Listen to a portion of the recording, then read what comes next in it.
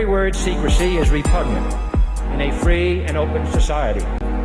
And we are, as a people, inherently and historically opposed to secret societies, to secret oaths, and to secret proceedings. Coming to you from the studio, and then this is stars, on planet Earth. The trance is the truth, is the drugs, try the best, try the hardest. Ignition sequence start. 6, 5, 4, 3, 2, 1, 0. All engine running. Liftoff. We have a lift.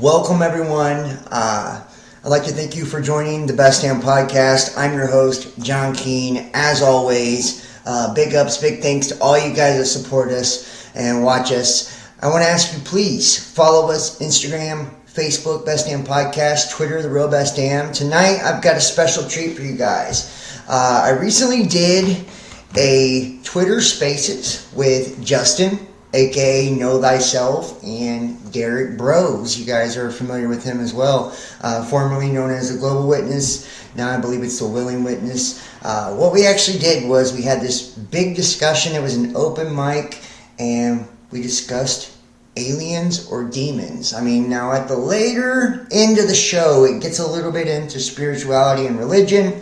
As you know, open mics can kind of go all over the place, but primarily we're focused on, what are we dealing with when it comes to extraterrestrials and interdimensional entities? Are these in fact fallen angels? Are these in fact demons? So I hope you guys enjoy. And I want to remind you, tomorrow night, Sunday, every Sunday, we'll be doing the Best Damn Fam Live, which is our uncensored content. You will not be able to get it on the public platforms. I believe we're going to be doing a deep dive into the book of Revelation tomorrow night. You can check that. I believe it'll be 10:30 p.m. Eastern Time. That's Sunday, tomorrow night, 10:30 p.m. Eastern Time. And you can check that out on Patreon. It's patreon.com, Best Damn Podcast Official. Patreon.com, Best Damn Podcast Official. Or if you donate and support in the month of January 2024, you will get access for all 4 weeks. So you get to watch every show all 4 weeks. So if you missed one in the beginning, you'll get all of them. You donate on PayPal, Cash App, Facebook Messenger Pay, and you text 513-393-2396 or email the Real Best Damn Podcast for your links. And if you'd like to book a personal tarot reading or anything like that, check it out too. Make sure you guys check us out on TikTok, Facebook, Twitter, Instagram, YouTube. We got so many different cool shows out right now. We just did the Gateway Process, part 1 and 2. Did the Epstein Files, which it had a public part and a private part, which is part of the subscription content. And now we're going to be unveiling, this is the second Twitter Spaces that we've done, and this is a really good one, man. And the Global Witness is with us, Derek Bros is with us, so it's a treat. So I hope you guys enjoy it. Here you go.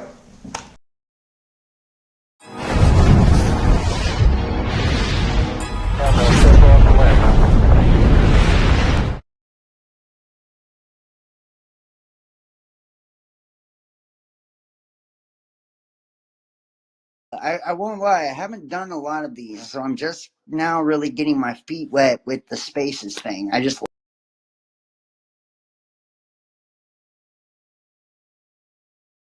like them. I think they're fun, honestly. So,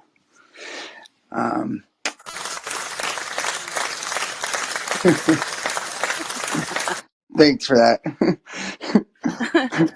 What the fuck, bro? That was corny as fuck, man. I could have turned the sound effects off. Maybe I'll do that next time. Yeah. You're not hosting a goddamn stand-up comedy show. That's just funny. I didn't even know what those were, but I was like, oh, okay. Yeah. That's like a lot. Oh So, on this particular You, one, the topic I wanted to kind of throw out there, and let me edit this because I don't know my yeah, you, spell check. yeah. Uh, and I shared it with people that know their shit, bro.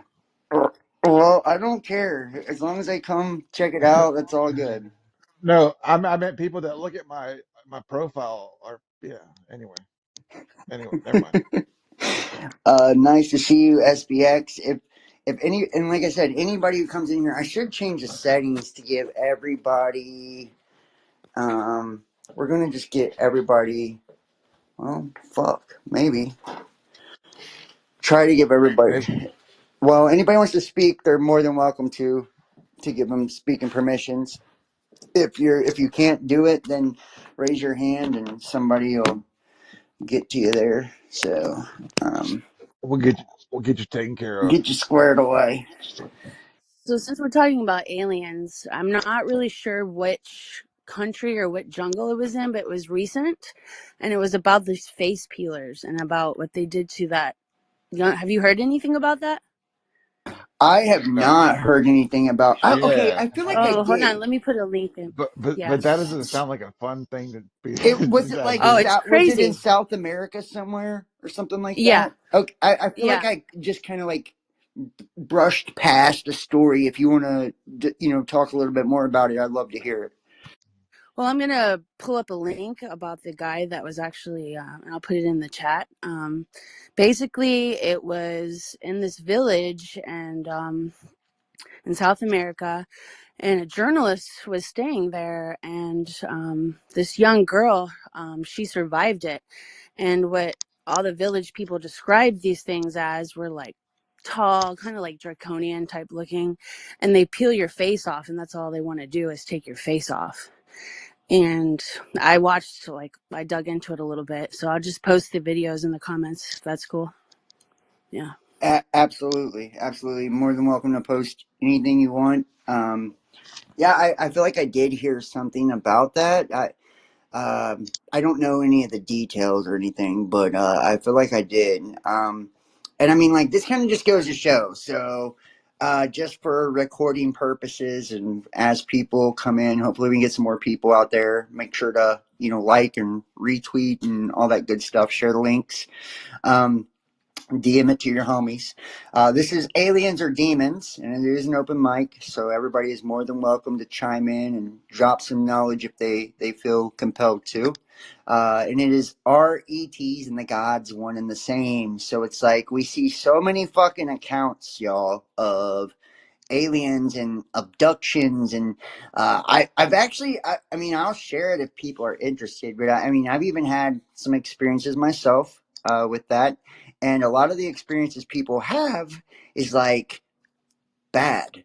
They're like terror filled, traumatizing, like they're fragmented people after said experience. They're fucked up. And when we think of, a lot of the paranormal field, and people that just do simple shit like ghost hunting and stuff, and how they use electromagnetic frequency and electronic voice phenomena and all of this, picking up spiritual entities. And then we hear a lot of the ETs being described as interdimensional beings, and this can go to ayahuasca and all this shit. People seeing the machine elves and shit, when they're entering these altered states of reality. And you got to remember, whenever we're on some type of drugs or substances, we have different parts of our brain that is unlocking. So, we could in fact be experiencing more of the dimension that we exist in, or the space that we exist in, when we are in an altered state, and just not really be conscious of it when we're not, because even when you look at the Bible and the Tower of Babel, we built this tower to the heavens, And then all of a sudden, our language was divided, all the people were scattered and divided, and man would no longer be able to dwell with God forever. His years were shortened to 120 years. And then you hear about, scientifically, genetics have proven like our telomeres have been altered to like make us only live 120 years. And just a lot of shit says that we've been tampered with. And, many people attribute that to extraterrestrials, to the point so much so that Earth is almost described as like a giant aquarium. It's like we're fucking the pets of the gods, if you will. It's like we're a little fish tank or something down here, and we are some weird science experiment for these guys or girls. And then you look at the stories of like ancient Sumerians, like Enki and Enlil, and how they basically fuck some monkeys into bringing us into fruition. And it's like I even remember like Enki in one of the books in one of the tablets, he tells the girls he gets 7 sisters. Lo and behold, right? It's always 7. Which correlates to the 7 colors of the rainbow, the 7 main planets, 7 days of the week, right? 7 is the number of God, blah blah blah, right? 7 chakras. And he gets these girls and he says, I'm gonna put man in your belly. He's like, and you can raise little gods, or you could have monsters in your stomach. And it's like he's just telling them, like, I don't know how this shit's gonna turn out, but But this motherfucker could his dick could dig rivers and shit. You got to respect that kind of thing, you know. I love Inky, and I didn't know his dick could dig rivers, but Yeah, I know bro. he was a man whore for sure. Inky and Enlil are man whores, bro. Enlil fuck killed his mom and fucked his half sister. I mean, they all fucked. Yeah. I mean, bro. Oh my God. But we know that okay, so the first little monsters that they made in the Sumerian But tablets, remember yeah, they weren't I smart enough. can't They hear could. John at all. Okay, can you hear me now? Can you hear me now? Like, is he talking? Because I can't hear him. yeah, he was talking. I can't hear him. That's weird. Um, Make sure that whenever you're not speaking, you've got your microphone muted. I wonder why she can't hear me. That is strange. But hopefully, okay. Um, but when they made these little, these gods or whatever, and hopefully this is going through. Let me make sure. I'll mute it once, unmute again. Okay. Now, when they made these gods, Inky had the 7 sisters or whatnot, and he's like, "Yo, this Is is someone talking right now? yeah, I can't hear him. I'm. Why she can't hear me? All of a sudden, Tell her to drop in and then drop out and then drop back in. Amy, drop out and drop back in. Leave and come back.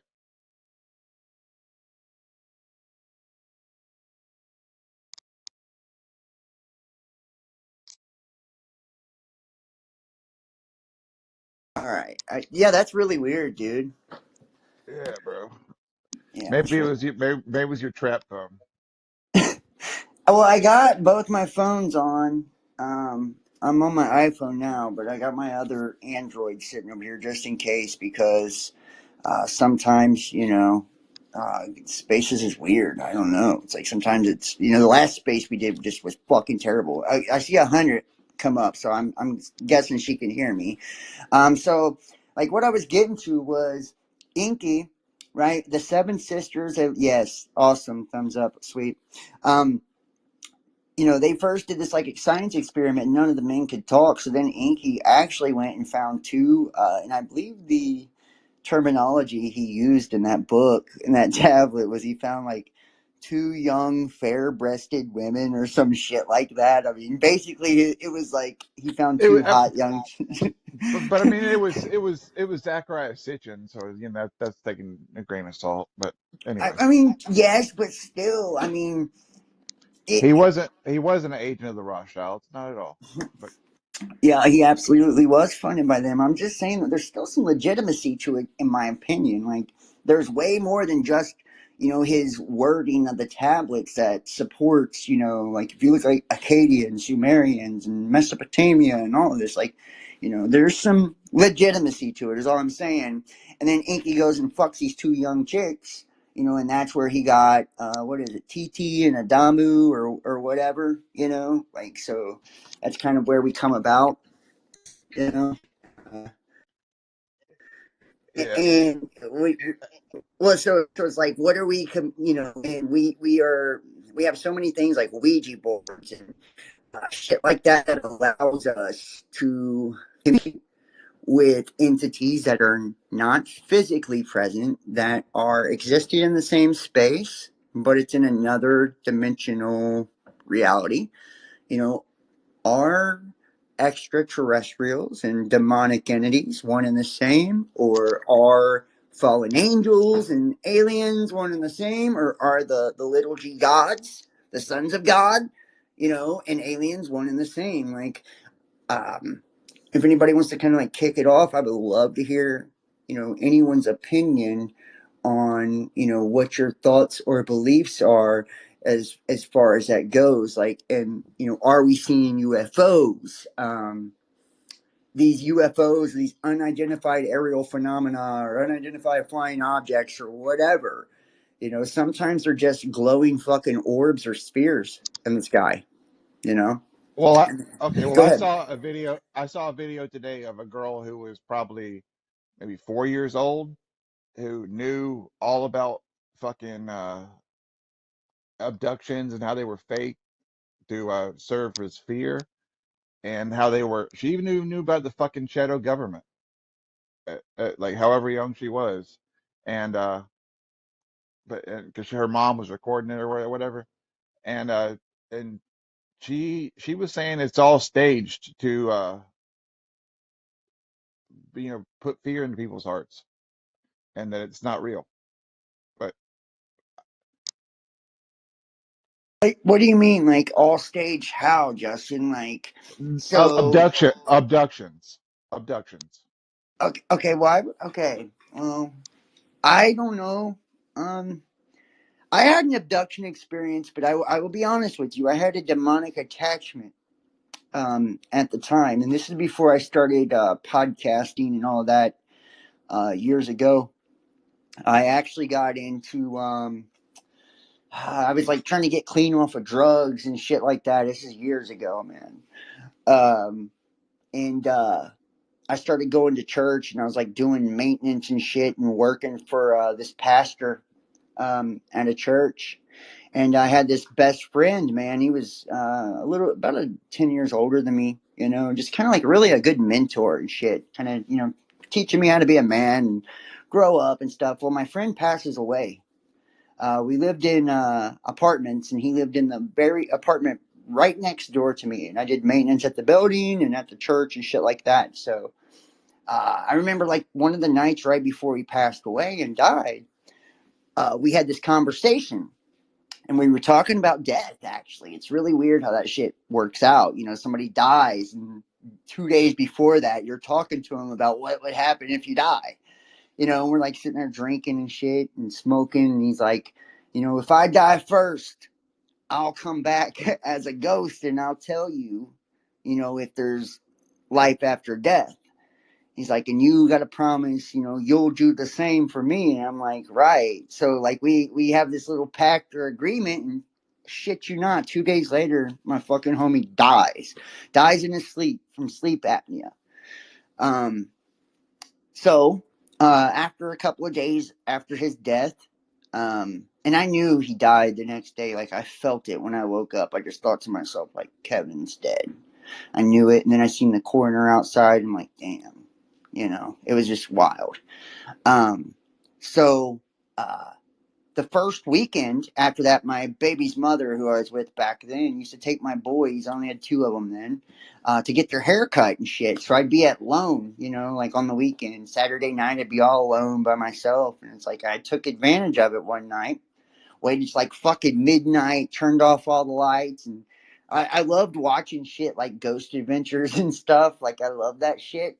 And thought, hey, who knows, you know? So I had a digital audio recorder because I've always been into, you know, music and audio production and shit for years and years as a hobby. And I just tried to speak and I said, you know, please tell me your name because my buddy had died in my building, you know, right next door. We had a wall separating us. And all of a sudden, I heard 3 knocks. And then I felt this cold rush of air with like static electricity charged in it walk right through me. And I felt it. Like I felt it walk through me. I knew a spirit had walked through me. And I didn't hear anything audibly with my ears. But when I played the tape recorder back, I heard, when I said, please tell me your name, I heard, Kevin. And he was like this big black dude. I mean, he had a very distinct voice, man. Like it was his voice, his name. I mean, I fucking freaked, bro. I'm like, oh my God, I got my friend. He's still here. Da, da, da, da. But come to find out, what it actually ended up being was a demonic entity that was mimicking my friend, I guess. And that's what allowed me to, like, it got me to open myself up where I was trying to communicate with this fucking thing. And then I ended up getting a really, really bad demonic attachment for like the next year. And I mean, this thing was so goddamn evil. It would like pinch me, slap me, scratch me. I was a grown ass man scared to go to sleep because it was like a dream demon or something. I would have night terrors every night and they would be horrible. Well, one night, I was out front. I just got done cooking out and shit. And we see like this big bright ass glowing light in the sky. And I told my baby's mom, like, go get the camera. I was like, what the fuck is that? You know, and this is like right around the time I started learning about all the Nibiru shit. And I thought it was like maybe I'm catching some Planet X type shit or a comet or an asteroid in the sky. So she comes running out with the digital camera. And lo and behold, this giant light in the sky, this orb splits into 2 orbs. They start rotating around each other. Then those 2 orbs split into 4 orbs. They start rotating around each other. And they would like rotate and then come back together and rotate and come back together. It was strange as fuck, but wild. And they were very, very bright. So she brings out the camera and the camera will not turn on. This is in the days of like a digital camera, you know, before our phones were gangster enough to do all that shit. So lo and behold, these things disappear. She sees it as well. And as soon as they disappear, my camera kicks on. Well, I go to sleep that night. And like I said, I did have this attachment at that time, so I don't know. But when I went to sleep that night, it seemed very real. I woke up and I was on a metal table, and there were like 3 or 4 what they looked like would be like grays, but they weren't short though. They were like tall as men. They were like 6 feet tall, black eyes and everything. And there was like standing above me on a table, and I couldn't move. I couldn't talk. I couldn't do anything. I was like paralyzed. And they're like standing above me on this table. Hey, Derek, what's up, bro? Um, nice to see you, homie. So I'm, I you know, wasn't see I these. wasn't intended to come in here as a speaker. I just came in and all of a sudden I'm a speaker. So hey man, how are you? Yeah, I wanted to let people be able to speak, but yeah, man, I'm really glad to see you, man. We're just in here chopping it up about, you know, aliens and whether or not, you know, the gods, the aliens, and all of this are demons or demonic entities or, you know, how they all kind of fit into this. So I would love to hear any insights or Well, thoughts you well, have on that. well, you guys go and I'll see if I can add to the conversation as we go. I just jumped in. I'm gonna settle Sweet. down. I'm gonna settle down. I poured myself a drink. I'm gonna Nice. relax and try to go to sleep. So I'll just hang out with you guys. How about that? And if I can Sweet. contribute, I will. Sweet. If yeah, And I'm everybody, definitely please. and I'm definitely right now having a hit. So I if I mute, it's because I'm coughing. Hey, no doubt. Hey, and please share the links, guys. Tweet it out. That way we can get more people in here. I would, I want to get as many people in as possible. I'd love to hear everybody's insights. So to kind of finish up, I'll wrap this up real quick. And then whoever wants to go next is more than welcome to. So I'm like, I awaken. I'm on this table. I'm flat on my back. This metal fucking like a lab table or something. And there's like two entities on one side of me and then one on the other. And I could tell the one that was looking by itself over top of me was like the leader. I don't know how I knew, but I just knew. And I remember when I was looking into his eyes, I felt the deepest like anger or malice I've ever felt in my life. Like I can't even explain it. Like it filled the entirety of my soul just by staring into this damn thing's eyes. Um, Next thing you know, they're behind this glass and I'm by myself. They're gone. I don't know if like I passed out or what had happened, but all of a sudden I could move and I got up off of this table and I'm like naked, and I'm in this giant room full of men and all of the men were on a table like I was. And every one of them, and we had an IV going in our arm, but it wasn't like it wasn't like a standard IV in like a hospital. Like this thing went into your arm in a different way. It wasn't, like just needles and shit. It was very different. So I'm in this room and it's like probably about 20 or 30 other males. And they're all naked on the tables. And just like I was, they couldn't move. They couldn't, talk or anything else. And it's like I go and I could see these entities standing behind the glass, like watching me as if to see like what I would do. So I try to walk out of the room and I open like these double doors and there was two more entities standing at the end of a hallway. And then I woke up and I thought, and I'm in my bed. So I thought, damn, that was a fucking crazy dream. And like I said, I had this demonic attachment at the time. So I thought I just had like a night terror.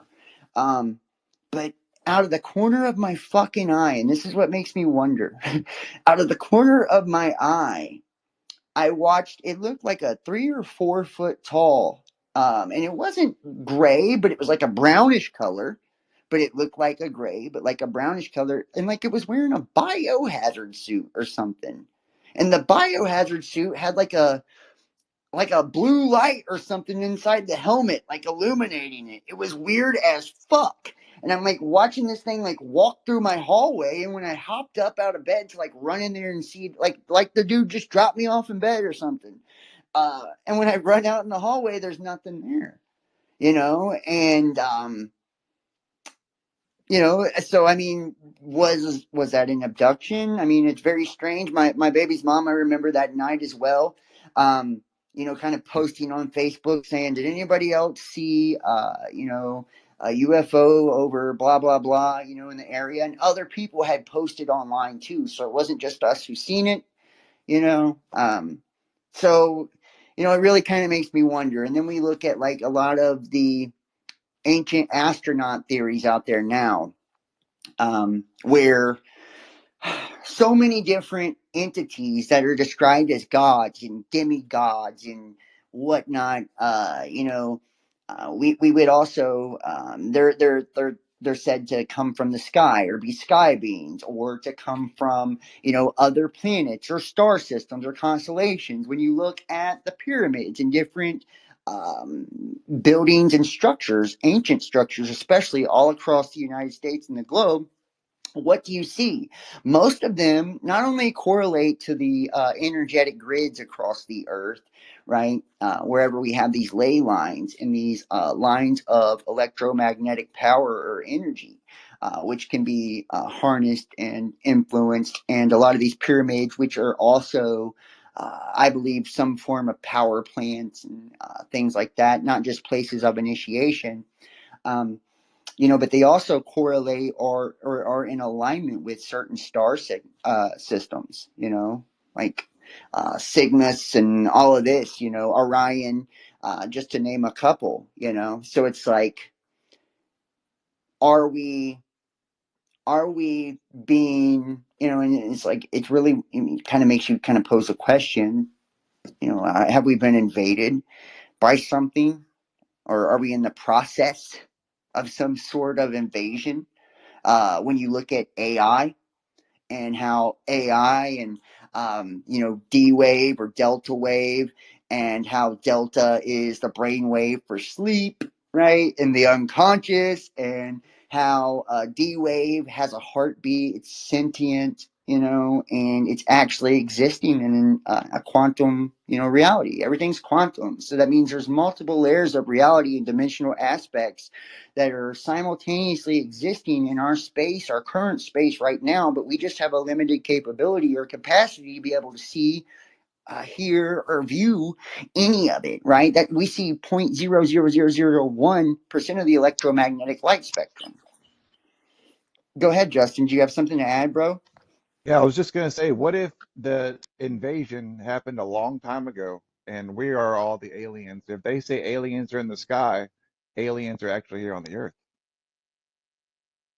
I think that's a really good question. And, just to kind of, anybody that wants to chime in on this, guys, aliens or demons, this is an open mic. As long as you're respectful and we don't talk over top of each other, everybody is more than welcome to add their 2 cents in. And this is Are the ETs and the gods one and the same? A lot of people in the paranormal communities, Oh, brother. You know, you I have various opinions on multiple subjects. You and I have known each other, I don't know, what, 8 years now? 7 years? 8 years? How long has it been, John? it's been since about 2015, somewhere in there. Somewhere, I don't know where it was. Time right now to me is the most pointless thing ever. To me, everything is I weigh in the balance of experience and testimony, right? Who impacted me? Who do I impact? Who did I hurt? Who did I help?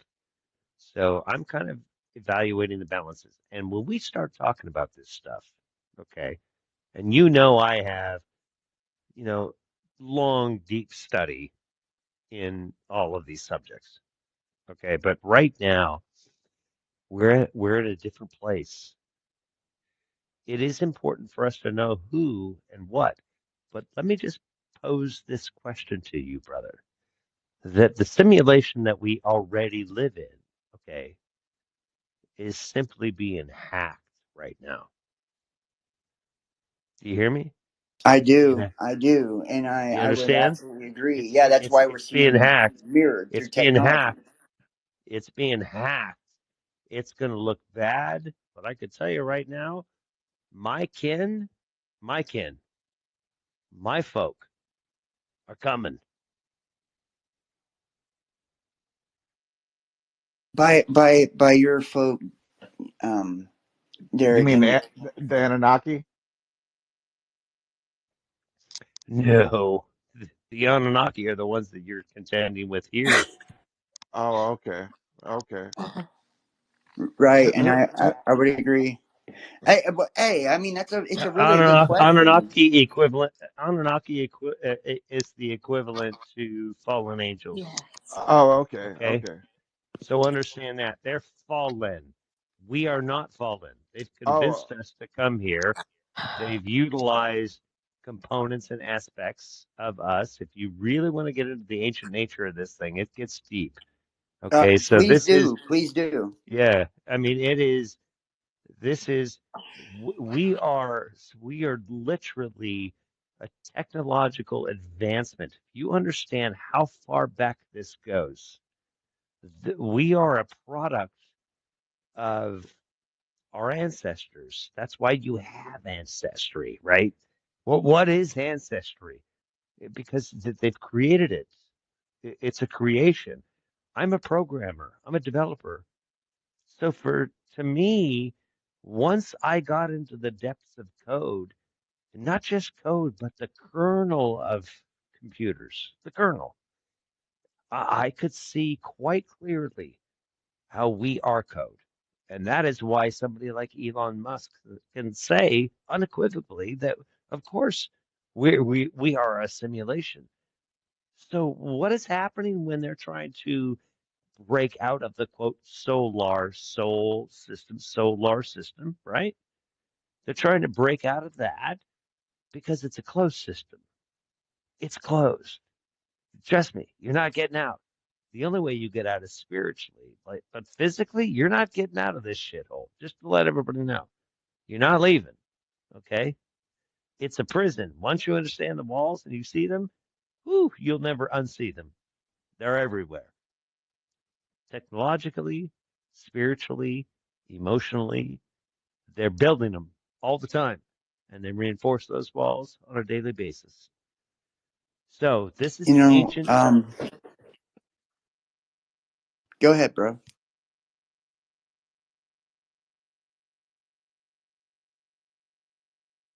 Very long.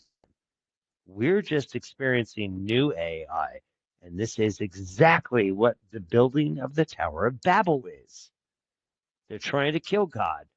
We have become God. No, this is the battle of gods right here. This is the battle of Armageddon. You're watching it take place. Watch how this happens.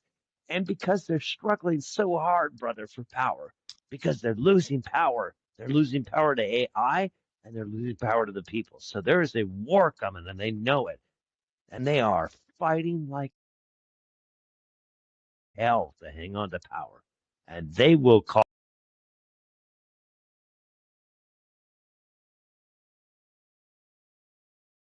cause nuclear war to do it.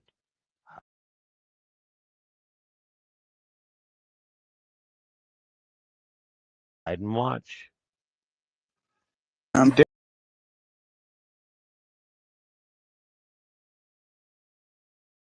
I would agree with that.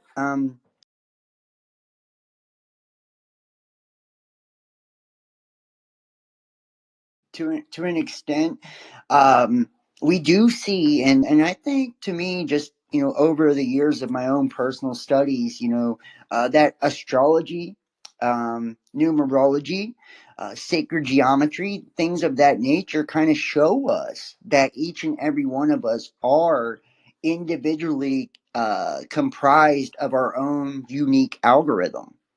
That just show Sure. like, Are right, you talking gematria, John? Because I mean, right, yes. okay, so gematria. Let's consider this: the God of Israel in gematria. Have you ever looked that up, John?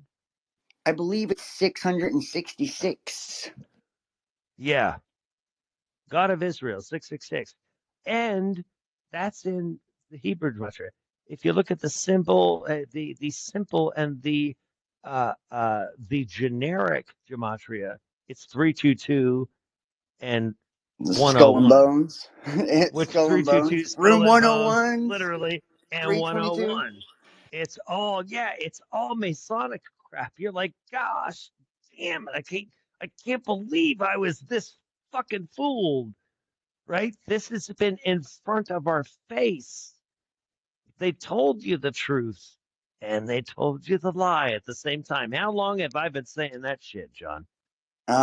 Since I've known you, that's A actually long time. um, that you were probably, and I'll just keep it real with you. That's what actually drew me to you was you were the first guy I really heard out there, and it was shocking even to me back then. I was still what you would kind of consider a Christian fundamentalist at that time.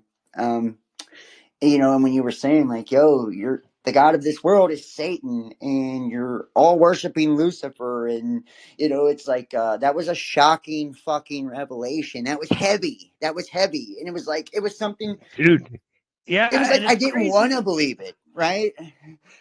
It was crazy because at the same time, see, this is why it was important for me to be able to say it. John, do you know how devastating it was for me to see that?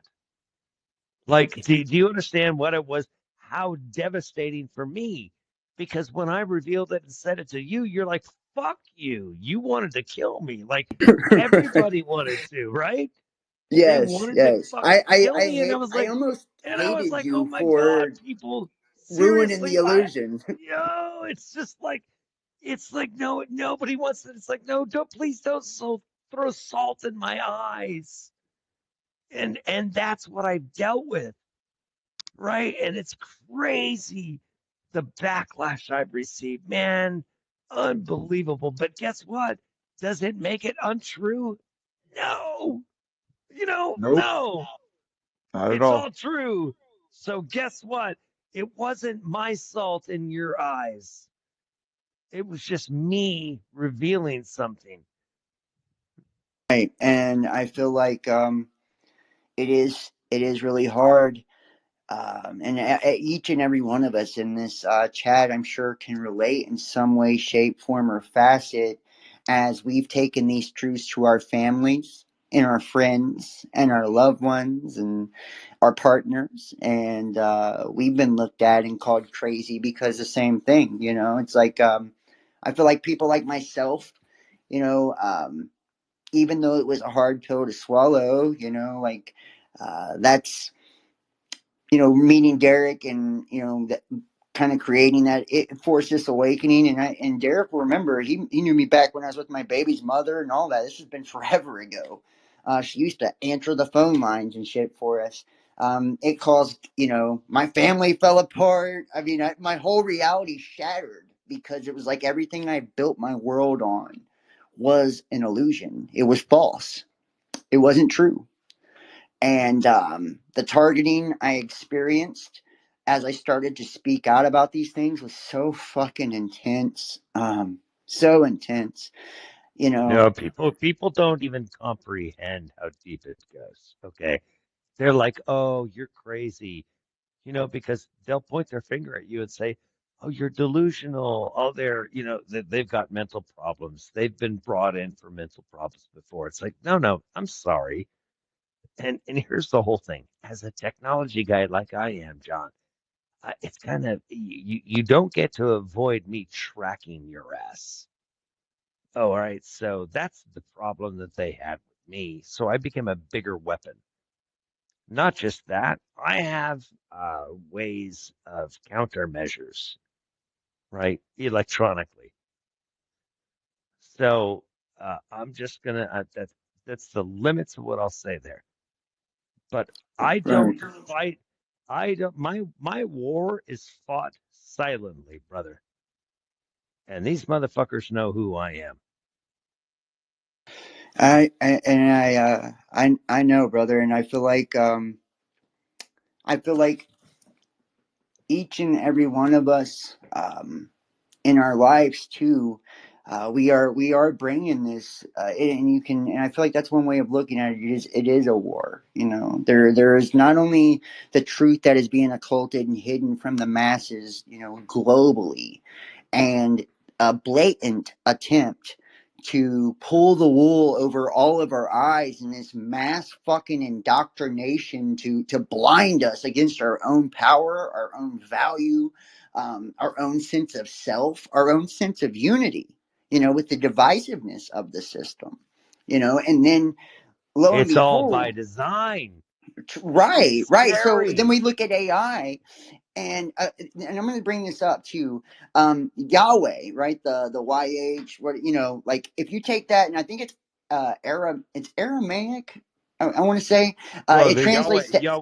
Yahweh, the Tetragrammaton, Yes, it right? translates Yeah. to AUAI, which is gold, AU, and then AI, artificial intelligence. And it's like and you think about the Anunnaki and how they came to mine gold, created a slave race, and that they were dark, meaning like a shadow race.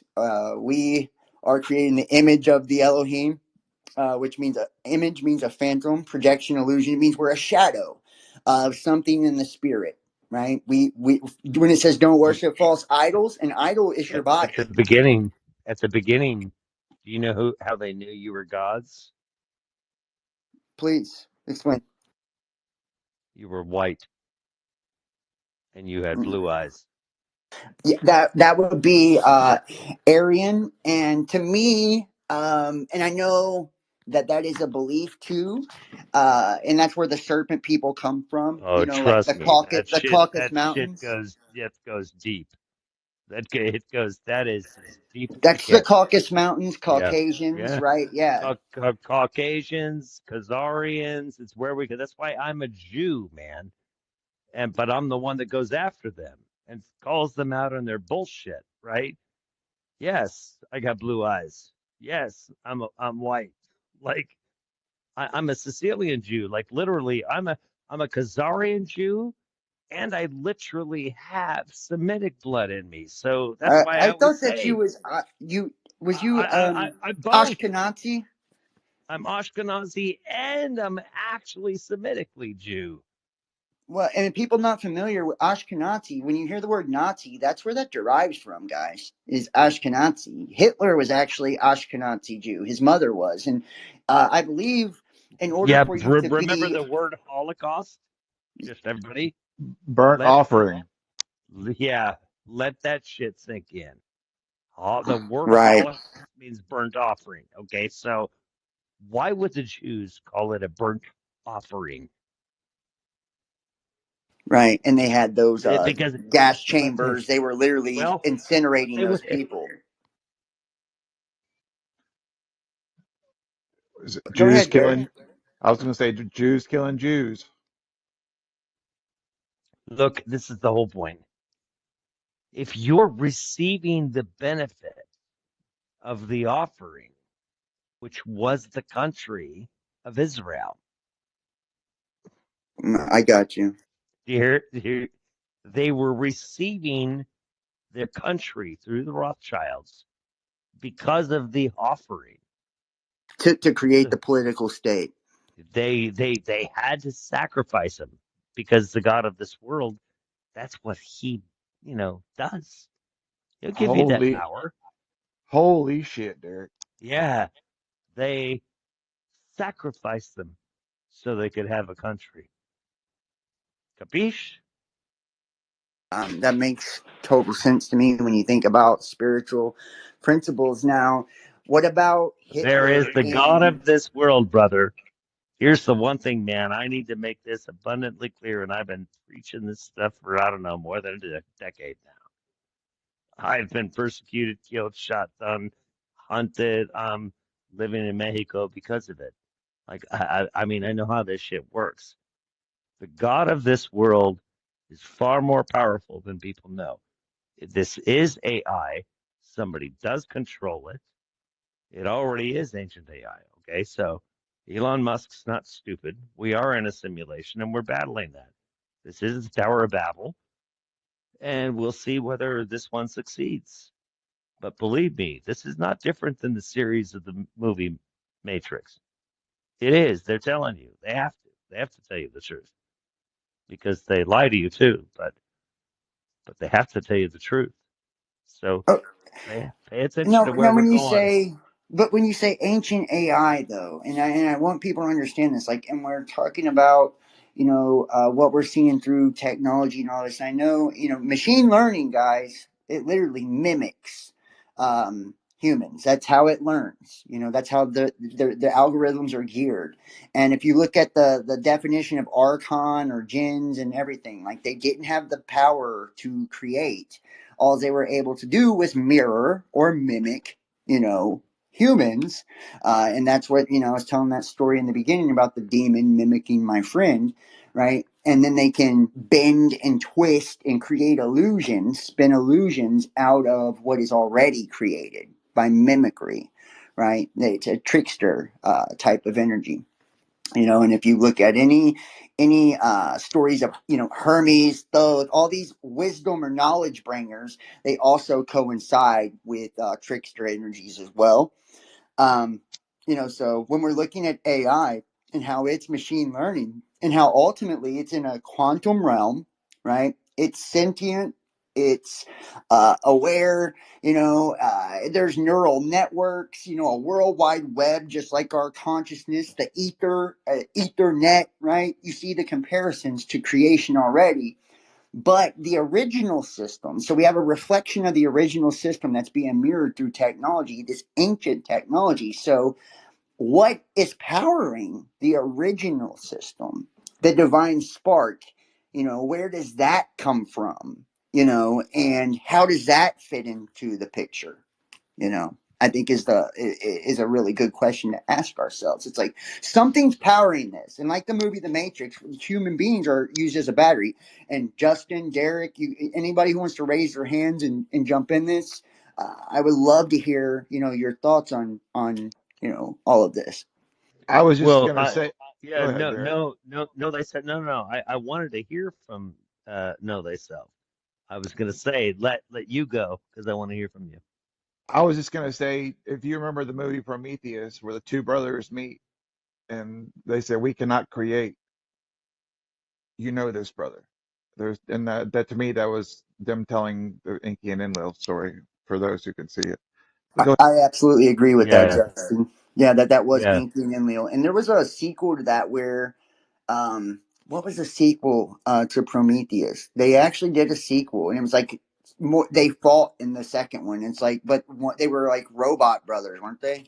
And they found like the giant Titan on that planet, and they thought that they were going to embrace humanity. And it came in that story. Humanity was seeded by an alien race of Titans through DNA. They kind of sent it out through an asteroid or some shit, and it hit the earth and over time evolved into us, this spark of life or whatever. But when they met the Titan literally ripped the guy's head off. They didn't even see it. They seen us as like an insect. We weren't a living being in their eyes. It's so funny. I'm just sitting here thinking, John. I love, we're talking about a scene or something from a movie because I'm going to say this right now.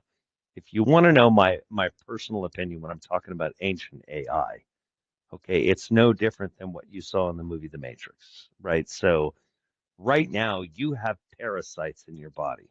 Okay, you have parasites. That's why they outlawed, and convinced everybody not to take ivermectin because it kills parasites.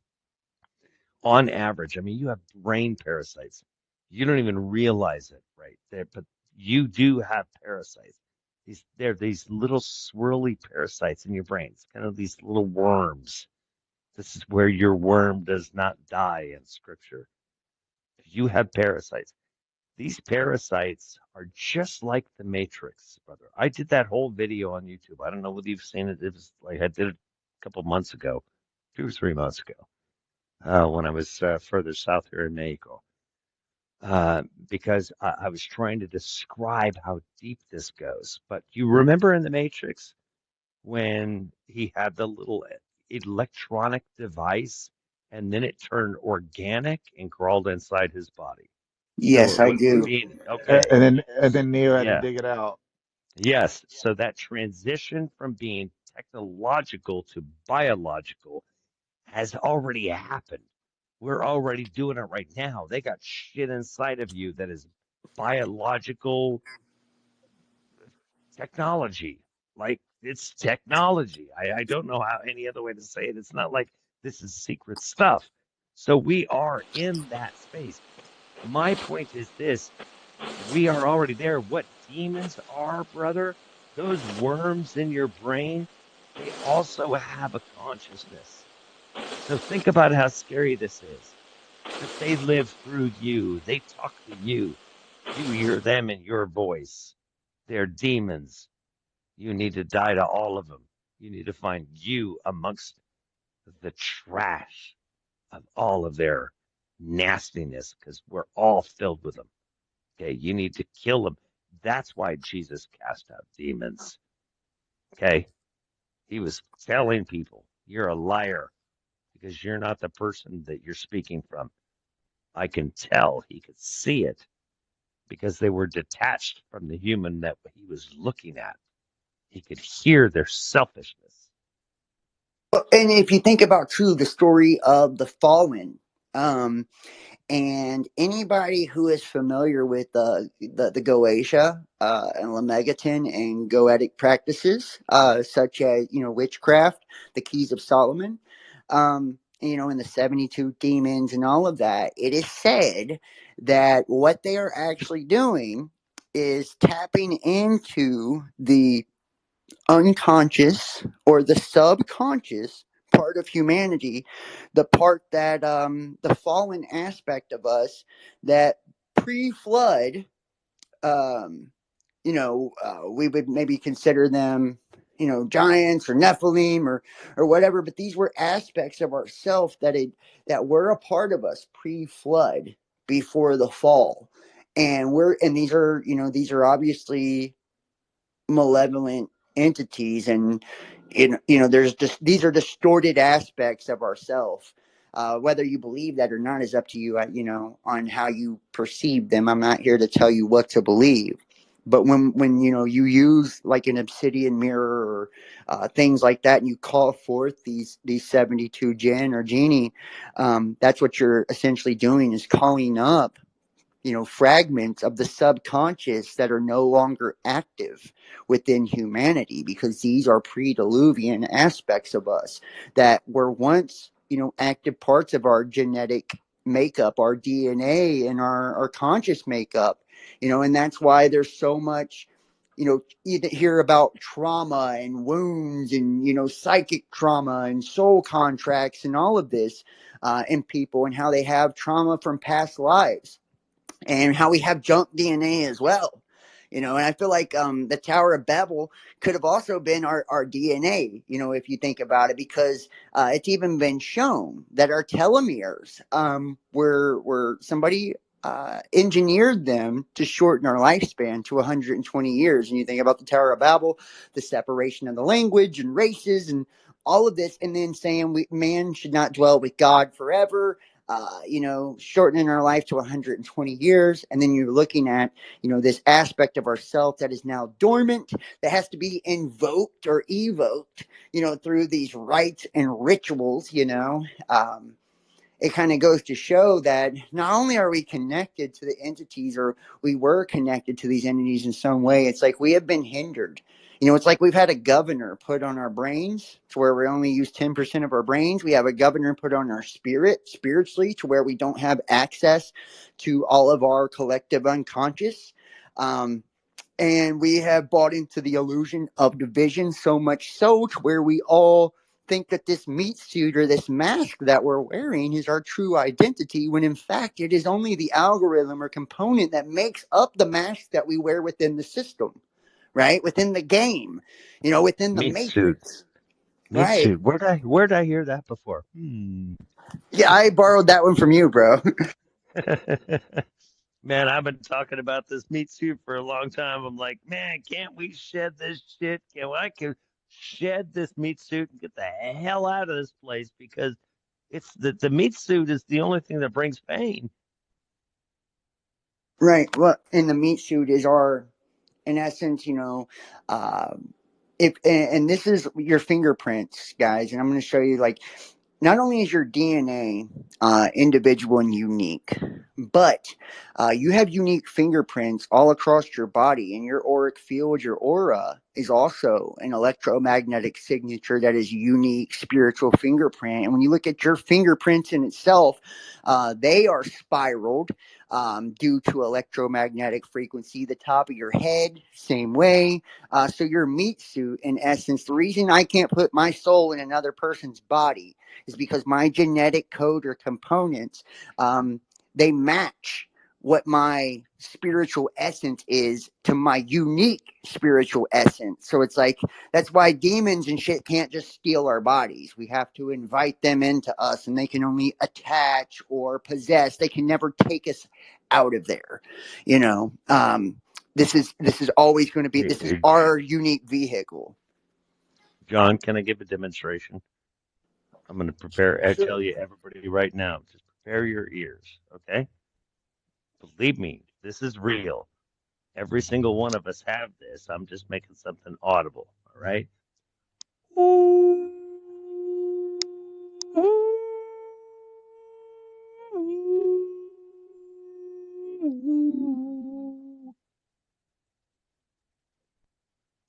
That's my frequency. Wow. What was you using right there to make that? My voice. Oh, I got you. I got you. Well, and you think about, really too, it says in the beginning, God created, let there be light. In the beginning was the Word, and the Word was with God. And, you're being told on a quantum level how everything came into existence. In sound, which Lucifer and all in matter and all of that. He's a god of music or sound. Sound is light at such a low density or state that it begins to vibrate, you know, and that's how we hear sound or experience sound. So sound actually derives from light, you know, so everything that we're experiencing within this, you know, physical reality, or what we perceive to be this physical reality, is a direct manifestation of our spiritual essence or presence, you know, and it's that illusion of division within this mask that we wear is how they get us, you know. And it's like, that's why people feed nothing but the ego or the shadow, and that's what's owned by them. So it's like a transference in essence. It's like you're spiritually driving your vehicle around, supposed to be learning all the knowledge you can learn, having all the beautiful experience you can have, and understanding and recognizing that you're a spiritual being having a physical experience, right? And that your body is nothing more than your vehicle to be able to experience the beauties of emotion and the five senses and all of that. But instead, we believe that we are a physical being having, you know, spiritual experiences. So we're putting all of our energy to the external, giving all our energy to the external. And that's what happens with old age. We're just, you know, we're draining our life force or our essence, and we're giving it to the matter or to the shadow aspect. So it's like they literally got this, it's a vampiric type of system that's latched onto us and has us draining our life essence into the external, instead of us actually feeding our soul or feeding our spirit throughout time and accumulating. Like, and I feel like, They're right? sucking you dry right now. They're sucking you dry. You are the battery. The matrix is coming true. They're sucking you dry. You've got nothing left to give. And they're cutting off your life force. I'm telling you, this is a calculated mission, brother. They are doing this intentionally. Make no mistake about it. You brought this up earlier, and I'm sure some people in here would be familiar with the Saturn moon matrix. And Saturn being, you know, known as the All Father or Satan or, you know, whatever, right? And you've heard of The this, all-seeing eye, Saturn right? Well, seven. think about the North Pole of Saturn is a hexagon, right? The hex or X, It's the the Jewish star. It's Satan. It's right, yeah. and it's the All of it. Masonic cube, which is 1 + 5, 1 + 5, 1 + 5, 666. South Pole is the all-seeing eye, and the rings of Saturn. It is said that that is actually like the dynamics of the system. That's why everything is circular and goes in orbits. It's like to be caught within the solar or soul system. And that's why in astrology, if you look at Uranus and shit like that, those are planets are described as the dream world because they're outside of the boundaries of Saturn. They're outside of the soul system. So, you know, you've heard of the Saturn moon matrix, where we're in this Saturnus matrix where Saturn is this father like figure, or the Enlil, uh, you know, of this system. And the moon, in essence, is harnessing the awareness of the sun and all the seven main planets, you know, and acting as like this prism to, you know, to give us Sin. said energy. Go ahead. I was just gonna say the moon is sin. That's the And moon's name. That's the yeah, moon's leaven ancient or name. sin, It was called Sin, or even leaven. A little right? leaven leavens the Leaven. whole lump, right? I mean, good Lord. Sin, holy shit. See, the moon is a device. Okay. This is where we don't understand technology of ancient times. Okay. We wouldn't recognize ancient technology if it came up and tapped us on our nose, because it looks like the moon, right? It doesn't look like what we see technology as today. We don't understand the depths of what they can do. Enki, Enlil, Enki had Mies. He could move land. He could terraform the entire surface of the planet just by thinking about it. Who the hell are these people? What technology do they have? This is what I'm saying. This ancient technology is far deeper than people realize. And it's difficult for our minds to grasp and comprehend. And this is where I try to help people see, because I can try to give you a version that you can see, even when it's not possible to see. That's where you restore sight to the blind. I was Well, telling John. I was go ahead, telling Justin. John earlier. I was telling John earlier how Inky dug rivers with his penis. And Yeah, that's the phallic symbolism, or the no, optics. yeah, it's a phallic symbolism, but that's basically his motivation was his dick. Okay, make no mistake about it. That's like you talking about don't just because it's ancient doesn't mean that they don't speak like you do today. But it's like he did that for his dick, so he probably did it to impress somebody, because Inky was a, if you know anything about Inky and you studied him, that dude slept with everybody he could, and he had to convince them to do it, right? So he was always bolstering of his powers and all that shit to lure somebody in. And so he did stuff like that just to prove it to somebody. It's like, I'll change the rivers of Egypt if you fuck me. And literally, that's Inky. That's that guy. I mean, I spent time in Hollywood. I've lived around a lot of those motherfuckers right there. A lot of them. They do that. So I totally relate to that personality. I'm like, I know that guy. Fuck, I know Inky. Are you kidding me? I know that dude. Well, and to keep in, he was known for his sexual appetite, and we are in Shit, he was a said to have. reproductive He was system. If we even look at the he was said, Ouroboros, the serpent's brother. He mouth is a was vagina and its tail is a penis. We see the phallic symbolism through everything. Go ahead, Derek. no, brother. I was just saying. It says in scripture, right, that he had, because he was amongst the ones that did, but that he had a penis the size of a donkey with issued like a horse. That's in the Bible. Okay, so he had a dick the size of a donkey and he came like a horse. That's what that scripture says. It's like you can't deny that. It's like holy crap. So yeah, this dude was quite different. These ain't angelic creatures were not like us. How about that? No, they weren't like us. And when we look at, I think it's not the King's List, but the Valley of the Kings in Egypt, and this is old dynasty Egypt.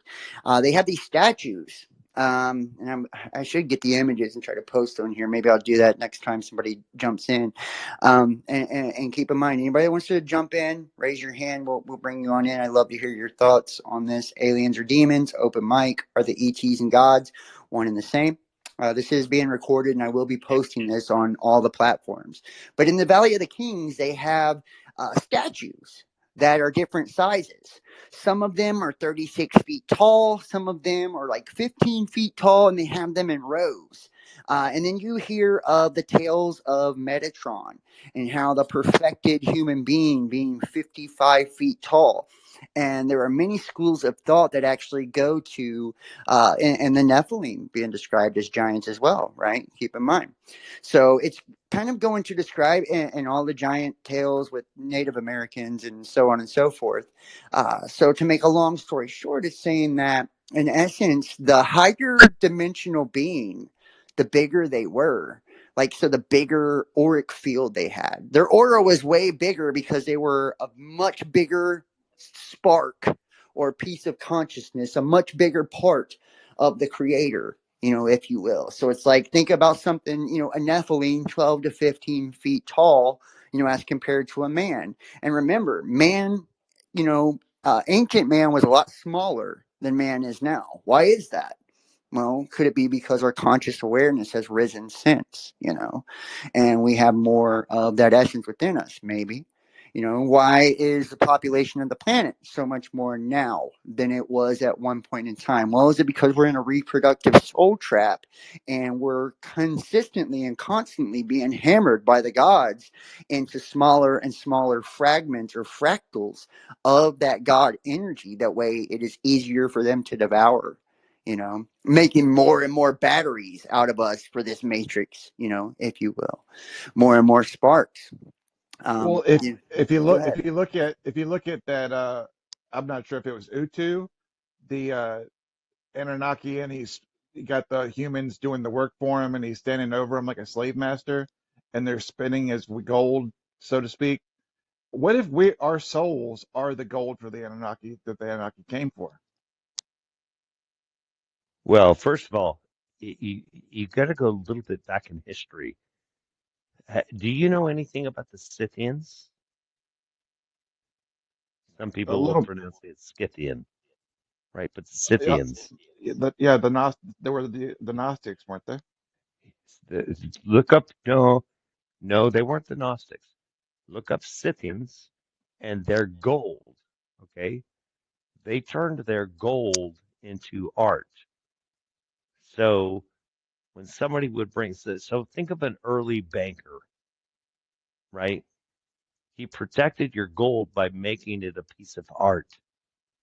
He became a goldsmith, the early goldsmiths. The goldsmiths. These are the people that created gold things.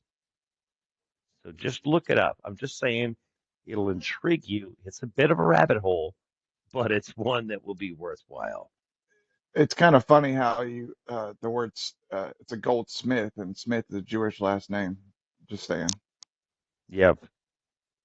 And you know what a smith does, right? Yes, sir. It's a master of his craft. It's the Smithsonian, right?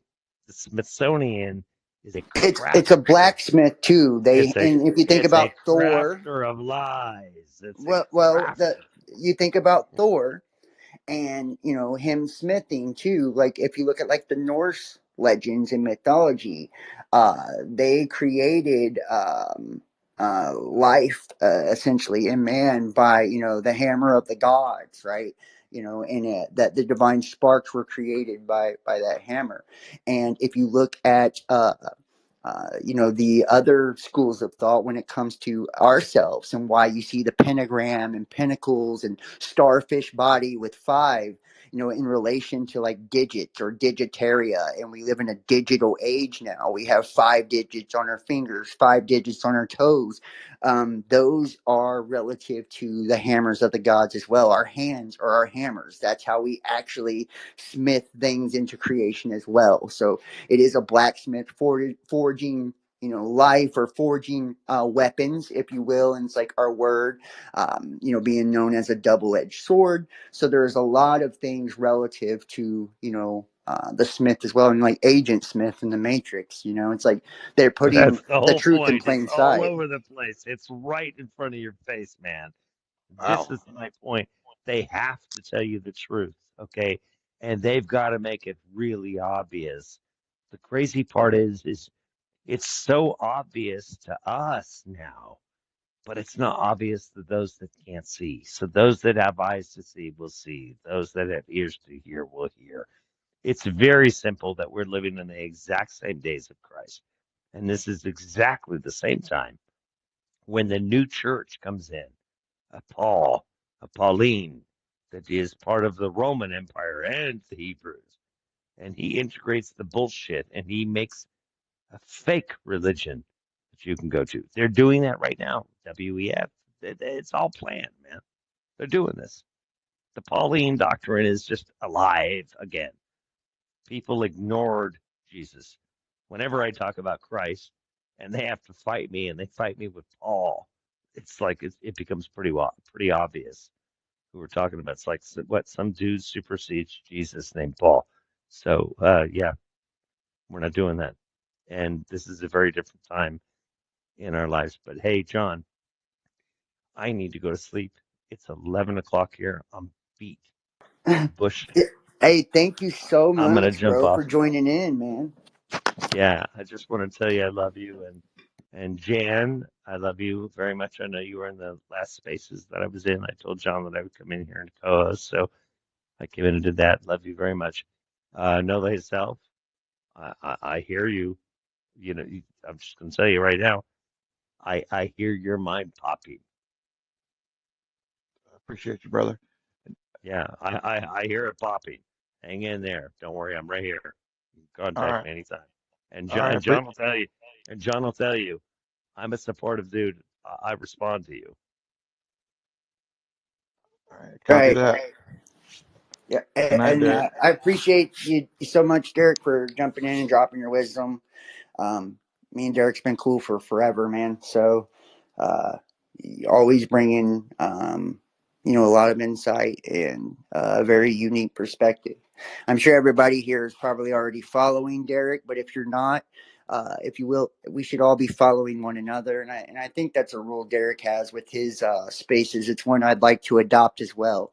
Everybody that comes in, let's all follow one another, when we're in these spaces. That way we can connect and create community, um to be able to grow this, because it's like, this is our chance, guys. It's like, if we don't speak up now and create the vibration and the frequency of truth and freedom and liberty now, it's like we'll never get it. We'll Yeah. never. Let me just say this. Thanks, John. I was almost popped out, but I was wanting to listen to you. Let me just say this is where we're at as humanity. It's that last gasp of air. Oh, like that last gasp.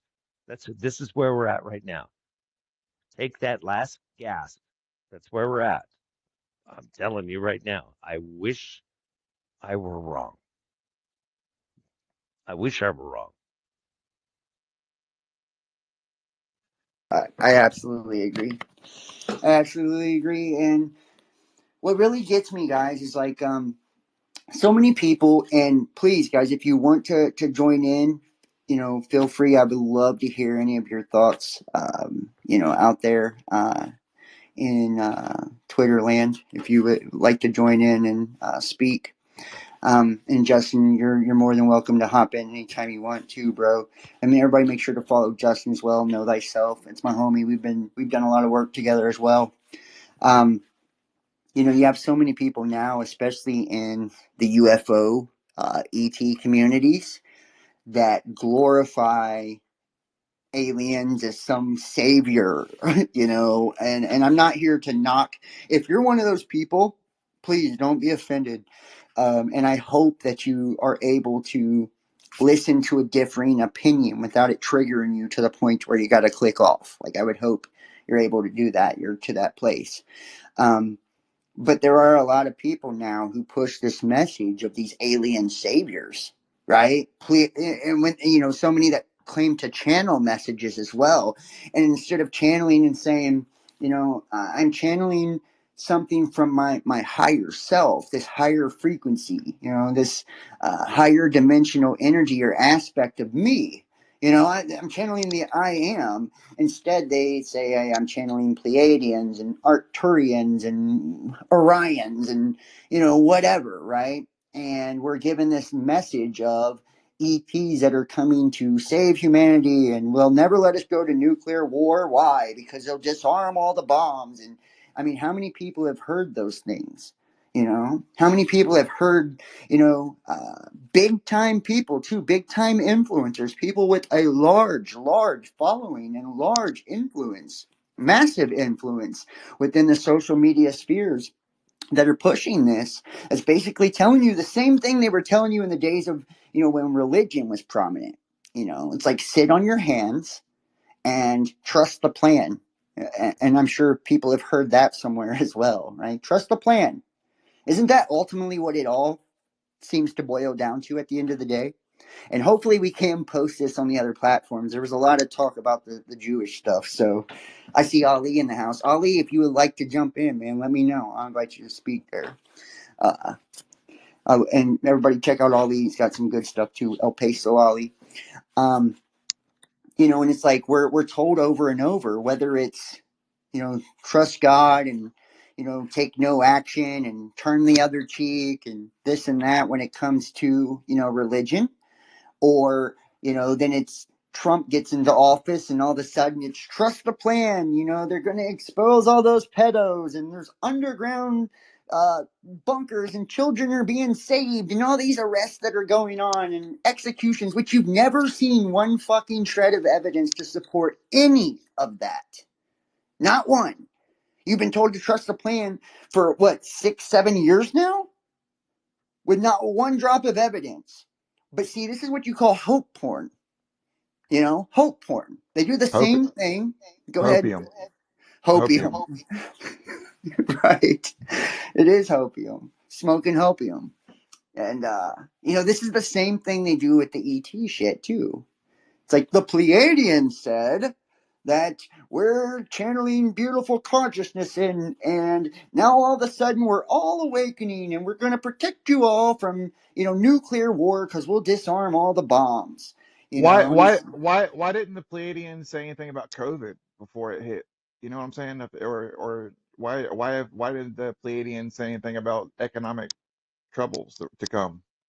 why didn't the Pleiadians stop the COVID Yeah, scam? exactly. Why didn't Trump stop the COVID scam? I mean, honestly, why did he do Operation Warp Speed and started the vaccines to begin with? Yep. And people look to him as a fucking god.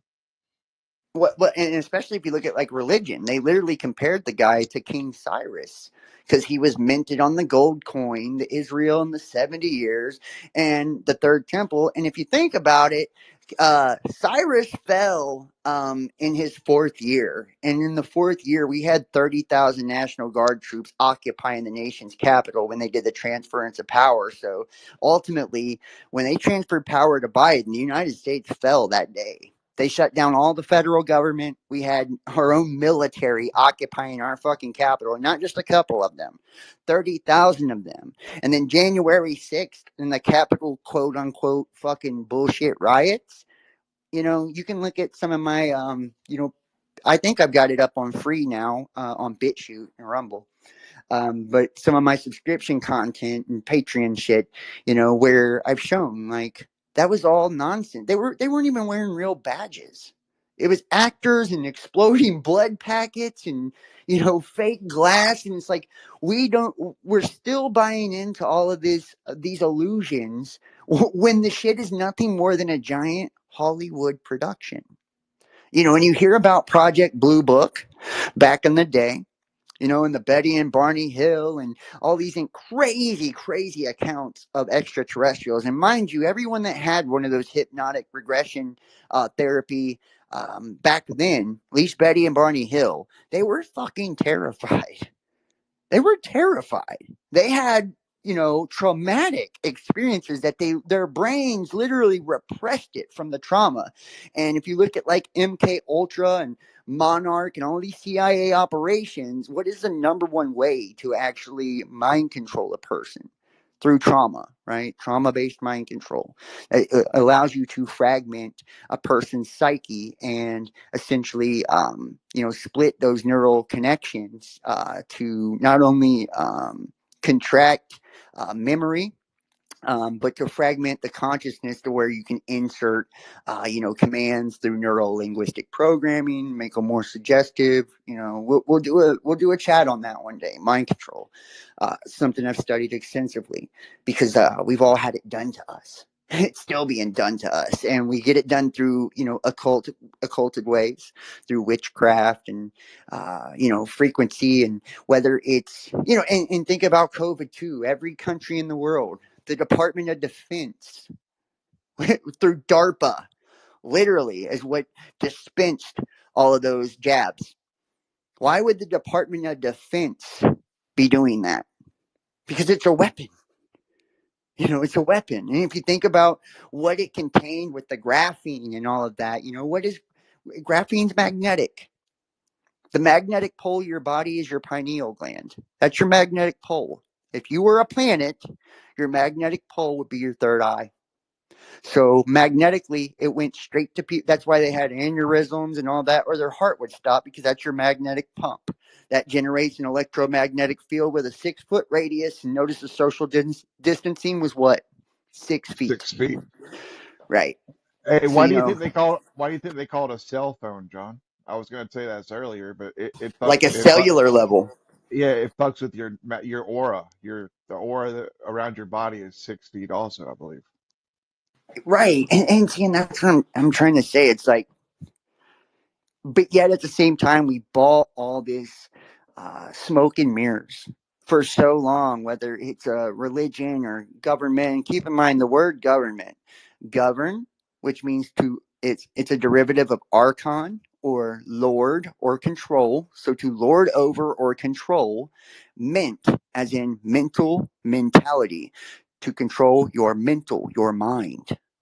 They're telling you right there, archon is also another form of government. Government and archon are synonymous, right? So is lord.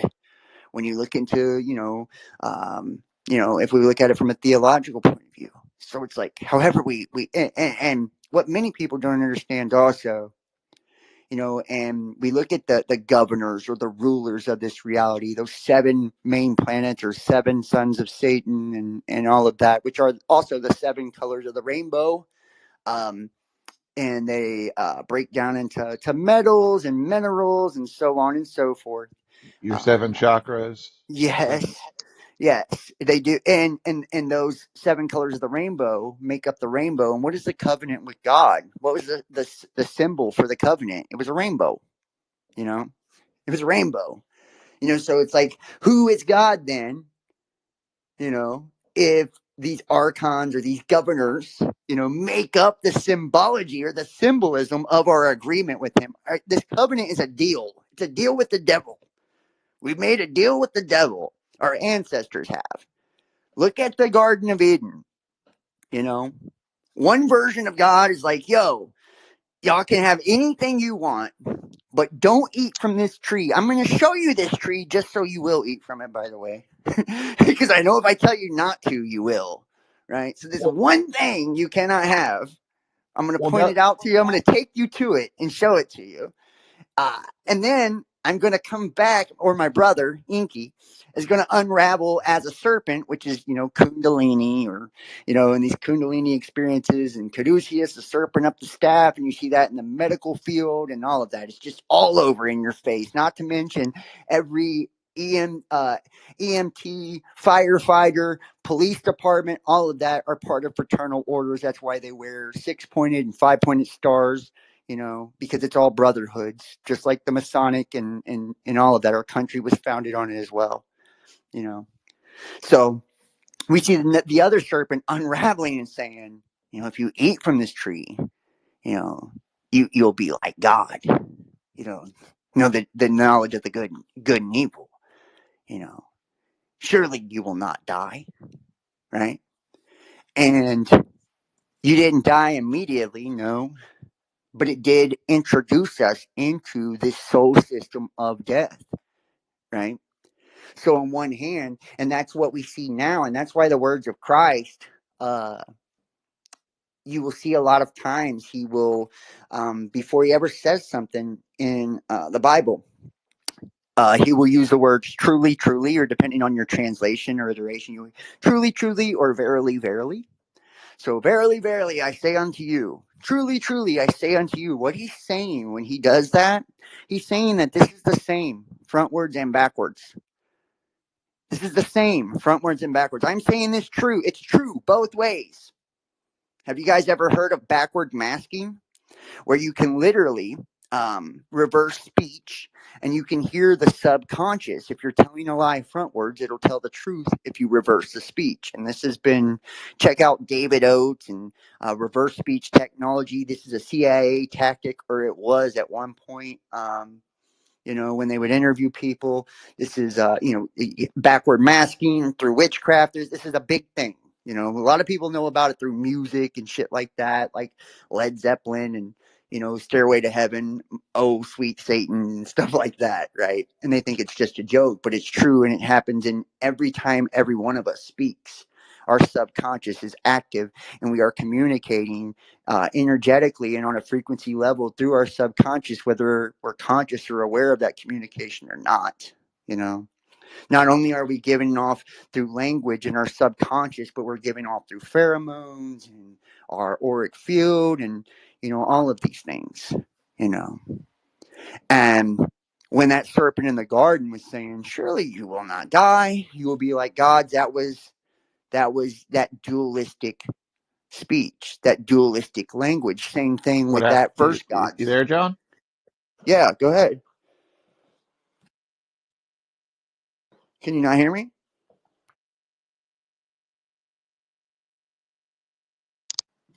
Huh. I don't know. Can you hear me, Justin? I think Justin. If everybody can hear me, let me know. Thumbs up and stuff like that. So if everybody can hear me, give me some thumbs ups. All right. Thank you, Ollie. Thank you, bro. Okay. Thank you, Jan. I appreciate that. Well, Justin. Anybody got anything to add? Anyone want to say anything? Yeah, I would love to hear. And don't you're more than welcome to just listen People if you doing like. well. Yeah, you're more than welcome to Not listen sure if what you happened to like. But I John. would love to hear I would love to hear some of your thoughts on this, and love to hear um like how you kind of see all of this. And it's like, I kind of guess, like, when we look at it at the end of the day, are we living in a world that is this trap? Is it designed to suck the soul out of us and the life out of us? Or, was it, originally created that way we could experience individual consciousness and growth and expansion? It's all on perspective and how we see it at the end of the day. And when we look at these gods or these deities, and you think of how they're described biblically, as luminaries, or princes, like Michael, they'll describe Michael or Gabriel as the great prince or princes, which princes, if you look at the etymology of the words, also means a planet or a star. Same thing with the luminary or heavenly host. So just saying, it's God's the Lord of hosts, right? So he's like the government of stars or government of host, and all these people with these Pleiadian messages talking about galactic federations, just saying. And it's really interesting when we think about that, because and then in Genesis 2, how we're seeing everything, and says we're made in the image of the Elohim, which I've said this before, it is a phantom or a projection or an illusion. So this kind of goes to say, that higher conscious. I see Justin is back. Hopefully you got your kinks worked out, brother. Yep. Go ahead, bro. I was just saying, yeah, you went silent for a minute there, so I left. But I think it was your connection. oh, okay. Well, all right. Yeah. So we think about how we were made in the image, and it talks about in the Gnostic text that the earth and everything was created as a reflection of the waters above the firmament, and we know the waters below would be here on earth. Earth is 70% water. We're 70% water, right? Our quote unquote creator, Ea, was the Lord of water, right? And I've talked about this, how Ea, E-A, earth, right? And then he changed his name to Enki, which is Lord of the earth, after we were made, and the stories of Prometheus, where they took the 50 sparks, like the 50 stars on the United States flag. And I've really gotten deep into this on the podcast on YouTube and stuff too, about the symbolism of the eagle and Jupiter and Enki, and how Jupiter synonymous with Jesus, right? He bore our stripes. Jupiter's a stripe planet, the king planet. The Revelations 12 prophecy, or the great sign in heaven that happened September 23rd, 2017. The woman and the dragon. Which is showing us astrologically, we have this clock, the sky clock, if you will, and the precession of these equinoxes. Everything is in um, this cyclical kind of, it's organized in a cyclical way to allow particular energies to be more prominent at certain ages and certain times, and we go up and down in consciousness. And even biblically it talks about harvesting and all of this. So it's like we ask ourselves the question, if all is one, if the universe is mental and the all is mind, like in hermetic principles, what they dictate, you know. Are we, in fact, the fallen? You know, these heavenly hosts that are looking down, and remember, they're falling angels, right? So, angels, luminaries, heavenly hosts, stars, princes, planets that are looking down.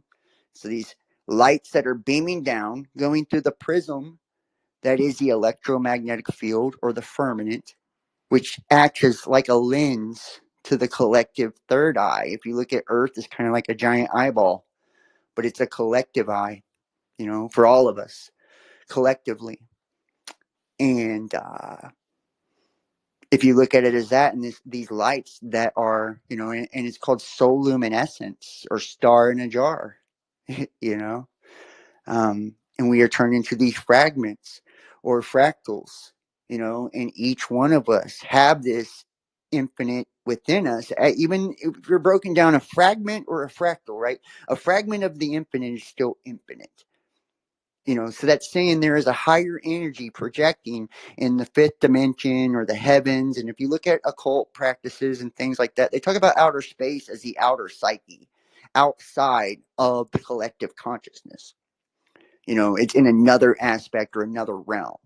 I'm going to go ahead and add Jan here. Or can you add Jan? Hold on. Justin, can you add Jan to speak? I am here. Okay, Jan, is there something you would like to add? Go ahead and jump in.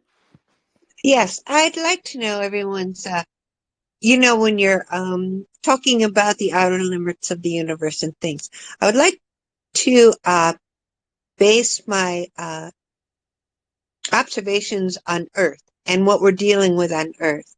And of course, you're all aware of quantum energy. Silicon Valley is experimenting, it's called CERN, with the quantum energy.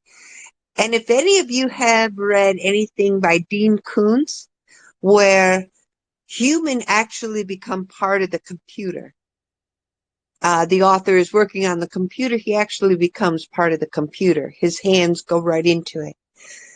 And is that then become a quantum entanglement? Are we in a quantum entanglement? Are we so absorbed that our realms do not go outside of the quantum energy? You talking about like the observer effect and things like that? No, I'm actually talking experience-wise. I, I think that's a really good question. I think on some level we're absolutely quantumly entangled, and maybe that is the whole purpose in technology and it having the capability of,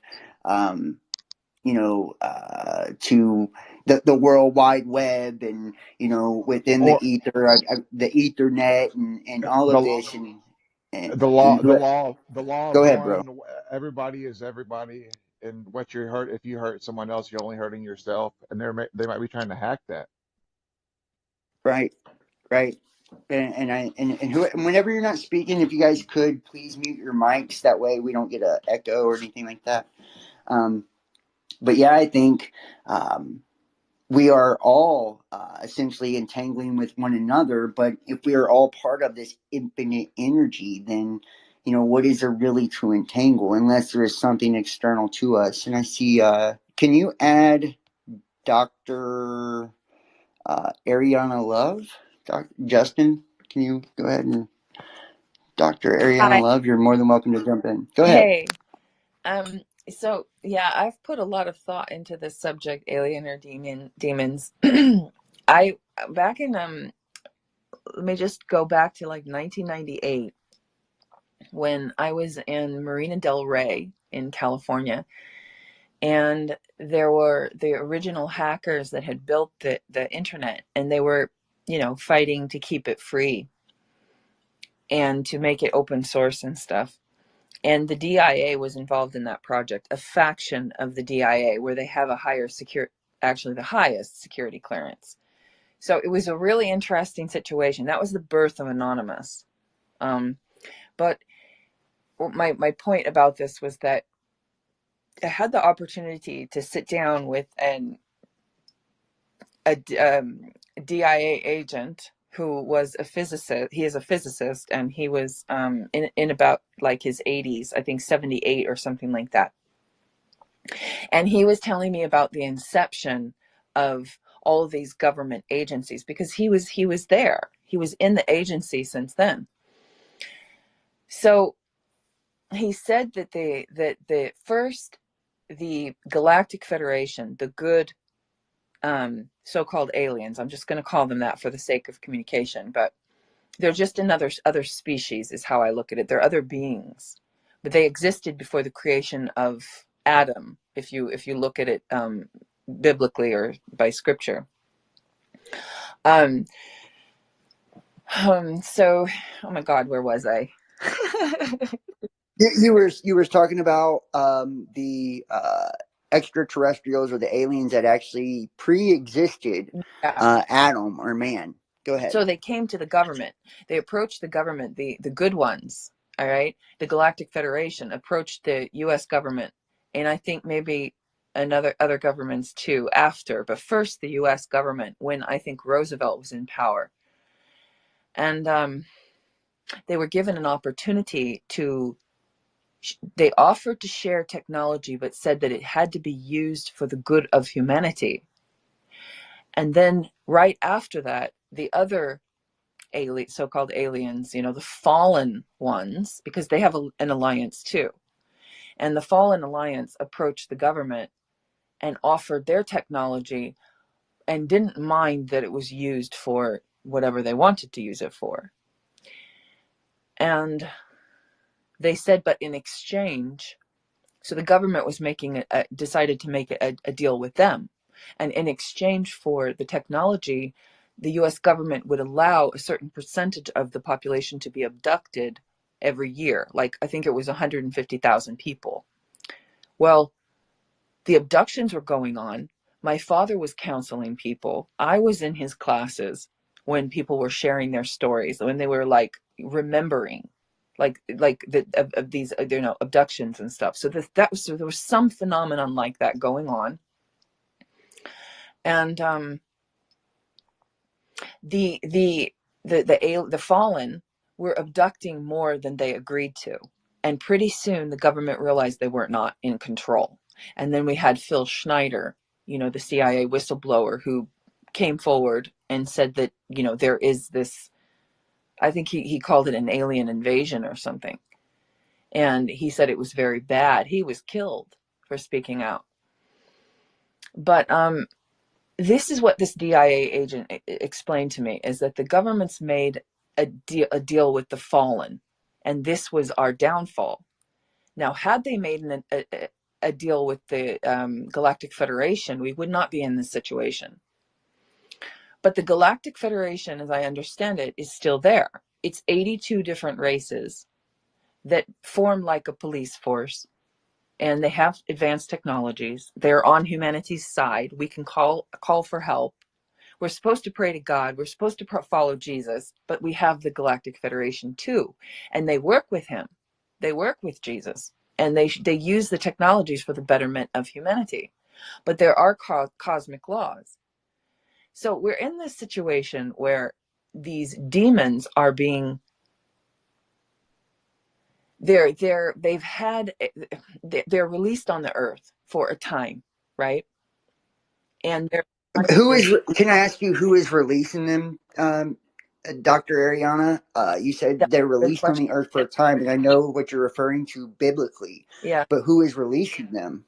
Well, that's a very, very good question. I do understand that I was told that there is a universal council as well, but that's beyond the Galactic Federation. So it's the fallen were thrown out of the heavenly realms, and the Galactic Federation. These are beings and races. They're actually, as I understand it, because Jesus explains things to me. Um, they are different races that were subjugated by these fallen, or they're renegade groups that broke away from their species because the species was going down, a road they didn't want to be a part of. So they would escape with technology, and they use this technology. It's like a police force in the universe, and they help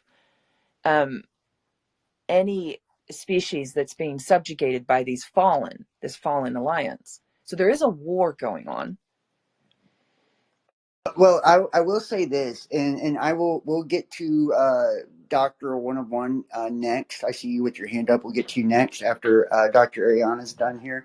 But if you look at the Sumerian tablets, it actually talks about, I think, I want to say Kingu or one of them escapes in a ship because of like some sort of persecution or failed coup d'etat against Anu, and that's the father of Enki and Enlil, and anybody knows any creation story of the two brothers and all of that to Earth, and that their atmosphere was allegedly collapsing, and that they use gold to kind of heal their atmosphere because they're on some long cycle around our sun, this dark binary twin.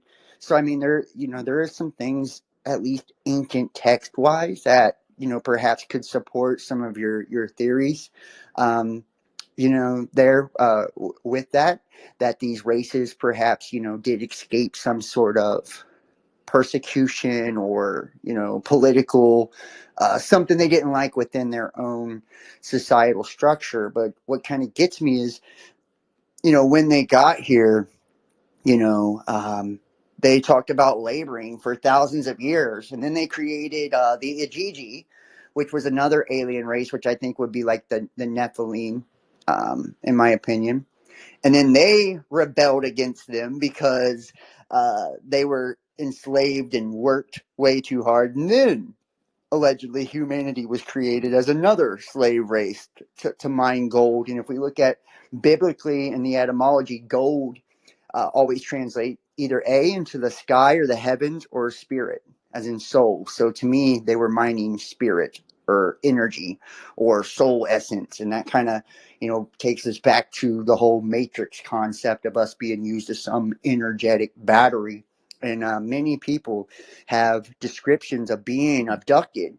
And I've heard of what you're talking about too. I think it was Eisenhower after the death of Roosevelt that came in with the Majestic 12 and Project Blue Book and all of that. And I've heard of him having meetings with ETs as well, and the agreements or pacts to where they were able to abduct as many as they wanted and study and test on us in exchange for technology. And that's, when paperclip and all of that, we brought the Nazi scientists over here, and they were working on Die Glocken or whatever, the bell, the different technologies there. And people were seeing Foo Fighters and all of this in World War One. Anybody that's done, a little bit of research into, the whole alien or UFO phenomena, might be familiar with some of this at least. So I have heard of that as well. But this kind of takes us to then any religion that we're looking at, and I'll say this to only in the defense of Jesus would be the only person I could actually defend in any religion. And I'm not a Christian.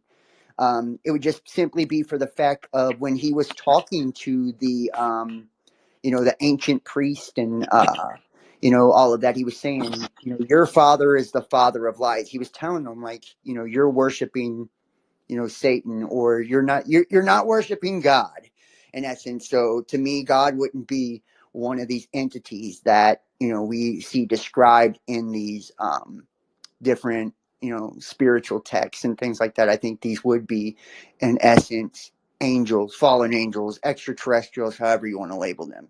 Do you have anything else you want to add, Dr. Ariana, before we move to one of one? Yeah, it was just that there is a fallen. I want people to understand, this is kind of how I see it. This is my language to describe it. And this was shown to me by Jesus. there is a fallen. They seem to have their own alliance, and they are different species. The Luciferians are the ones in Antarctica that not Phil Schneider, but Paul Hellyer, the former Minister of Defense for Canada, he spoke about that right before he died. And so we have this fallen alliance, then we have a galactic federation that are, benign. And then there's a universal council that is that are geneticists. They populate worlds. So it's like, I think we are coming into the fold. I think there is finally an opening to the universal council again, and we are rising up. We are at war, though, and it is a war of the ages. It is a war of our creation. It's our story. It is scripture. It's all of it. It's in our DNA. It's written on our DNA. you know so it's we have to rely on, like, consciousness to retrieve information and wisdom, and have an attitude of surrender to God, if you will, or the living spirit of all things, because it's a real life force energy that does exist, and we need to respect the creation, and this is how we bring change in a real way, in a practical way, because it's through connections and relationships that we restore our humanity. Anyway, that's what I want to say. I'll pass the mic. That was really awesome. All right, I like that. Very very wellly articulated, and I would absolutely agree that there is a living essence or a living life force within all of us. The only thing that I would kind of add is some of the things that you are describing. If you've ever read the Urantia, and I've done videos on the Urantia on YouTube. I don't know if I still have them up or not. But they have a lot of descriptions of these galactic federations, and what they describe is like our solar system or our soul system is quarantined because of the Luciferian rebellion, and that Lucifer rebellion is almost like a virus, a spiritual virus is how it's described. And many people who talk about viruses actually not being organic from our planet, that they come from comets or asteroids, and have entered from outside or external. It just kind of goes down a whole nother rabbit hole of maybe somebody intentionally, and you've heard of like asteroids or comets kind of seeding the earth, and different theories as well, that maybe this whole place, we have been corrupted spiritually by something external to us or some other spiritual force. So I mean, just kind of food for thought there. And now, Dr. Is it Dr. One of One? Yeah, Would you like to jump in and go, brother? absolutely. So I would advise to be very careful when speaking about um, demons or the devil or even God, Jesus Christ, right? And the reason is because people say that Jesus told me this, or I'm going to heaven and therefore you should believe me, and that's all false prophecies. And what I would like to also say is regarding this specific topic is aliens and demons, is that the Vatican has in the formation of the Vatican, it's a religious state of its own, and they've alienated the Pope from the rest of the world. And the Vatican depicts angels as aliens or angels as extraterrestrials in a form of sense of what that is and what that means. It's like what is an angel? Maybe just a energy life form from another dimension, right? And so then it becomes okay, well, the term illegal alien refers to anybody outside of the state. So I'm in the United States, and an illegal alien would be somebody from Mexico, somebody from Canada, or even somebody from the Vatican. And in the same way, there are 198 countries in the world and 198 different species of illegal aliens. Right. Now, I get what you're saying. So, and I would say this too with the Vatican. The Vatican, the Pope. If you look at kind of like the Jesuits, I don't know if you're ever familiar with the Jesuit oath or any of that. The Pope is titled like the Vicar of Christ, meaning he's like Christ on earth. So it's like they've taken that church and built that religion through that, and the Pope acts as kind of like God on earth, kind of ruling, and that's what we would. And many of the hidden hand, those that we would consider to be the hidden hand, or these fraternal orders or brotherhoods, operate under the dominion of the Pope. So I Yeah. don't know if you have anything else to add, bro. If not, Doctor, I was just gonna say that Vatican means serpent charmer. it means what, Justin? Serp Serpent charmer. Interesting. I did not know that. And I've also seen too, like there's underground things in the Vatican that have a lot of stuff with symbolism, pertaining to Lucifer, and we look at Mary and all that. And I'm not knocking any religion in any way. I'm just saying everything on earth, and this goes for any religion you go to, whether it's Christianity, whether it's Roman Catholicism, it doesn't matter, right? Judaism, uh, you know, it doesn't matter. Every school of thought can be picked apart and correlated to some type of evil agenda, or has a sort of, some type of extraterrestrial connection, or demonic undertone or connotation somewhere in there. Dr. Ariana, Ariana Love, I seen you raise your hand again. Did you have more you Okay. wanted to add? Yeah.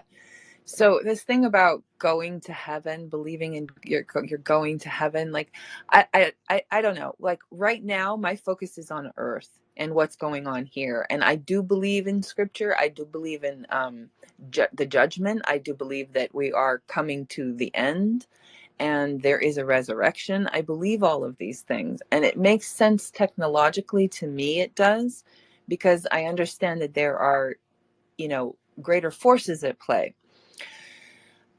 But the promise, that's what's promised to us, I do believe in that. And I'm not a religious-y person. I've never been. But I needed the knowledge in Scripture in order to navigate in this life. Like I could not stand on my own in this world without that knowledge. I mean, isn't that a So contradiction though? You say that you needed that, but you don't believe in that. what do you mean? I never said I don't believe. First, you put words. Hold on, guys. First off, let's try not to attack one another or our beliefs. And make sure that we're raising our hands and not interrupting each other. Just try to keep it respectful and cool. I know religion No, is a no. real This tough is one. this is just for healthy conversational debate. I understand. Well, in the name of healthy, respectful debate, let's raise our hand and please take turns. I appreciate that. Thank you. And what, since you did go ahead and speak, though, I don't want to cut you off and silence your question. Dr. One of One, you had something, and then we'll let Dr. Yeah. Ariana reply to that, and then we'll So go to floor. doctor said that she isn't a religious person, but she needed the religious scriptures to base her beliefs on, which is kind of a No, contradiction. I don't need religion. I need Scripture. There's a difference. I believe that Scripture is the living Word of God. And so the Scripture speaks to me. I needed to read Scripture. I don't need anyone to help me interpret it. I just absorb it, through my spirit, and I'm satisfied. So I'm not a religious-y person. When I say that, I don't go to an organized church. I don't need religion. I need God and I need scripture. I, And that, that's that to me makes total sense too. I think what you're saying is you don't believe in organized religion, but you do believe scripture, as many people, especially those of Christian faith in particular, and other religions as well, whether it's the Quran or the Bible or whatever their holy book of choice is, believe that the living spirit of God was breathed into those words, the scripture. And if we look at it from kind of like a matrix standpoint, script is the base word of scripture. And the script, of the program, isn't it awful weird how these prophetical things, nothing new under the sun, meaning there's this cyclical story that's running, cycling over and over and over, and it just so happens to correlate to these scripts or scriptures that were given through these holy texts. So there is something to, I believe, a lot of them, but I also believe a lot of it is very misinterpreted.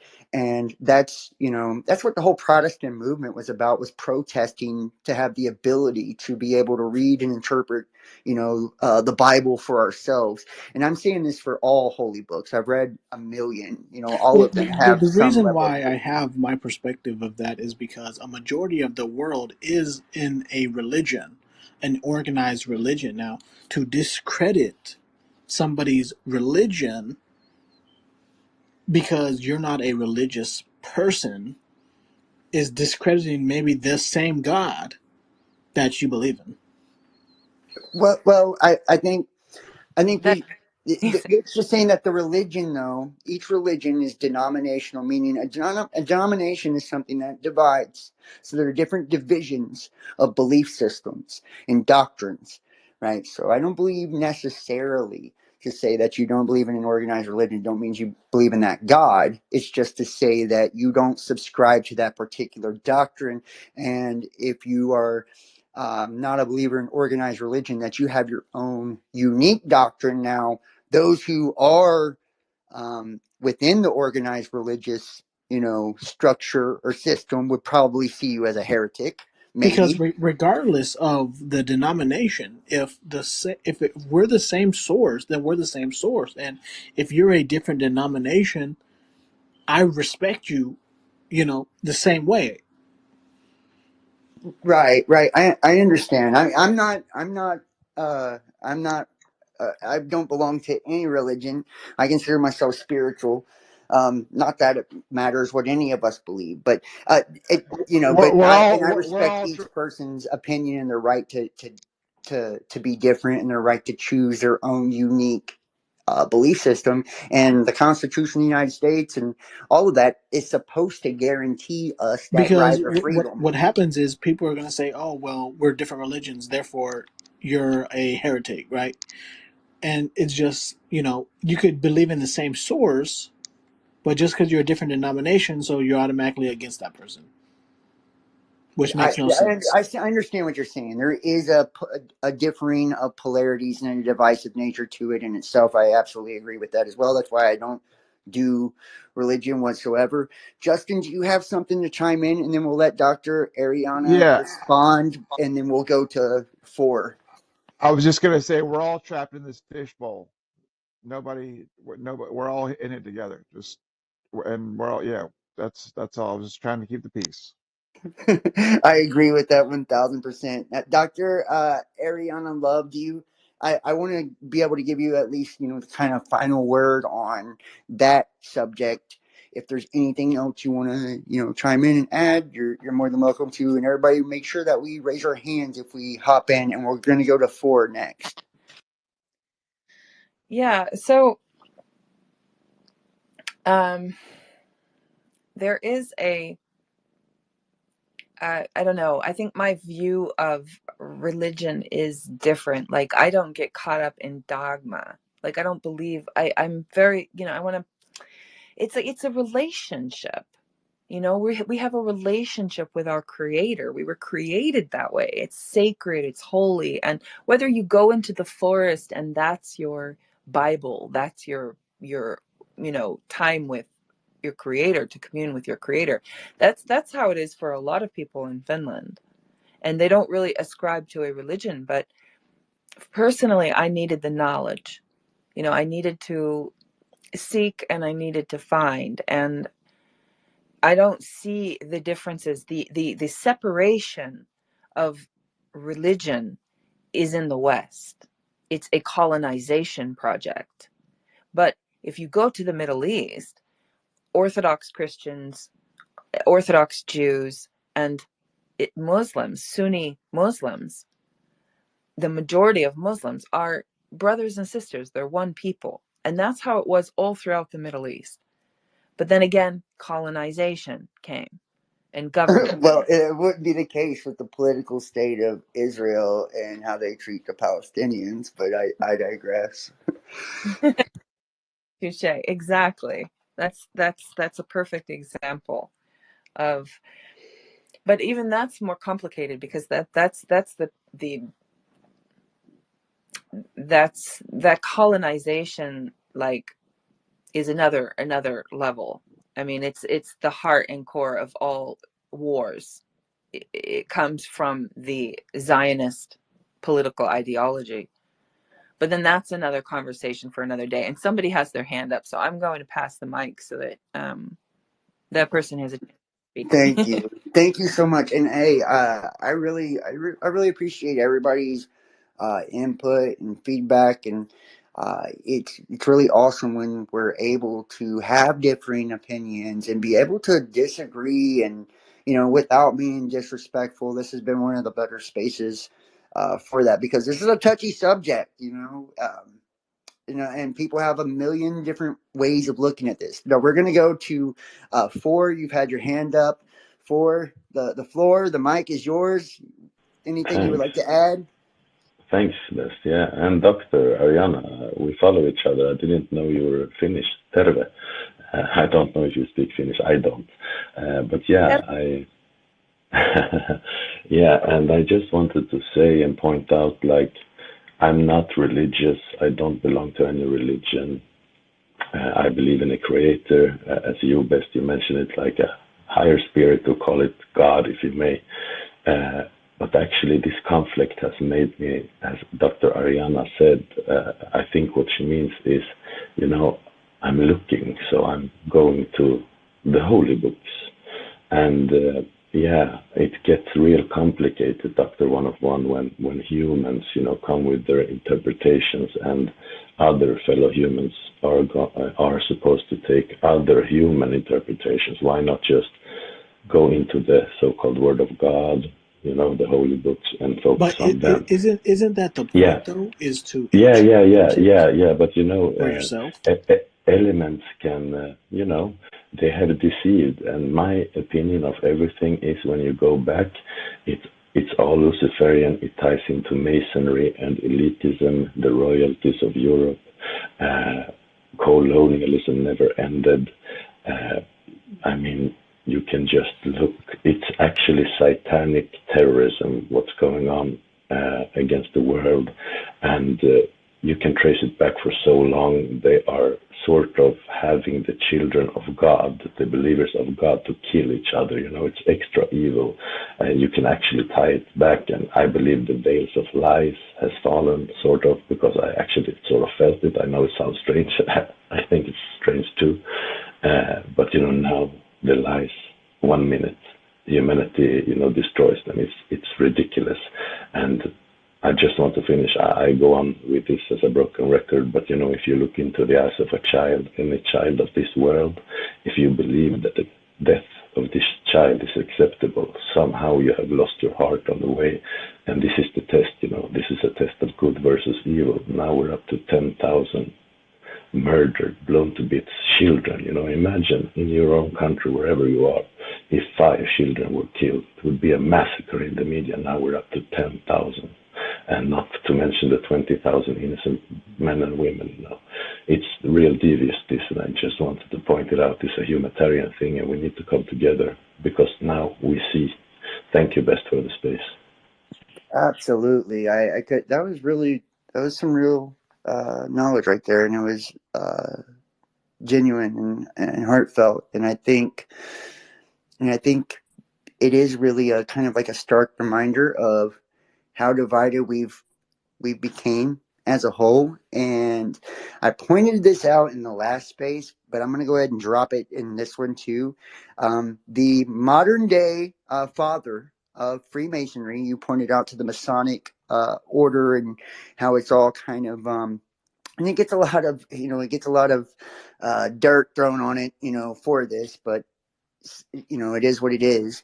But Albert Pike, he was the Grand Master of the Masonic lodges in the United States of America during this time. He had a letter to Mazzini in 1871 titled "The Three World Wars," where he lays out this, Illuminati Masonic outline for essentially the enslavement of humanity and mass indoctrination into Luciferianism.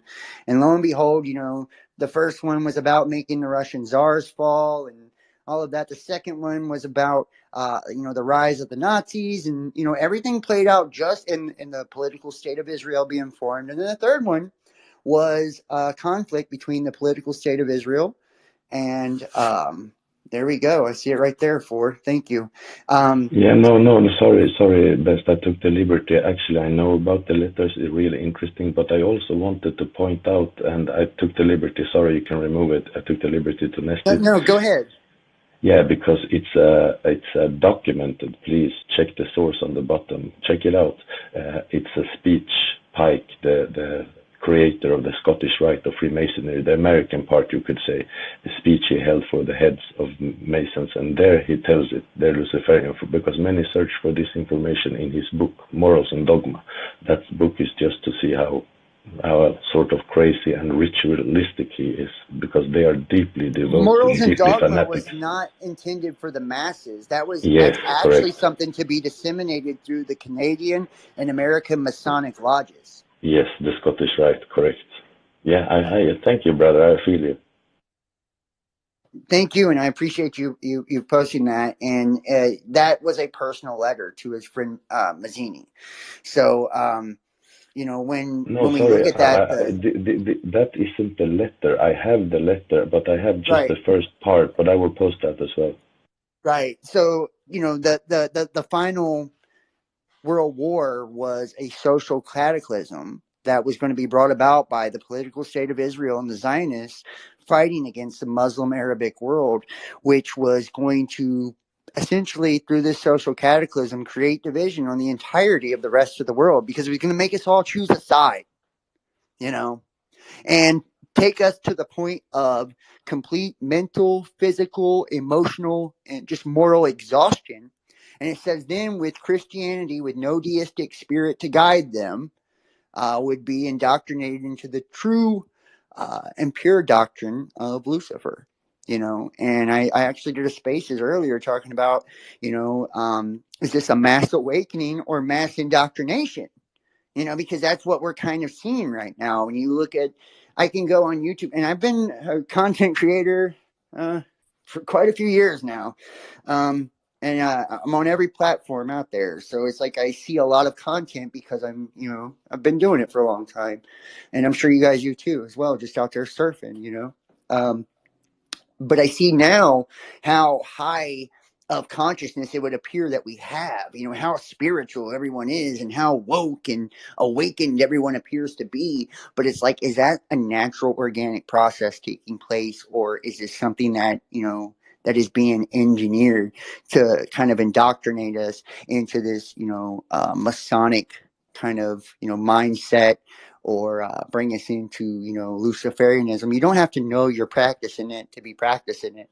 Everybody that's, the law of attraction and every 12-step program you can think of. And I could go on and on, yoga and Kundalini and just all of these different, all the new age shit, the love and light shit. It's like, it all falls under, that umbrella. So, I do see Hey, Dr. Go ahead. and Best, I Yeah. posted the letter in the nest, but for you guys, this is just the half beginning part of the letter. You must go and find the ending part for yourselves.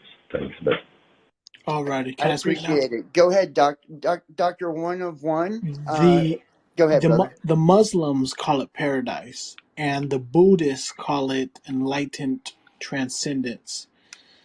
And as a Christian, I call it heaven, right? And I believe that everybody wants to go to heaven. Everybody wants paradise. Everybody wants enlightened transcendence, right?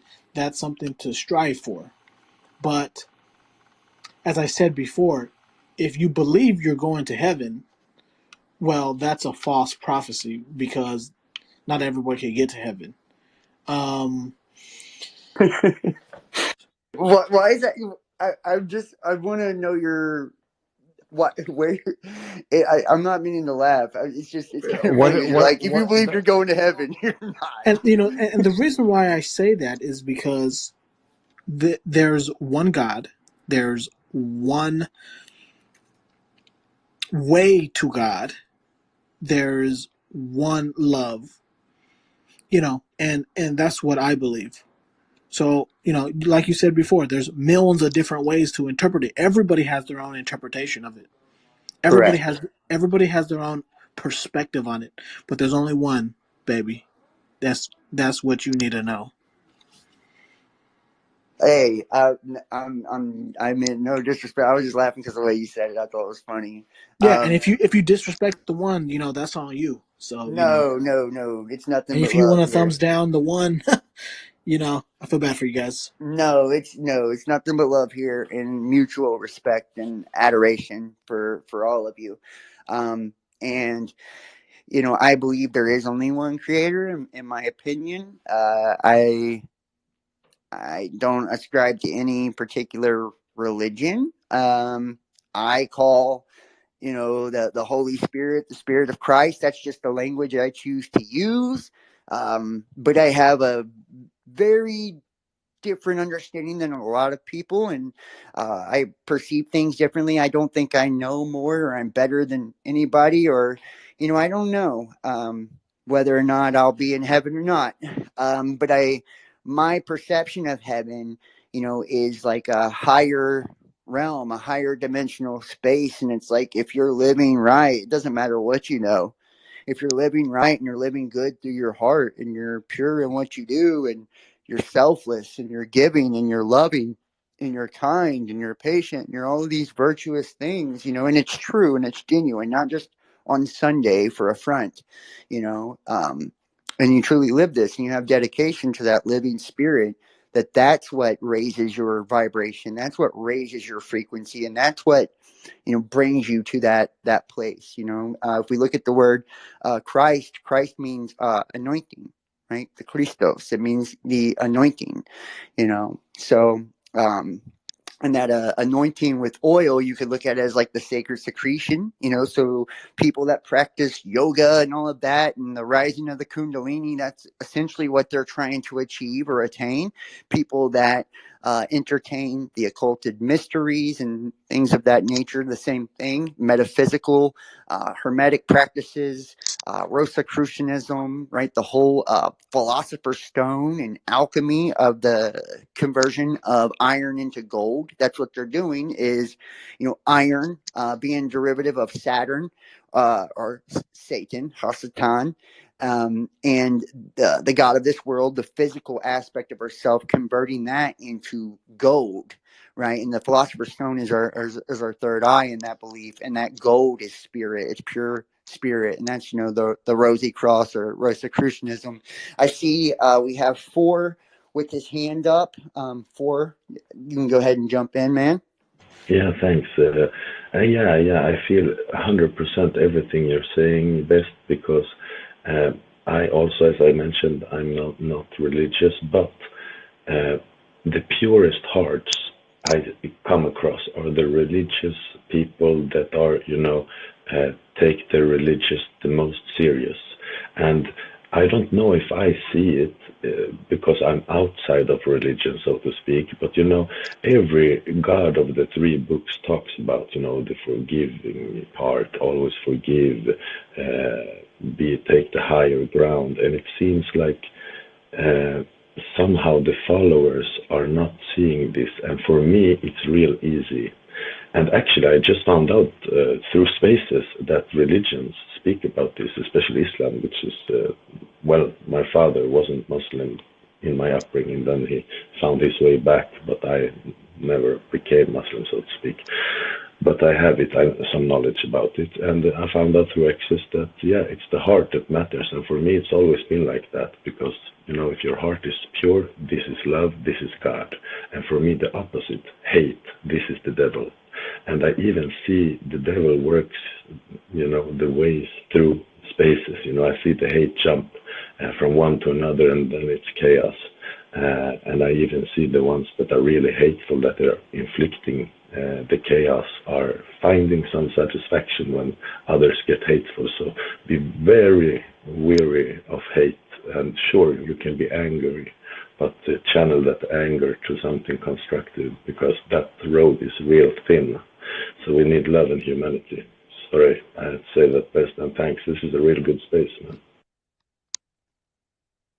I was gonna say that I got a hold of Masonic documents that, like a lot of them, and they were saying that all religions were started by the Masons. Well, if you look at kind of, and I Or don't know if I would or agree with that. Can I masonry. just ask a really quick question for the Yes, sir. people with the Masonic documents? Do you know the term ordo ab chaos? Yes, I do. Order of Yes, chaos. yes, order out of chaos. This is the term the Masons use, and that speaks for itself. But just to kind of make it clear, though, that it's talking about the like the Big Bang type of chaos, that, and anytime that we ascribe meaning to something, anytime that we create denominations or anything like that, any type of divisive uh, construct of the system, we are creating order out of the chaos. That's I so feel that's just that. that principle or understanding just in the Masonic. I'm very familiar with it as well. And the Luciferian principles as well, and Hermetic principles. I've studied this for years. This is what I do. Um, so and to Justin saying that all religions were started by the Masons. Actually, Freemasonry and the Knights Templars derived from, what was it, Ishmaelism was the original name of it. And anybody familiar with the story of the Mad Arab and the Necronomicon and all of that. So, I mean, this has been going on a very long time. It actually started over in the Middle East first before it came to the Templars. So this is, I feel everything you say best when you go into the deep history. But have you came across like, um, sure, in the beginning it was good, charity and doing God's work and everything, but it wasn't so long ago. I would say like 500 years ago, it morphed into some dark, even, deeper elements in the already deep elements. no, I'm not disputing that fact at all. There is absolutely a very, very dark element or undertone to Freemasonry, um, and Luciferianism and all of that. And even like if you talk about like Satanism, most people have the image in their mind of like the Anton LaVey satanic Bible of Satanism, but that's your Hollywood Satanism. True Satanism is nothing It, like that. It's the belief spirit that you are your own God. spiritual Satanism. Right. And yeah, so it's like most people don't even know, like they just know what they're just like the exoteric understanding of religions, where we think there's a God in the sky outside of us, and not seeing that God's actually within all of us, is in every one of us. And like when I listen to the story of Christ, that's what I hear it as God being a man. It's like saying we all have Christ within us, and he is that example for us to follow, to be Christ-like, right? you know um and those 12 disciples, notice there's 12 zodiac signs. I'm just saying, these are, and he was made of a virgin birth, right? And Virgo, and I'm just saying there's a very astro-theological undertones to the biblical tales as well. You know, and I could go through any biblical story and show you how it correlates astro-theologically, and it's not because it's all astrology. It's because every level of our reality is connected to the spirit, and the spirit animates everything. So we are going to see um, our spirit mirrored in everything. That's why we see it in astrology and numerology and geometry, and that's why the days of the week correlate to it, the months of the year, and you see these same repeating numbers, these same repeating concepts, these same repeating archetypes. And you can look into Carl Jung, and the collective unconscious, and the atma and anima and animus, and how he described all of these things. And he was saying the same thing. And even the practice of circumambulation, which is essentially us orbiting around ourselves through these cycles of life, to get, and the only way out is in. It's us going inward more and more to get closer to the true us, which would be the higher self, or the Holy Spirit, or Christ, or whatever word or label you want to put to that. But and that's what the hidden hand and these practices truly mean. When they talk about a philosopher's stone, Ark of the Covenant, and think about it, electrical arc, El, who's God, El, electric, right? It's energy, it's electricity. Archangels, arc angles, right? The angles, or right angles, 90-degree angles, 45-degree angles, the four cardinal directions, north, south, east, west. These are also the angels: Michael, Gabriel, Raphael, and Oriel, right? So they rule all of these directions. Like, so and a lot of people don't, and I feel like that's why there was such a a big stand against pagan beliefs, because a lot of pagan beliefs, yes, they worship multiple deities, which I feel like is not how it should be. But they did this, and they broke down one all-encompassing God into different pieces so we could understand it, and that's what Freemasonry, and if we're looking into like the illuminated principles or hermetic principles, that's what they're doing as well. If we have an esoteric understanding, we're seeing that it's essentially the metaphysics, or the science of God, is what it is. So we can understand it, because think about it. And this is the thing with symbolism. Symbols are so powerful. They are symbols are energetic representations. They're energies that are so, it's so profound it can't be described in words. So a symbol is what they would use, like an all-seeing eye, or whatever, right? The cross, or the ankh, which symbolized life in Egypt. So these symbols, they were profound energetic expressions, right, for what we couldn't wrap our minds around with words. Words are a divisive tool that we use to break the infinite into fragments or pieces, to be able to understand, the micro. So it's like micro, macro. It's like it's so big that we can't wrap our heads around it and comprehend it. So, we break it down into smaller little things so we can understand what we call God. And if God is a God that loves knowledge, and I believe he or she is, then what better way to understand yourself, than to Yo, can I create? say something, man? You're more than welcome to jump in, sure. Let me just jump in real quick, bro. Cause like I don't want to project nothing, but it seems like we have some very intelligent people on your panel, John. And like sometimes like we just be smart, right? And then like we just like I think it exempts us from like even looking at like our own reason, and rigorously like analyzing our own rationale sometimes, right? It's like just being on a practical level, on a practical level. So I say that to say, like, I've listened to y'all maybe about a smooth 20 minutes, at least three of y'all ping ponging, right? Ping ponging. And then I'm like, oh, it's like, I think like 30% of the world's population is Christian, right? And then you got like about another, what is it, like 23, 24% Muslim? And y'all don't even mention Muhammad one time. It's Jesus, Jesus, Jesus, Jesus, Jesus, Jesus, Jesus, Christ, Christ, Christ. Correct me if I'm wrong. Now just correct me if I'm wrong.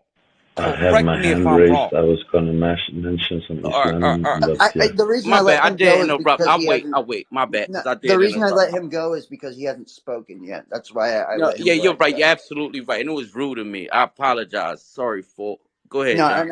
and I didn't mean to jump him ahead of you for, but I Apologies in wanted to order. allow a new I couldn't speaker to restrain jump in. myself. Apologies. No, go ahead and finish up, bad boy. So, You like, go I ahead and finish just up, brought and it we'll let up to Corey say, go. like,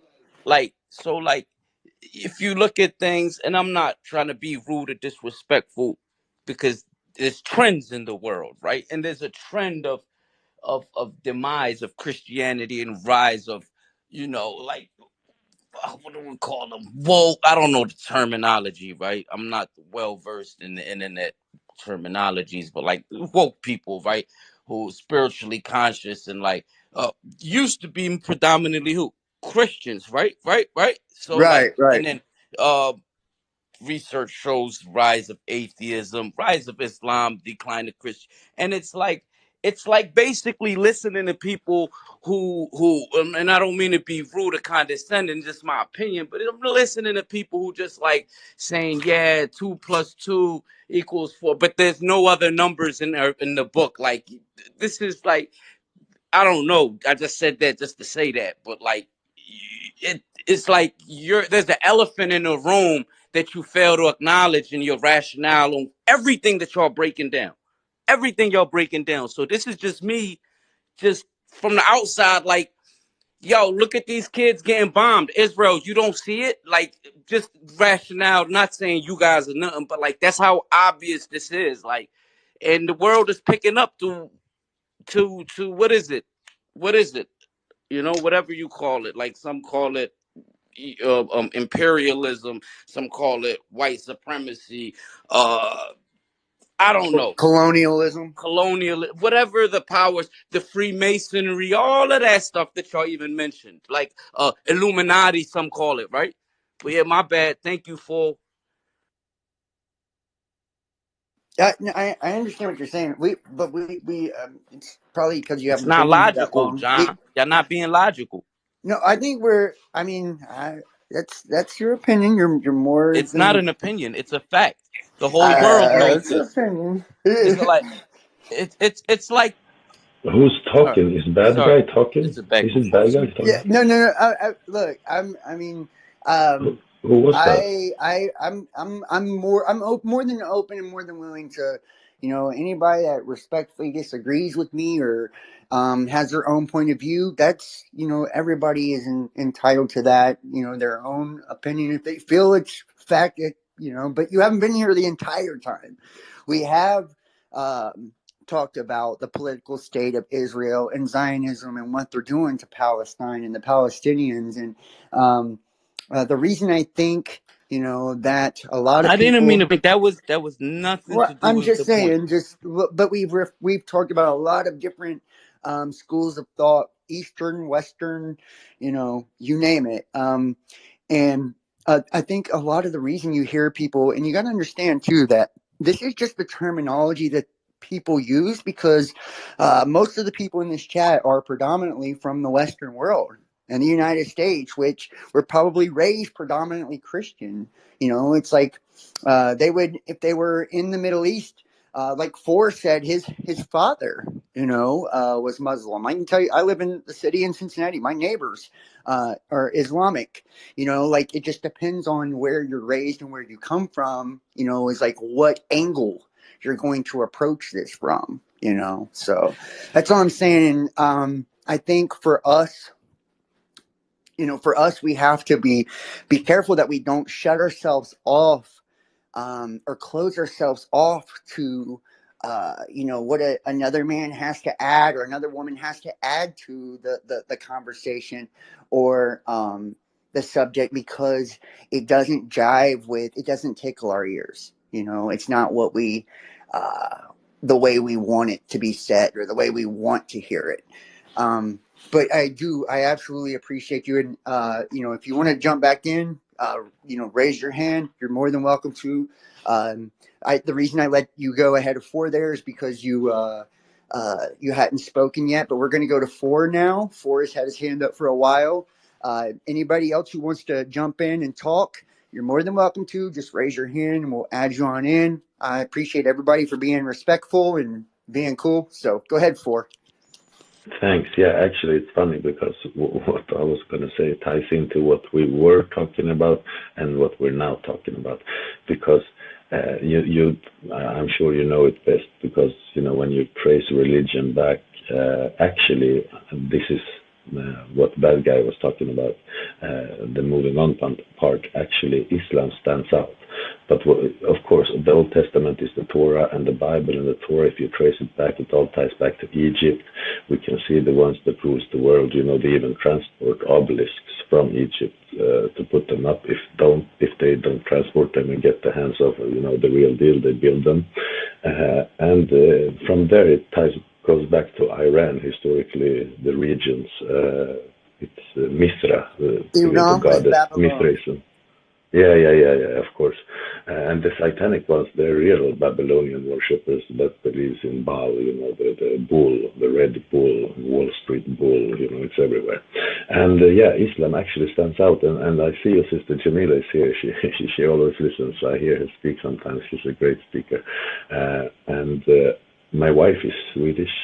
And actually this conflict, we were scratching our heads, and I have known the world has been corrupt and satanic for so long.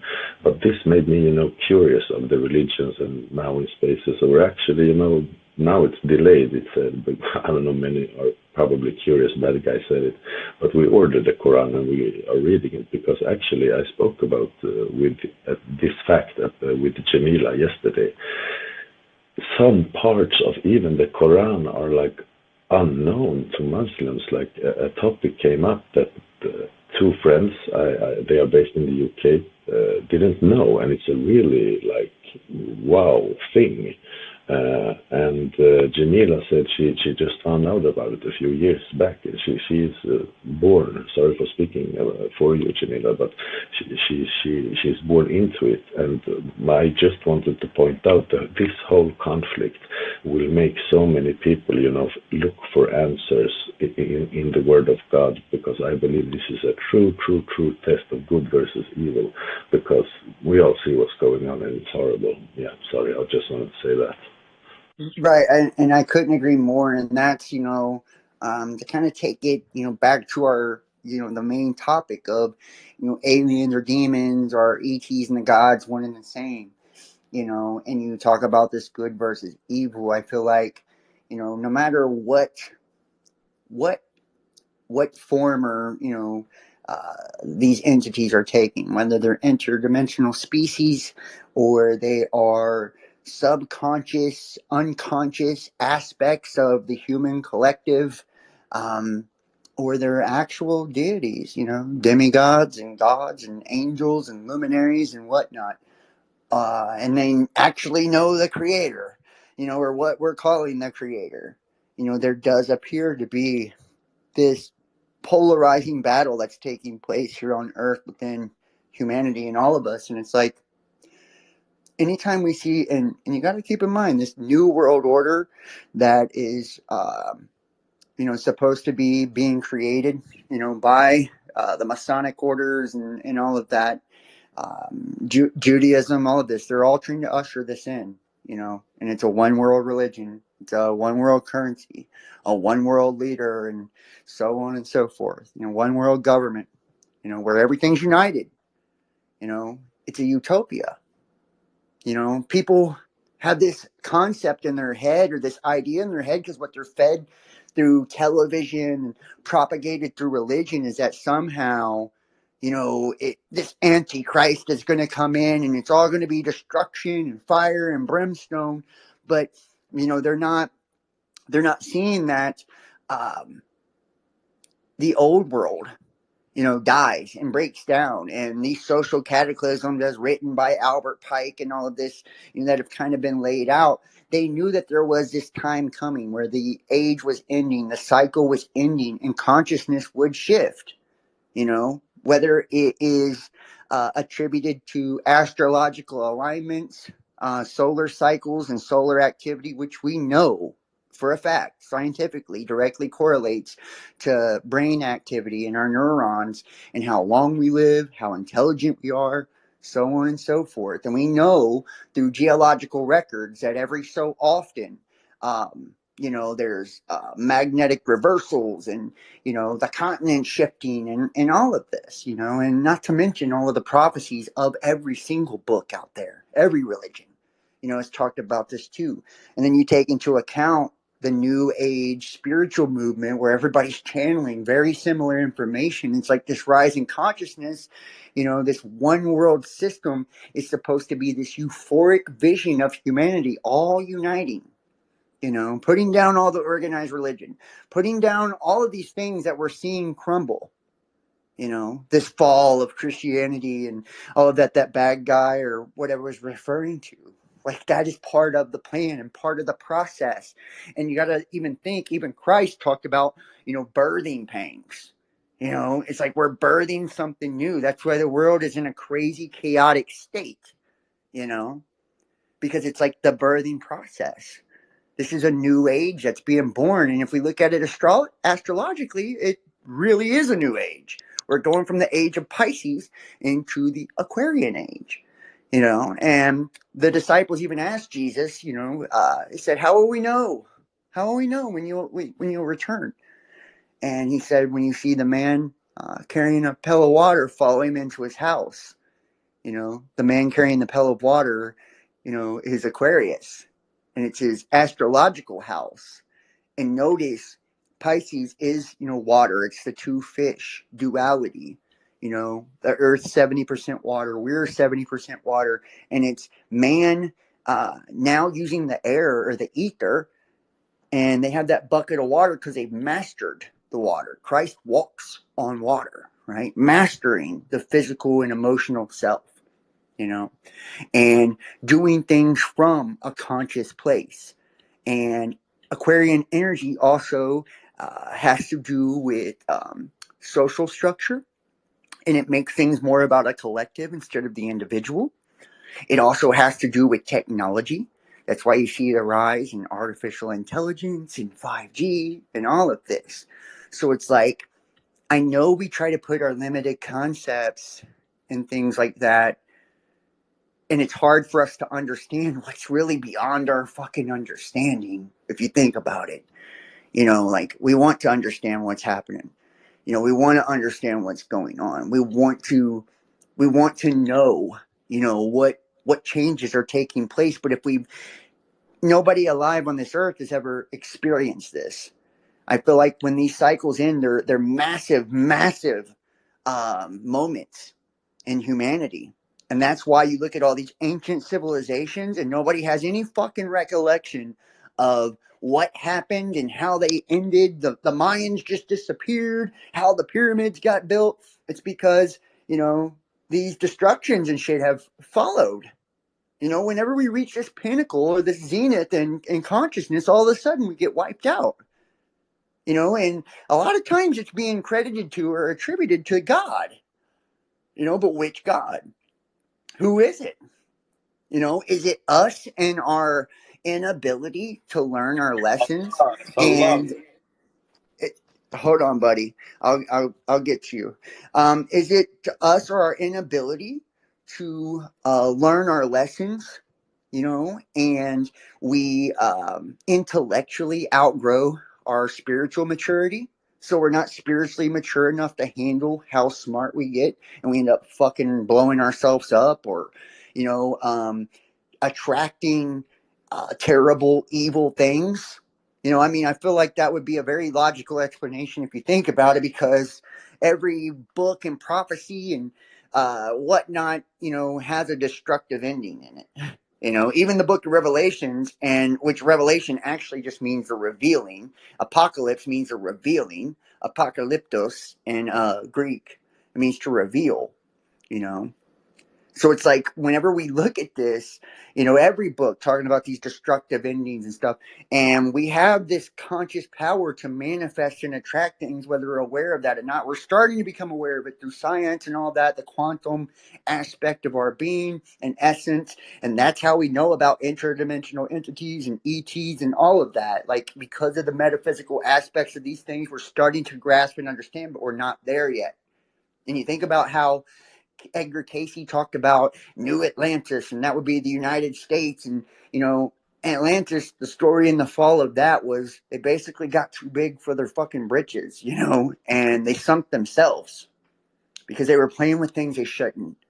They were manipulating things they shouldn't. They were playing God, in essence. And we're doing that now, once again. So it's like, are we going to bring this destruction back again at this cycle? Or are we going to outgrow the things of old, you know, the lessons we should have learned, you know, that no man or woman is different based on their religion or sex or age or race, or that we're all equal. We all deserve to be loved, respected, embraced.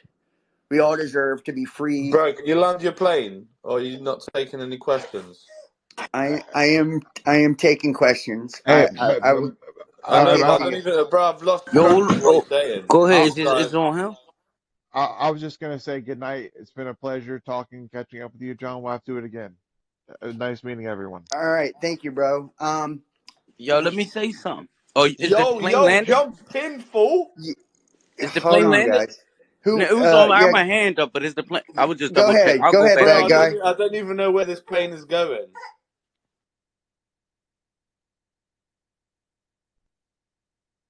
Okay, is it on me? Best. Yes, go ahead, bro. All right, let me say something, John. Uh, so it kind of feeds into something that I said earlier. I'm not the greatest of public speakers. My apologies in order. Uh, but you had mentioned something like, "Oh, it's like circumstantial, like being you can't control where you're born into and this and that." Absolutely true. Can't control a lot of that, right? But see, like I said, your reference point is like, and I'm gonna go all over the board like Picasso, if you can keep up, all right? Yeah, it really is a Picasso abstract. But basically, right, I feel like you're not even noticing the trend, that you're just a number in the trend of the people with a Christian background who are like, well, I believe in God, but I don't believe in the book or whatever. But then I listen to you and you talk about all this stuff and use these big words and stuff, which just lets me know that you're educated, you're versed, right? But you got to unlearn some things. Like one of the brothers in they post, I said, you might have to unlearn because you're still using your frame of logic or whatever you inherited to comprehend everything. You're taking the information, but it doesn't make sense. And you're like, it seems like you're like, oh, this is all chaotic and stuff. But if you even read the Quran, I'm calm as everything is happening. The Antichrist is going to come. The world is probably going to get worse. A lot of these people are being controlled by evil and subconsciously and consciously, some of them, right?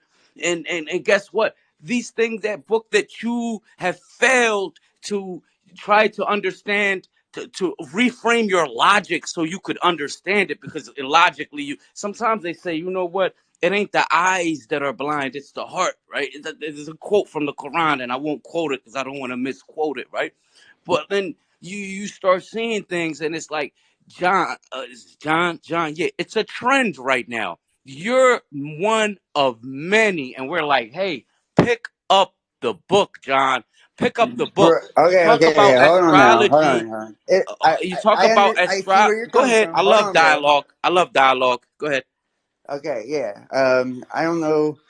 I don't know what it has to do with my belief system, These but were your I've words. been doing These this were for a your words. decade, and I started off just a Christian fundamentalist, and I don't think you really know my background to I even didn't speak say I on did. that. I just used some of the words And that then you pick said up the and book. understanding the nature of the I've read the conversation. Quran. I've read the Quran, and I've read the Bible. I've read a lot.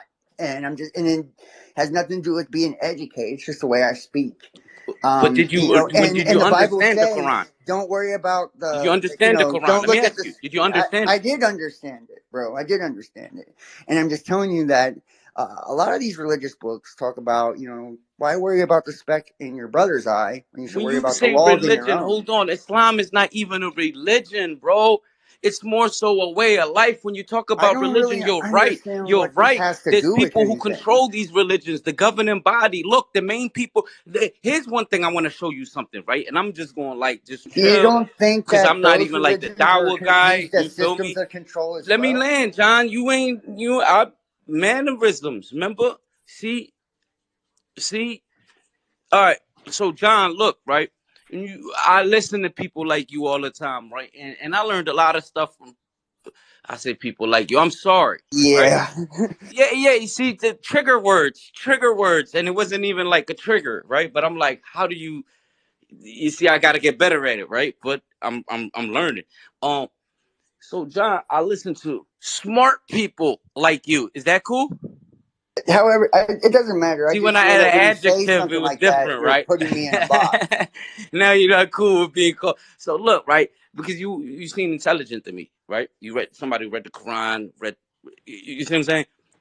Read the Bible, all of that. You got to be a little bit intelligent. So, um, I listen to people and you know what they told me? They said all these religions, there's like a governing body and the main controlling body and person usually like, and mainly the people who originated or like it's mainly just them in a majority of it, right? So, and then I looked at the Muslim and me, I was a Muslim, right? I was a Muslim. I was born a Muslim. I grew up in a Muslim family, but at some point I consciously chose to be a Muslim. Like even though I was a Muslim, I was like, you know what, bro? I'm taking this for granted, like, because you think your mind, Allah challenges you to ponder on the Quran. Sorry for I see you waving, right? So like I consciously like from an academic standpoint chose this, right? It was like 1 + 1 = 2. But my point is to you, right? When I looked at the Muslim and they said, "Oh, it started in Saudi Arabia with the Prophet Muhammad sallallahu alaihi wasallam's tribe," and then I looked and I said, "Damn, the minor, the hold on, how they not the majority? Wait, all these other religions fit this religious what do you call it criteria, right? To be, but like I'm like, hold on, there's more African Muslims, and then there's more Asian and Asian. When I said there's more Pakistanis than the Arabs and India, I said because if something's for everybody, then it got to be for everybody. And yes, John, there is something that's gonna make everything. It's Islam. You're like, oh, you're thinking it's the government or the New World Order. It's right under your nose. But sorry for my delivery, and I'm gonna just go back to listen. I wish you the No, best, John brother, I King, but appreciate it sometimes the either answer's way. under your nose, bro. Don't I, be too smart. I got you, and I appreciate your input, and I respect your point of view and your opinion. And I've studied the Prophet Muhammad, and a lot of different. It's to me, it's no matter of fact, it's younger than a lot of the religions. So just to be honest, like It once so, Christianity was too. I'm not a Christian, so I I mean. never said you was. Why is you getting defensive? Chill. I'm It was just good. I'm just saying it. Well, because you're I'm comparing gonna it to go back to listening, Christianity like as I if promised. that's where Sorry. I'm coming from. That's what I mean. Like you're saying, oh, it's right in your nose. So what? I need if I follow Islam, then I have the truth. I don't think so. That's also another Can I form of jump in, bro? control. Yeah, Can I and I'm jump gonna in? let Wake Up jump in because he has not spoken yet. So Yeah, Wake what Up, up, go what ahead up, and get what in up, there. what up, homeboy? Hey, No, bro. hey, I just wanted to make you understand that whether you choose Islam or not, you are religious by nature. Religious meaning that you have to believe into something in order to live. You have to believe you can walk in order to walk. You have to believe you can swallow your food in order to swallow your food. Everything you do is based on belief. So Agree. whether you choose Islam as that is your choice, or you can choose to worship the government, or you can choose to worship and follow the person on your TV, this latest singer, the latest footballer. It doesn't matter. You are going to be led by something or somebody. And that is just facts. There is no way you can live your life as an absolute meat stick that just exists. That is impossible. So our argument is the only key to life is Islam. Through Islam, Islam is a guide to life. So Hey, whilst look, I'm not disputing that it's a guide. Look, and I agree with you. We are in nature. We do like we worship or we we believe it's about everything because our thoughts create our reality is about what we believe and what we attract and project and all of that. That's how manifestation works.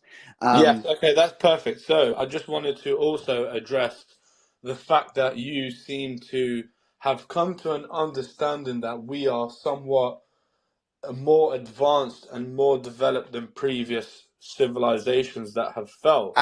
I don't think so. I think we're just now getting to an advanced or Yes. developed So state. I think we've been way more like higher conscious and unified than in the past than we are now. yeah, yeah, exactly. Basically meaning you can make an upside down pen with invisible ink, but ultimately there's always been a pencil.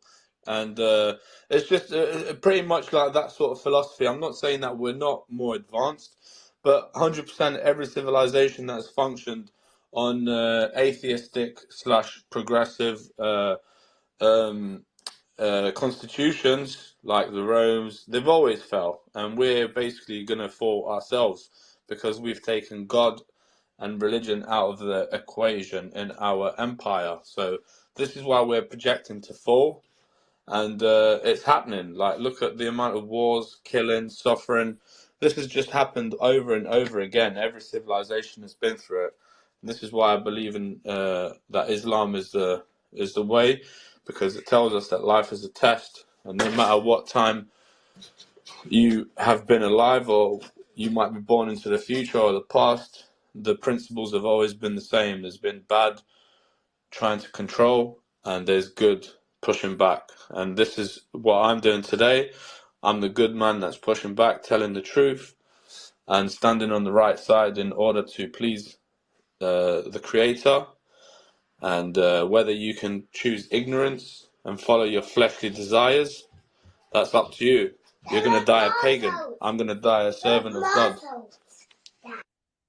Hey, and I respect Islam. I respect every religion, and I believe every religion. That's why they all echo similar principles and rituals and rites and all of that. It's because it is an outline to live a good and moral life.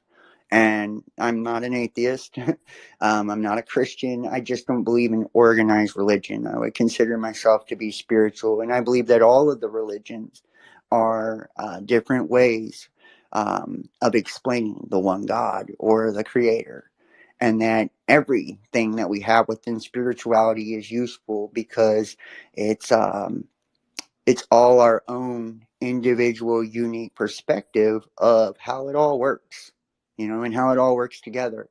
If somebody you know subscribes to Islam, more power to them. I would absolutely be respectful of their traditions. If I entered their home, I don't disrespect any religion. I believe they ultimately all do have too much. It's too political for me within those systems and structures, and I believe they're used for malevolent purposes too, because everything in this world ultimately is corrupted by man. I believe they were all created to lead us to God, the religions, but they end up being used um, for ways to control us and manipulate us and disempower us. So I don't want anybody to think that I'm downing any particular religion or that I don't have a belief in anything. It's not that.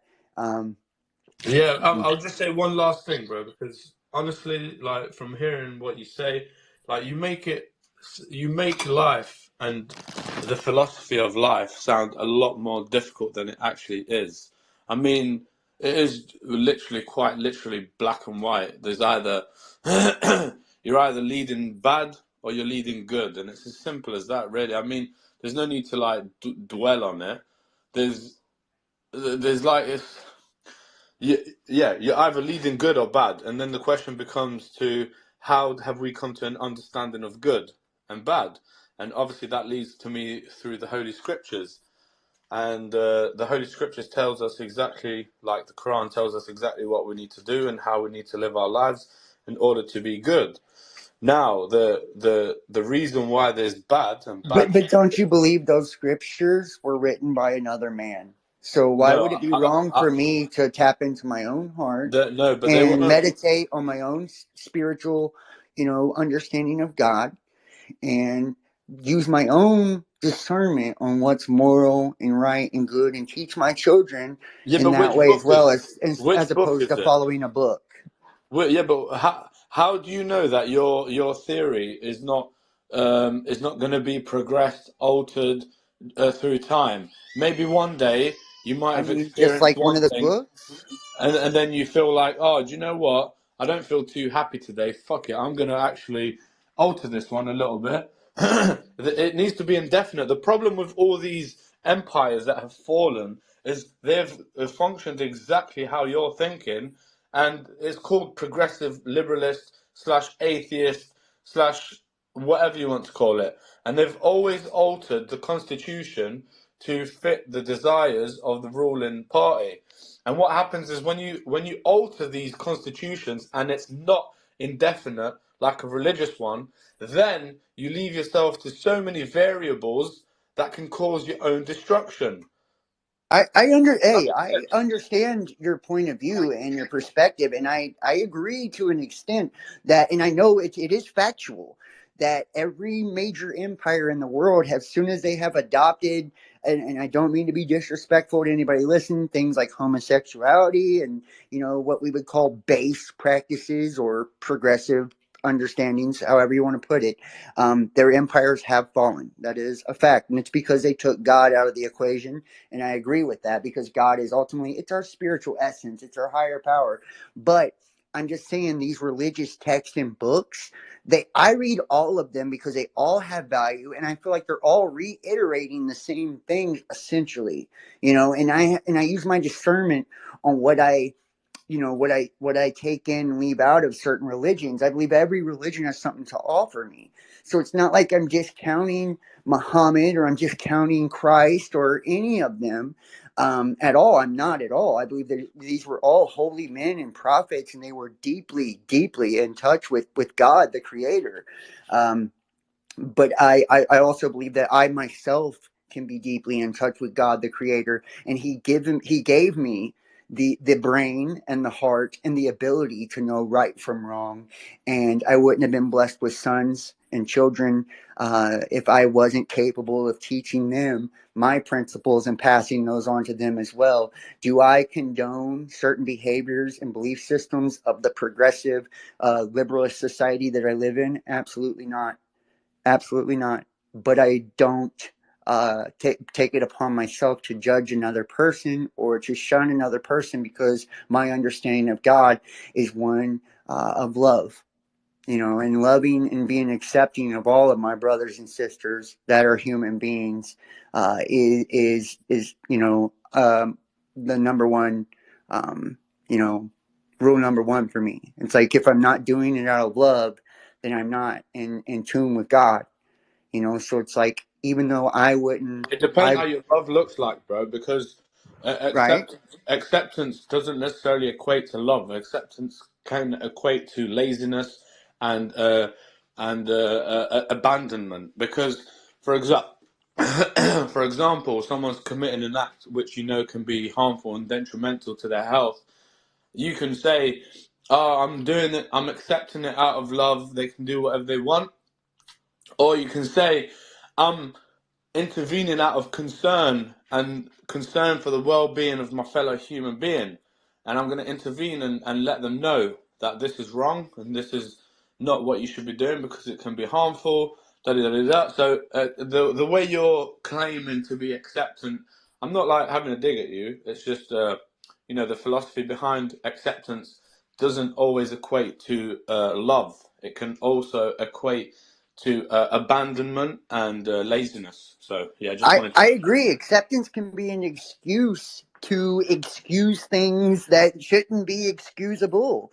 And true, if your kid's about to walk out in front of a car, you're not going to just accept the fact they're going to get hit by the car. You're going to grab their ass and say, I love you enough to stop you from this.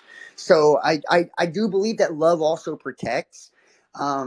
I think it's being misconstrued. And a lot of people take me wrong because the things I talk about and speak about, but when I'm breaking down these things and these different understandings, that's the reason why and I've done this for a very long time, and it's just all these different understandings are not only how I relate to the God or the creator or spirit, but it's how I'm able to have it relate to every kind of person too, and make every single person feel like God has something to offer them as well, or they have a way to participate in uh, in spirituality, and they feel connected and not shunned or rejected. But I do believe that there is, I believe in good and evil, and I believe in morality, and a lot of the people that do probably in the same circle as me do not. They don't believe good. They believe good and This evil is is an illusion. perfect. This is perfect. To make the conversation interesting, I like exactly what you said, that you believe in good and evil. Correct. That these are main philosophical points of life. You believe in good and evil, which is spot on, and you also claim that you believe in morality. So now the question has to be: do you believe morality is an encrypted code in our DNA, or do you believe morality is something that has come uh, from the outside source, from God, and the test is whether you accept that or not? Because look at it this way: if morality was encrypted in our DNA, we would merely be like computers. We wouldn't have a consciousness and we wouldn't have a choice, because the morality is there. Everything that you need is there. So the reason why the message came from God is in order for you to have consciousness, choice, and awareness. And the evil is here for you to understand what being good is. So that's a very deep question, Right. because Well, I believe that morality, in my opinion, the laws of our creation or universe, which was created by God, the creator, or whatever your understanding of him is. Um, but he put the way creation is made in itself, that if we are immoral and we go against those laws of nature and those laws of morality within man, that it is embedded in this creation, that it comes back on us. We will pay. We create imbalance. That's why empires topple. That's why people believe in karma or sin, because there is repercussions to breaking the laws of God and what is inherently encoded in this system and within us, humanity. Like, we have it also within us, but we have the freedom to choose one way or the other. But we prosper when we choose to live a moral life. We prosper and we're abundant, and we take the path of least resistance, when we follow what is true and what is right, and we don't infringe upon the natural things of this world. I believe, like, there is male and female, and there's black and white, left and right, up and down. We know that there is an inverse to everything, and that this is a system of opposites and balance. It's a dualistic system that it's basically laid out in our being, and that's what all these religions are trying to do, is to give us kind of a guidebook or a handbook, and I feel like, 100, bro, please, because I don't want to sure, like stray away from the subject. And Thor's had his hand up for a while, and Thor's my good friend. He's a very good man, and he's non-religious himself, so he might have a better take on it. But just before we move on, I want you to understand the deepness of your question when you said that you believe in morality, okay? You believe in a moral standard. But the reason being why God has sent these standards down to us is because we are purposely vulnerable to sin. We are purposely vulnerable to badness because that is what consciousness and awareness means. Otherwise, if we wasn't vulnerable to these things, then we would be like a computer and we wouldn't be aware of our existence. We wouldn't even acknowledge the fact that we are alive. So for us to have free will and choice, he purposely we are left vulnerable. And then he has given us the message saying, this is what I created you and intended you to be, and this is what you can be. You have the free will, you have the choice, you're a human being. Please take my message on and live a prosperous life.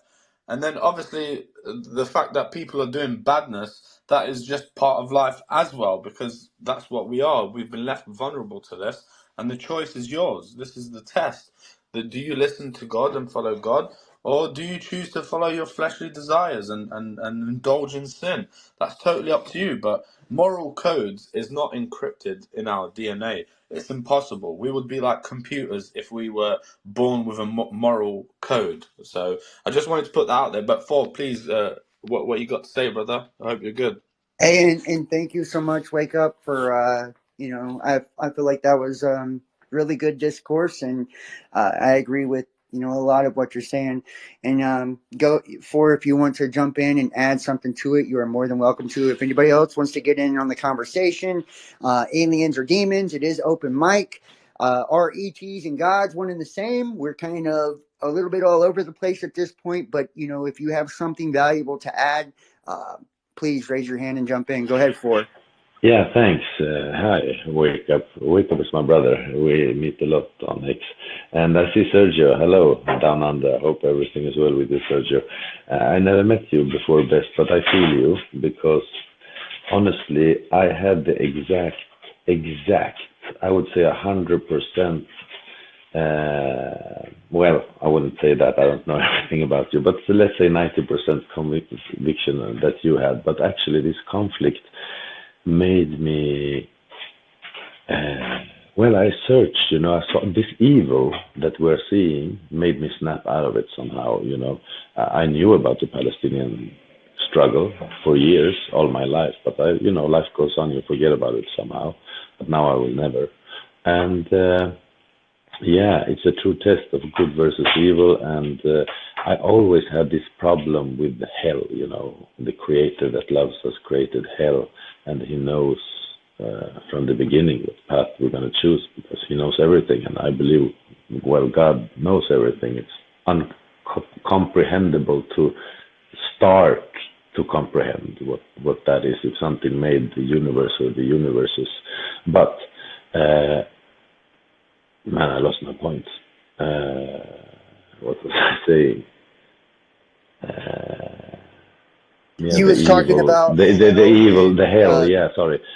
Yeah. I always had a problem with hell, but when I see the evils that are going on, and honestly, when we think about it, like war and conflict are always horrible, but now it's real visible and horrible. So I honestly believe some wicked evilness of the world deserves hell. There should be a place like hell for some people, and it gives depth, not to just see numbers and to see real humans. So yeah, almost the evil of the world made me find a deeper, like a religious belief in God. But I'm checking it out. So yeah, I just wanted to say but that. Thanks but for the and mic. I just Maybe want I to need to ask drop off. though. So, but I will listen a bit. Go Yeah, ahead. yeah. No, go ahead. No, please. Finish. No. I I know. was I gonna just say want to say like. maybe I will drop off, but I will listen to your Well, I was just gonna say like. thoughts. How can we say though like someone that is born in another part of the world, let's say whether they're Native American, Caucasian, African American, Hispanic, whatever, and they have a different religious belief, then how would they deserve, hell or, You know, Yeah, yeah. Do you want me to answer Yeah, that? and not that wake up for you. I forgot a you can't really help where you're important thing. born and your family, No, you no, no, know? no, no, Yeah, no. yeah, and wake up, wake up, wake up, wake up. You wasn't here from the beginning. It's a recorded space. You should listen to it back. But wake up. You made this yesterday. I don't know if you heard it, Shamila. You always listen. But bro, you can't say like you're going to hell. I'm going to heaven. This, you know, I believe. I'm not sure, but I I was believe just the about Quran to answer forbids that, it. bro. You know. I was Yeah, just but you about to know, answer that. So my religion teaches me don't that. get angry. Yeah, yeah, no, no, no. That we can't decide who goes It's to all hell and love. heaven. It's oh, God can only make that decision. But God also states that the ultimate that is your judgment day is what's in your heart. So the things that you feel. If you go to sleep at night and all you have is nightmares, you're gonna live in hell, right? Meaning that people who have committed murder, you don't know what these people are dreaming about.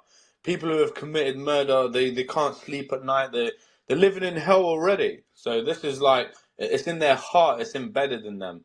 So yeah, ultimately it all depends what's in your heart. It's not about the revelations you accept and stuff like that. If you have a good heart and you have good intentions, only God can see that. Yourself and God himself. So and nobody else can see what's in your heart. That's why it's not up to anybody else to make that judgment. You know, as long as you cause me no loss or harm, I'll be living side by side with you, regardless of what you believe in. You know.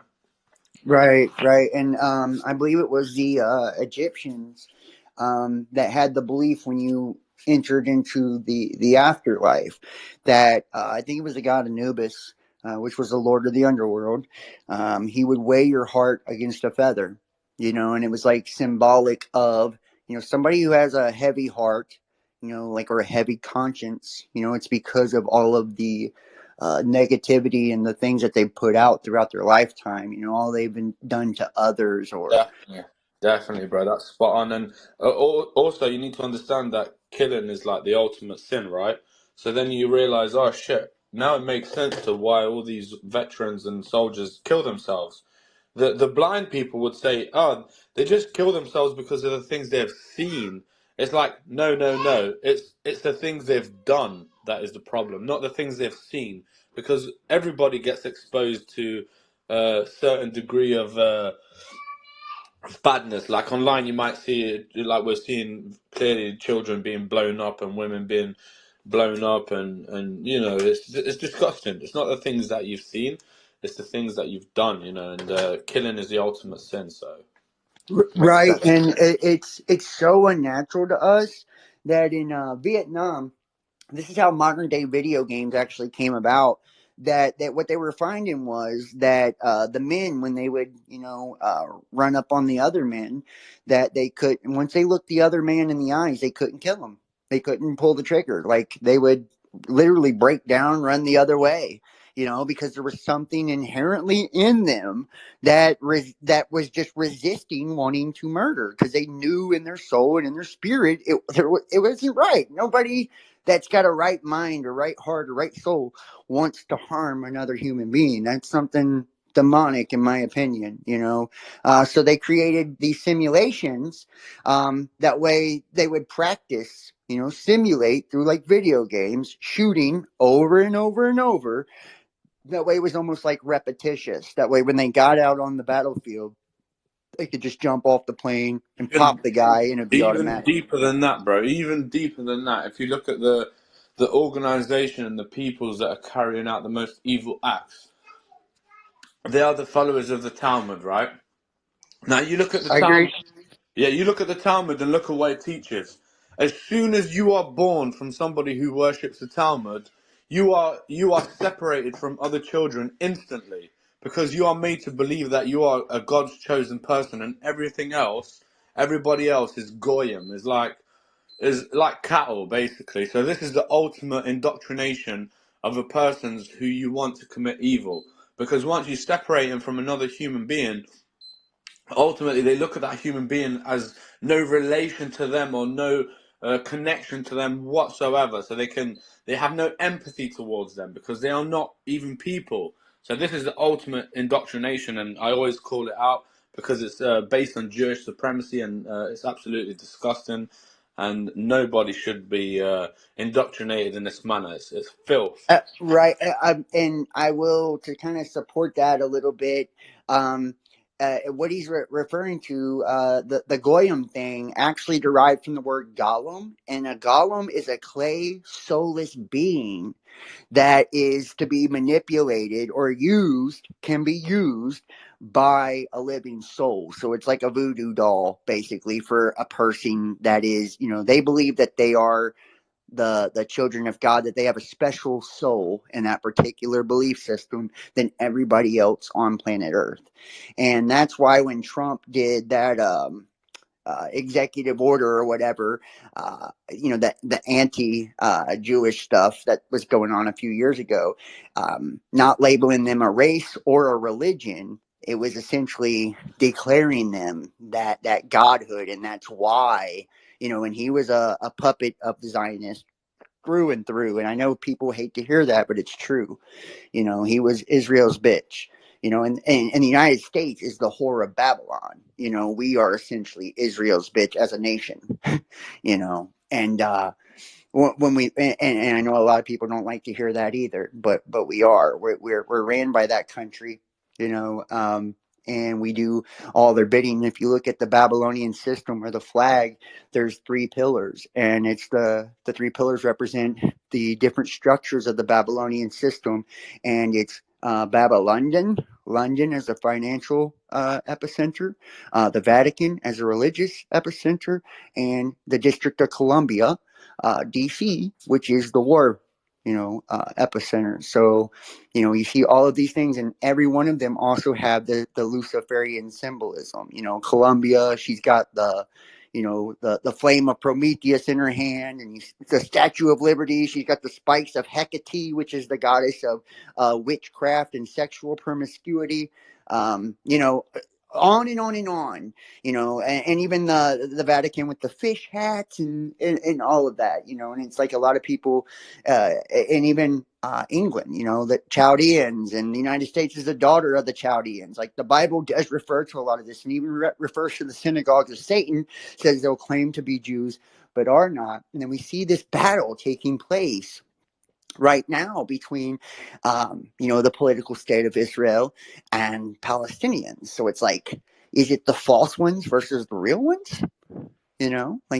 So it just kind of makes you wonder, and why. And I think when Derek Bros was on here earlier and he was talking about what happened during, the Nazis, and remember, Nazi derives from Ashkenazi, which is Judaism too, Jewish people.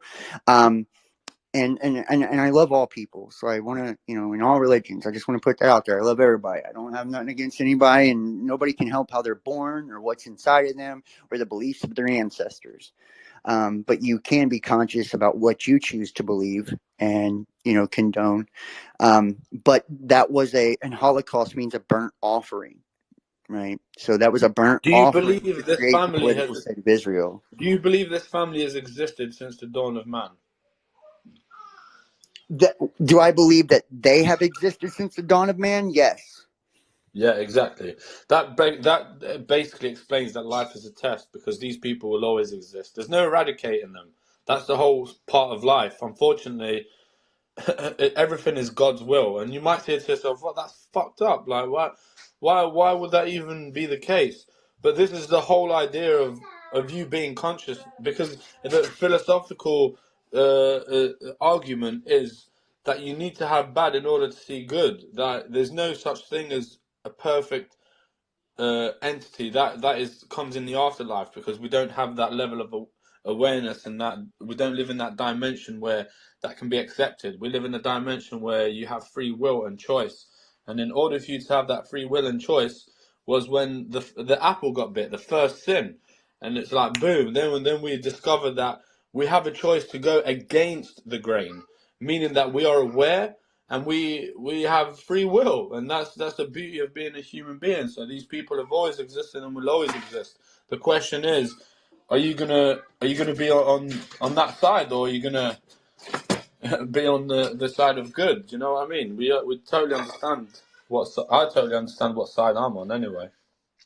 Right, and I absolutely agree, and you're right. If you look at that particular branch or belief system or group, and I don't want to single out any, but that it's an upside down belief system is, in my opinion, a lot of what is practiced. But there's also, and it's because people pervert things that were once pure, in my opinion, but they were in captivity in Egypt, and then before that, Babylon, and the Canaanites, and all of it. There have always been pockets of these different beliefs that have a distorted or a skewed point of view when it comes to God and believe in these blood offerings. And if you look at even Christianity now, notice what the churches focus on. The symbol of Christ is him tacked up on a cross, him dying and being tortured. That's it's not him, him resurrected and victorious over death. That's not the symbol. The symbol is him actually suffering, being. Damn, that's a fucking good point, man. Shit, I never really thought about it that way, but that is fucking a valid point. It's almost like they're basically laughing at us and like, here you can have this image of when we killed him and we resurrected, we hung him on a cross, nailed him down. Have that image as your image of God. This is what we'll do to your God, and Right. It's that's death deep, worship. man. I never I thought I about didn't it mean that to way. interrupt. Go ahead, bro. No, no, no. Sorry, no. That's it. I just wanted to sort of acknowledge the fact that I didn't really think about it that way, and Yeah, it's it's well, you think about the Saturnian death cult, this whole black cube Masonic 666 shit that we've been talking about, throughout this show tonight or space tonight is it's essentially the worship of death. And that's why you see with Hollywood and all of that, it's all this base, distorted, abstract, ugly, debauchery, and perversion of human nature and immorality, because that is essentially, it's getting you to worship death. You're giving your energy, to that. And it does have an entity behind that, whether you believe it or not. And it operates on fear. It operates on division. It operates on hate. Those are everything that is distorted and not in tune with what's good and what's right and of the light, is what fuels that nasty, entity we call Satan, or Hasatan or Saturn or, whatever your name for it is. It doesn't matter. It's got a million minions under it as well.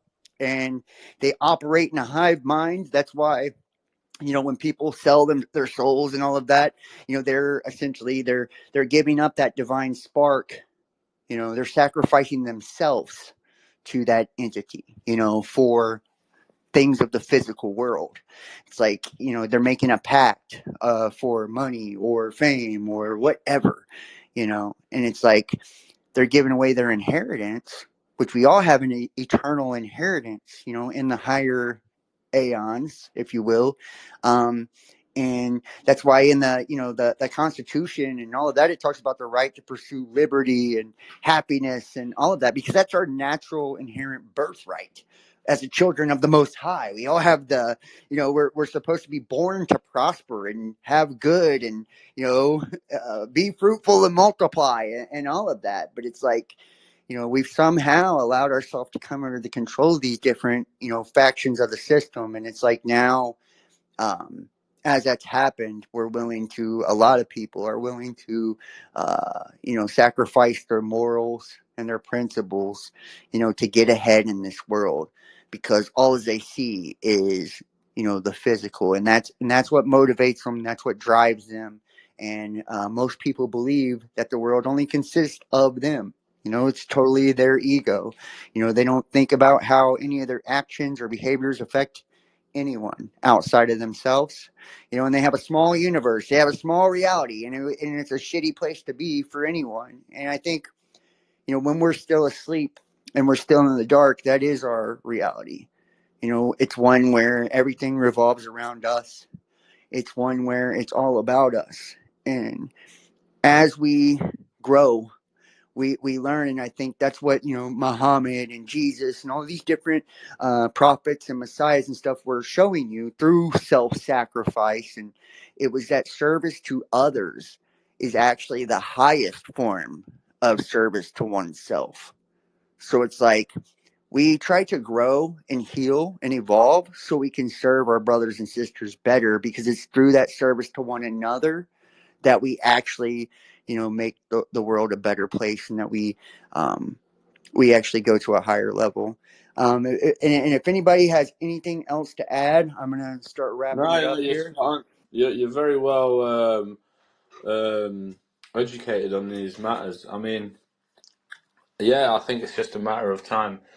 In my humble opinion, um, before you fully embrace, well, I think you serve God anyway, whether you uh, acknowledge which God you serve or not. I think ultimately you sound like you're very conscious and aware of sin, so you understand that in order to be prosperous and align with God, you need to have discipline and discipline to stay away from sin, and that's good. So ultimately, you're serving God anyway. I'd like to hear from Sergio, because Sergio's he loves his in-depth conversation about philosophy and logic, and yeah.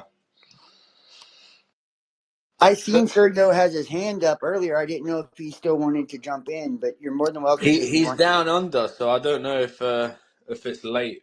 It's probably late where he is. I don't know. Sergio, are you there? He's Yeah.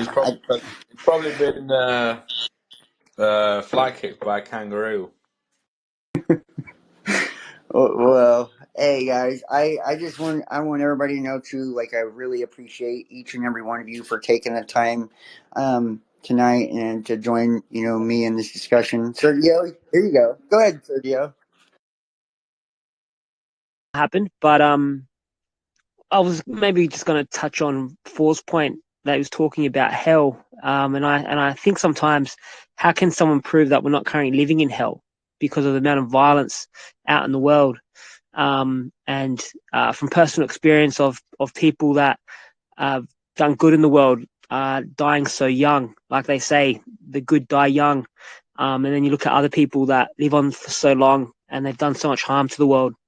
So that's my take.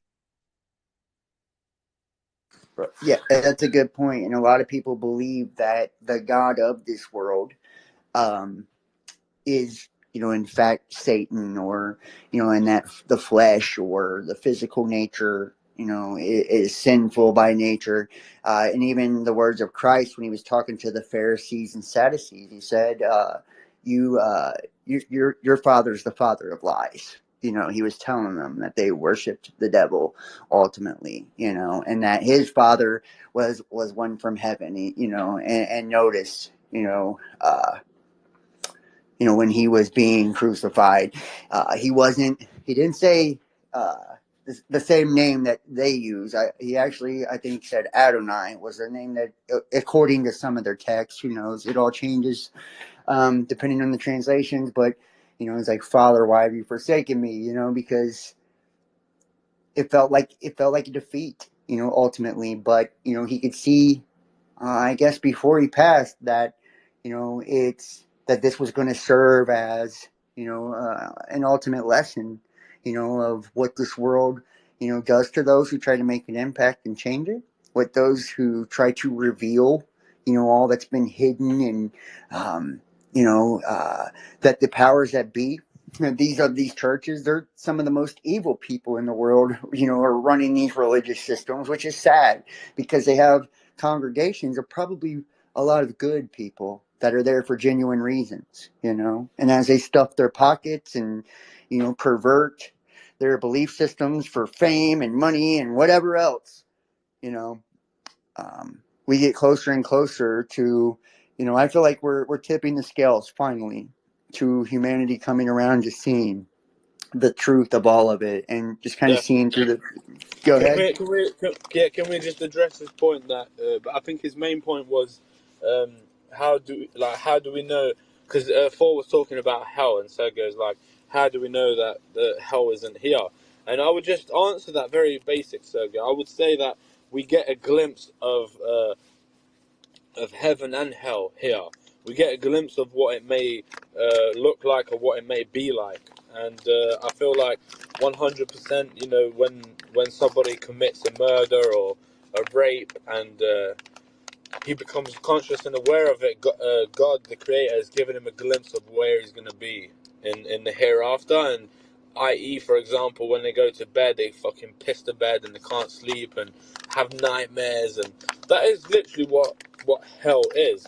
Hell is not quite in the literal terms of like burning, like, you know, like a flame. Hell is predicted as agony, and that they had to predict it through the words of the fire, because, you know, and they had to use something, I suppose. But it's not, I don't believe it's necessarily like just in the quite literal terms of you're just going to burn over and over again. I think it's the literal terms of you're just going to be in agony, and that's just how I look at it. Right, and some schools of thought too, if we like the etymology, the words hell, the fire is like an all-consuming flame. So some people believe that it means to be burnt up, for there to be no more of the spirit left, no more living spirits. So when you see like disembodied souls and stuff, or what we would call ghosts and things like that, a lot of them were never living entities or humans to begin with, and are just demonic entities, or they're souls of people, like the remainder of their energy that hasn't moved on. I feel like, heaven. Important question. Do you believe that there is people who are walking today that are dead? No, I don't believe that humans stay here after we die. I don't. I believe that if there is, it's just like No, a no, no. distant. I don't mean quite. I don't mean dead literally. I mean, like, do you believe there's people who are walking, but in the literal terms, dead, as in soulless? They're like Yes, quite I do. literally dead. They're just walking flesh. They're like they exist. They don't exist. If that makes sense. They're just walking. If that, yeah, Right. it's a No, I hard do believe concept. that. I do Yeah, believe that. I believe there are I believe people that that. are completely soulless that are walking this earth right now. They have no living soul. There's living spirit or spark, or just enough to animate them if they do. There's no real pure essence left in them, because they've given it all away, or they've sold it or corrupted it, or whatever. I feel like maybe there are people that are past the point of saving. I feel like we could all turn it around eventually, unless we've just, murdered or children and things like that. There's some things I don't think you can come back from, but, you know, Totally um, agree, bro. Totally agree. yeah. But I do 100%. think that there are a lot of That's lifeless, soulless people walking this earth. And think about the whole jab thing. And, it seems like very alien and anti-human, a lot of the agenda that's taking place. So, like a lot of what we're experiencing with these people that are the powers that be, it's like, doesn't it all seem like something to undermine life? Like this attack against the carbon cycle. You're made up of carbon. It's like literally they're attacking life, in the name of climate change. And, from chemtrails to fluoride in the water to GMOs in the food to jabs to, the indoctrination in schools and all of this, to make you worship God government. It's like, we are experiencing a very anti-human agenda, and it does seem alien in nature, because I feel like humanity, our nature is not inherently evil.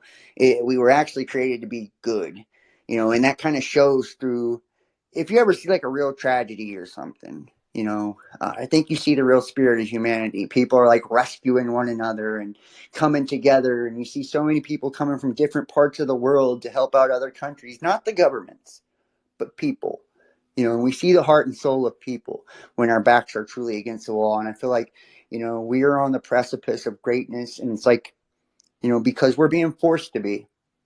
Sometimes we have to have so much of what we do not want, so we realize what we do want, as a whole. And that's what's happening in our world now. It's this revelation This apocalypse is revealing, it's showing us all of our evil so it can be claimed by the good, showing us all our darkness so it can be brought into the light. We're seeing it all, for what it is, so we can decide whether that's the way we want to keep going, or if we 100%. want to do something different. 100%, brother. 100%, man. That is my main philosophy, and that to me as proves the existence of of a creator and the existence of revelations. And yeah, through revelations, we've learnt this. This is not something I believe. This is my belief. This is not something that is encrypted in us, and we've come to the conclusion. This is something like you, for example. You've read the scriptures. You've come to that conclusion because of the scriptures. If you hadn't read the scriptures, or your parents hadn't read the scriptures, you wouldn't have come to this conclusion. And you was no, I wouldn't say fortunate, but you chose the right path and you read the scriptures and you've enlightened yourself, and good for you, bro. Definitely. I agree. Can I just chime in real Yeah, quick? hey, Malcolm, It's Malcolm. for. I just wanted to say we were talking about Nazis. It's fitting best that Nazis Ashkenazi, but it's Nationalsozialistische Arbeitspartei or something like this. Is German for National Socialistic Working Party. But I just wanted to point out the fact that Nazism, as we society thinks about it, it's nationalism going extreme, and there have never been a more nationalistic country than Israel. They are surpassing the Nazis in the Nazism than the Zionists are. Just wanted to say that. Thanks. Sorry for jumping in. No worries, and I know that you're passionate about it. I mean, I think, and I don't want to speak for everybody. I know everybody's got different opinions, but what's going on in the Middle East, I feel like is a tragedy. But like I was saying earlier, I think it's to show us, and we might have to see more, horrors of war and atrocities, but hopefully, I feel like mankind's getting their fill of darkness and evil, and that's why we're starting to come around. And we're going to choose something different. Malcolm 7, I think. You haven't got to speak yet, and then we'll go to Sergio. Go ahead. Yeah, it's Malcolm. It's just that 7 in there for it because I'm Seventh Day Adventist. But yeah, man. One thing, aliens or demons. Let's just say that the demons are pretending to be aliens, and that's what it is. As in, the government knows it themselves, and they don't want other people to identify them as fallen angels, because if they do, then they'll know that they'll lose a lot of people according to the master who they worship. Because there's a documentary out that's been out a long time ago. It's called It's by Roger Monroe, called A Trip into the Supernatural. And in this documentary, he tells how the high priest of Satan is giving Roger Monroe a tour of the mansion, the demonic mansion. And he said that the master have said that we must tell the world that the master and his angels don't exist. So this is Roger Monroe's testimony, and he ties in along with the alien agenda and New Age and consciousness and all of that.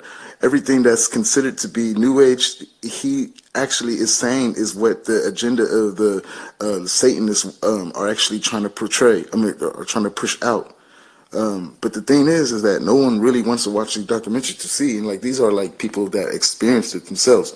So like when people have talk about experiences, like this is my experience, it doesn't mean that they didn't have that experience, a true experience. It's just that it was a deceiving one that was deceiving them, thinking that. You muted yourself, Malcolm. Oh, my bad. Yeah, people will think that like, oh yeah, well we all saw our loved ones, and they told us that they're in hell. That was a demon pretending to be, but so they had the experience and it was true, but it was a lying. It was a lying. It was a lying one. Like I like that number 4 posted on here earlier. He posted something about Albert Pike. Albert Pike's agenda is not to aim at anything that the majority of the world likes.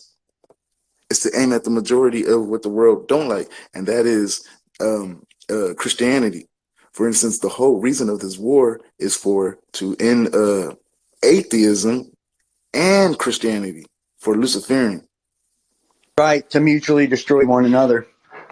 Yes, but their aim is at Christianity, like military underground bases. What do they say? You can't say whose name you can't say. Jesus. You have to write an affidavit. So like that's not being acknowledged when it comes to Albert Pike, a KKK, mind you, Luciferian. And as Drew was talking about the Nazis, no one is bringing up that the Nazis are actually being funded by America because still today because the Nazis are in the Ukrainian army, but no one's talking about that but me. You know what I'm saying? That's weird. And yet they're attacking the Russians who Putin showed a black Jesus on his war room to his military people. But that's not being talked about. So it's the stuff that's not being talked about. Or like when I come into a certain space with new knowledge of something that no one ever heard before. I'm not saying it's true or not, but I believe it's true. But when I do, I never get a mic. So obviously they do that because they know. And look how small this room is. You see, Right, right. truth is Well, ugly. this one will be restreamed to tens of thousands of people, so I'll be putting this on all the platforms, so people will hear what you say, bro. All right, one more thing. I'm supposed to post I posted in the documentary. It's an archive. I posted it earlier, and one guy, his name's Archangel or something. He said that they blocked it. YouTube blocked it, but then when I went to go check again, then it was unblocked. So like, obviously, I want y'all to watch that. Man, it's called the Deception about angels and demons. I mean, no, about angels and UFOs and angels and aliens. The deception What about it. was the So name of the documentaries? Too. I'm gonna write those down for myself. yes, please watch it, bro.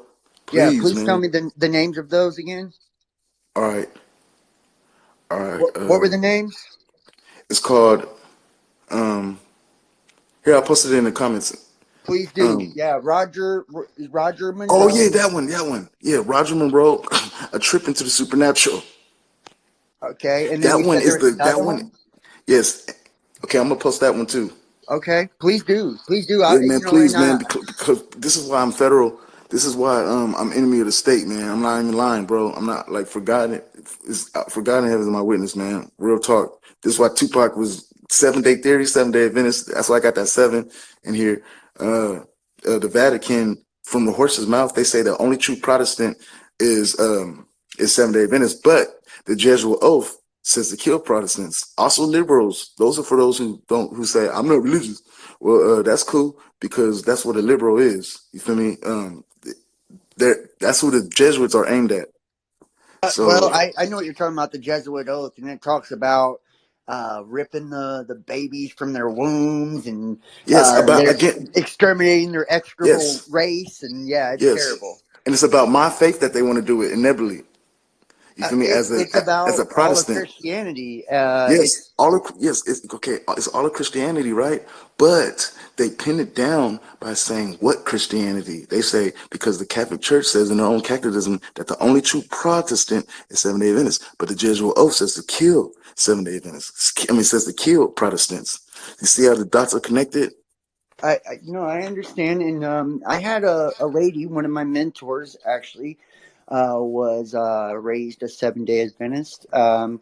That's not my particular denomination, but I have Yeah. respect for all beliefs, and so yeah, I feel like All right, so I'm there's gonna post it truth in again. all of them. I'm gonna put yep. Um, I'm gonna Sorry for post it again. jumping in. I missed most of what you said, Malcolm. I will listen back to the recording. I saw you tagged me in a movie. But the Monroe guy, are you talking about the guy that brought out hemisync, like listening to different frequency in different ears and that thing? Oh no, this dude Roger Monroe. This one. That was the Gateway Project by the CIA, the HemiSync, where they Yeah, would it's take funny Yeah, how they're yeah, using the stereo same name. headphones to trigger people into spiritual experiences and raise their frequency. No, yeah. this one is Roger Monroe. He was in the Illuminati. I posted in the Dumbotron. But Roger Monroe, he is the main key to understanding all of this, his testimony. And I'm surprised he made it alive. He died of old age. I'm surprised.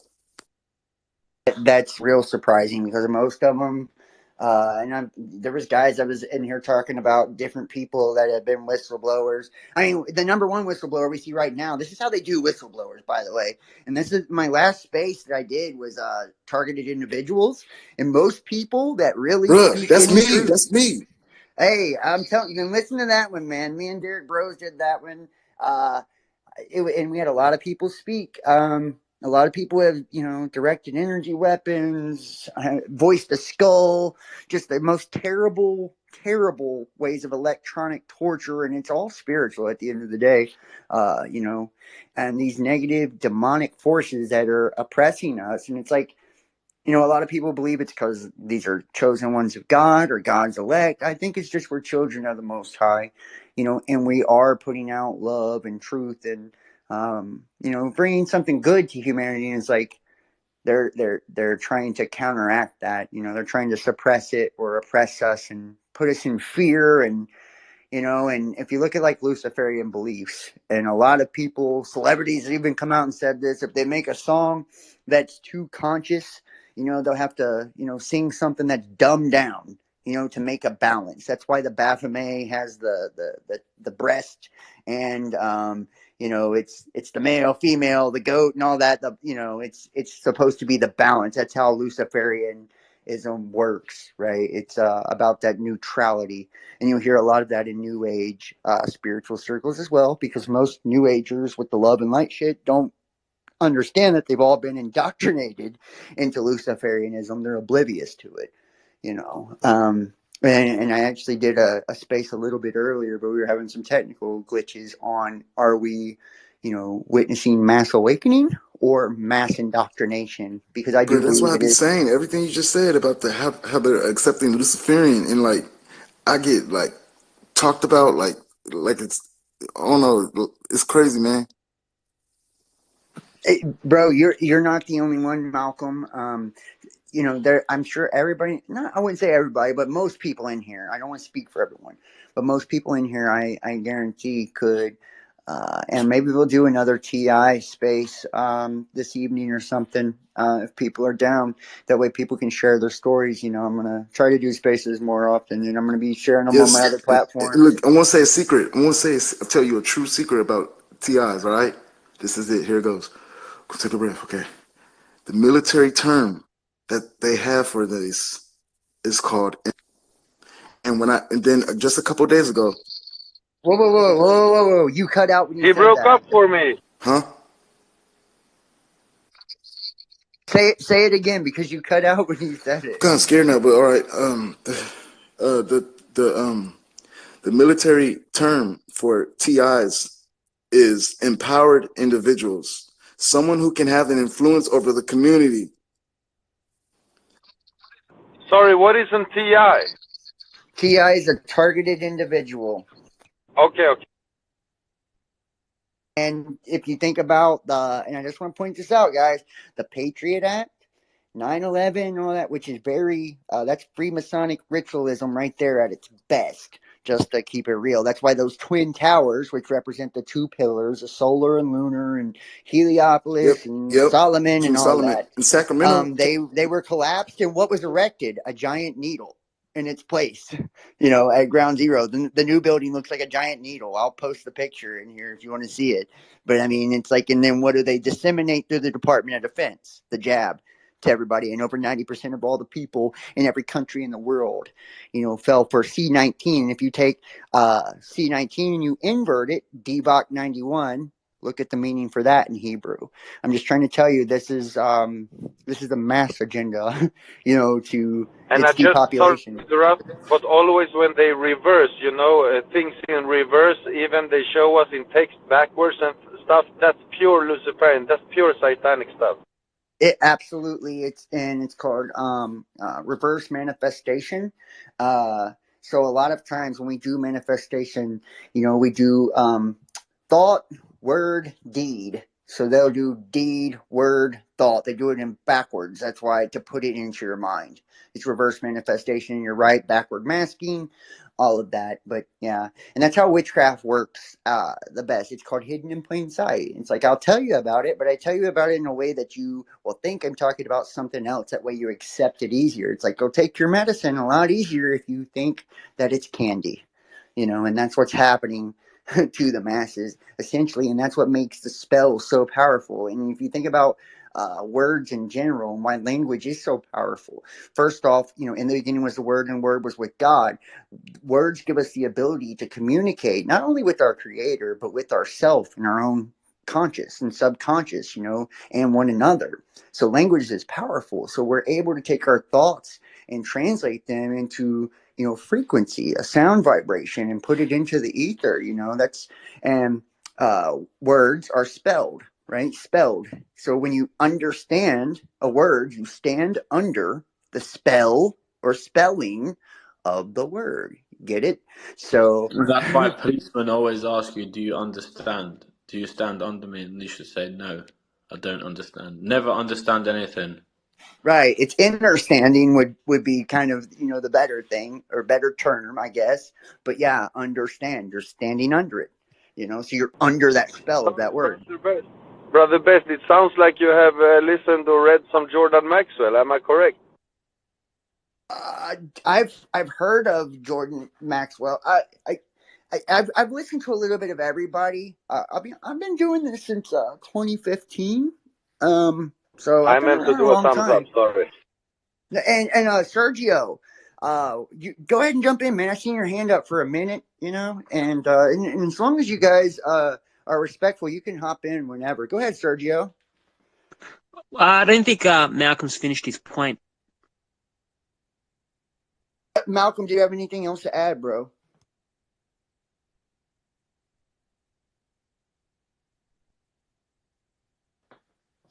I think I don't know. Malcolm seemed to sound a little freaked out. I hope you posted those. I think you posted. Oh yeah, sorry, Go man. ahead. It taking long to open. I was trying to play this World War II game.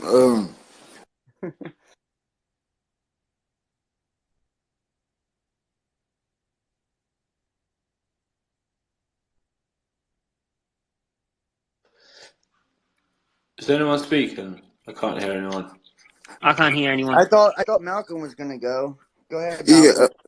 I just want people to watch the videos, and then if they could like hit me back, whether they want to inbox me or not, what they think about it. Sure. I just wanted to touch on Wake Up's point that he mentioned before about dead people walking on the earth. I would actually call those people twisted people. So, like for example, I would think Adolf Hitler. He was a twisted person, because you couldn't really call him a dead person, but more of a twisted person. The reason being is, I guess playing devil's advocate would be he thought that the Jews were to blame for the failure of World War One's defeat of the Germans' defeat in World War One, and what they were going through after that defeat.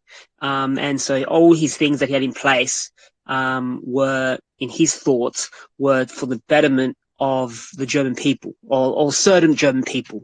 So I would say he was a twisted person. So I would agree, if that I would, yeah, definitely agree. There's twisted people out in the world, but I wouldn't say there's dead people.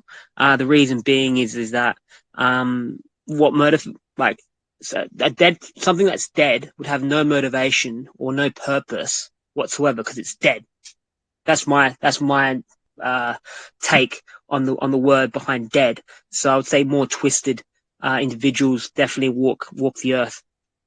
Oh, right, and the Bible refers to people being twice dead or spiritually dead, and that's the whole concept of being born again. It's like we're, or being born into sin or whatever. For I see you got your hand up there. You want to jump in on something?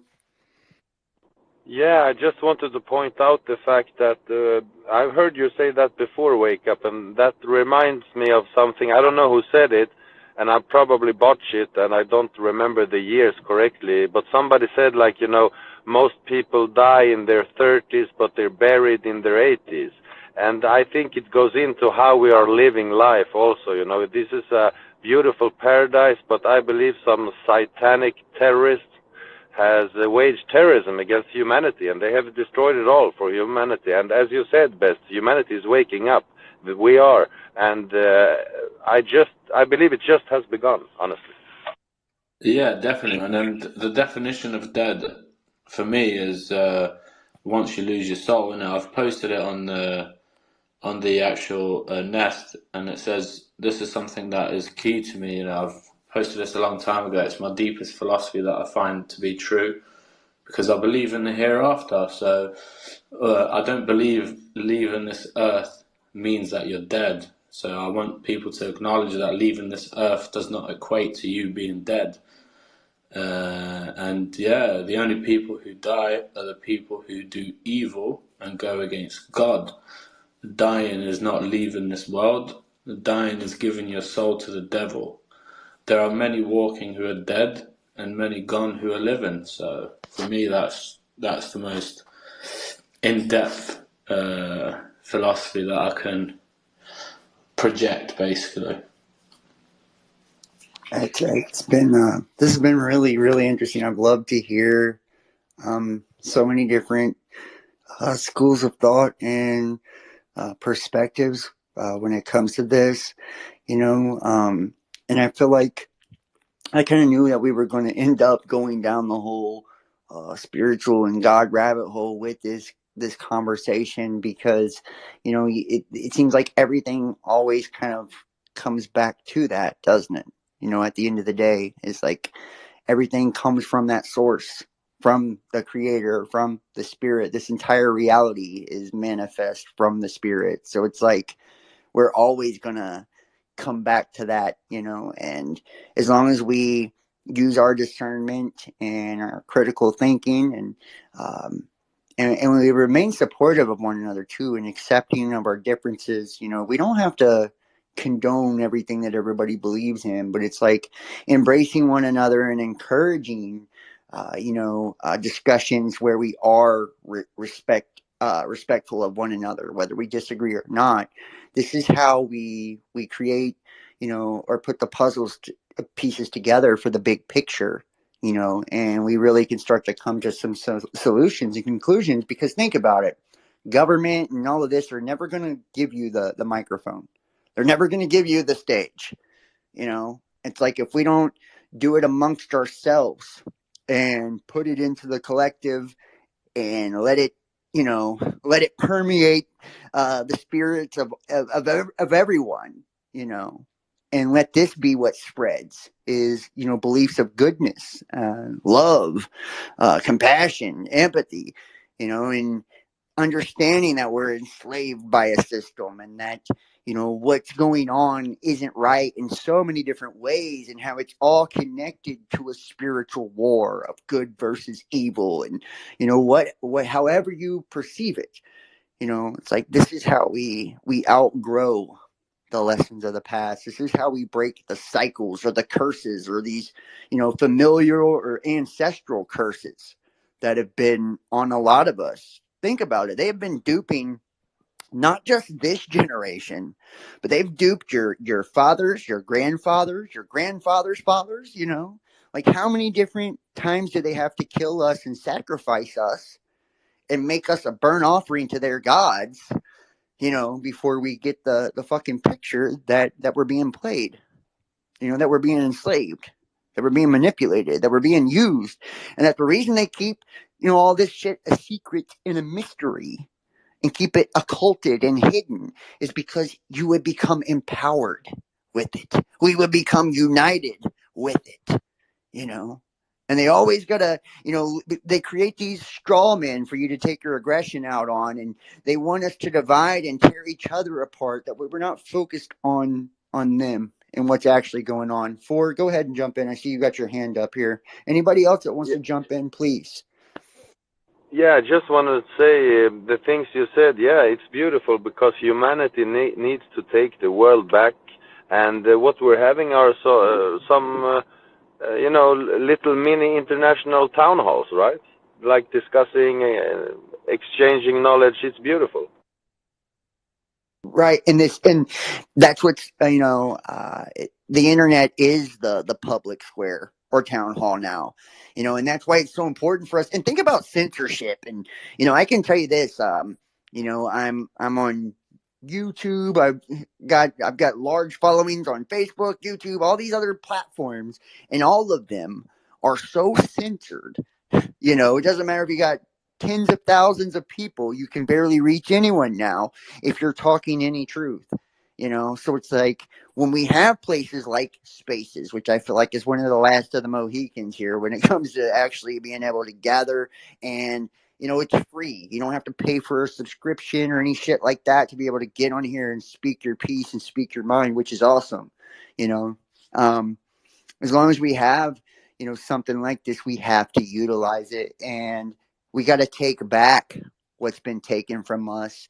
And it's sad, because so many people have given content creators and truthers and spirituality and all that a bad name, by the bullshit they've done, and all of that. But if we were supporting one another and lifting one another up and supporting, free speech and supporting the truth, and just even if it's just by listening to each other and sharing content and jumping in and putting in our 2 cents, however it is, just by giving it our attention and energy, then we're making a difference. We don't have to go out and riot in the streets. Everything starts in the spiritual world first. That's where it begins. As a thought, as an idea. The most dangerous thing on this planet is ideas. And then they become words. Words fuels emotion. Emotions are energy in motion, right? And that's what a lot of these entities feed off of, is our emotions. So we got to stop giving them, darkness and shit to keep making our world darker. It's time that we start, shining a light. And it's like, if you become a light, it's like you're a lighthouse out in this vast ocean of darkness and bullshit, and you're going to keep someone else from getting shipwrecked just by you shining. It's like the most important. Everybody asks, what's my purpose? What's my purpose, John? And it's like, your purpose is to be you, to be true to you, true to yourself. You can't do no more valuable thing than you can do by being you and embracing who you truly are. Like, I promise you that. You were Truthful created and have to be an individual. And whoever had their hand up, I think it was Sergio, or whoever had their hand up, go ahead and jump in. I, I did have my hand up, but it was just to touch Sergio's on the a last Mohican Zionist. reference. That's it, 100% all the way. I'm joking. But yeah. Oh, yeah, I'm being serious. No, I'm joking as well. I'm joking. Don't think I'm a Zionist, guys. Just because I mentioned my idol, Adolf Hitler. But nah, jokes. I don't like You know Hitler. what Just they want to put it say in out there, and Albania? it's recorded. They say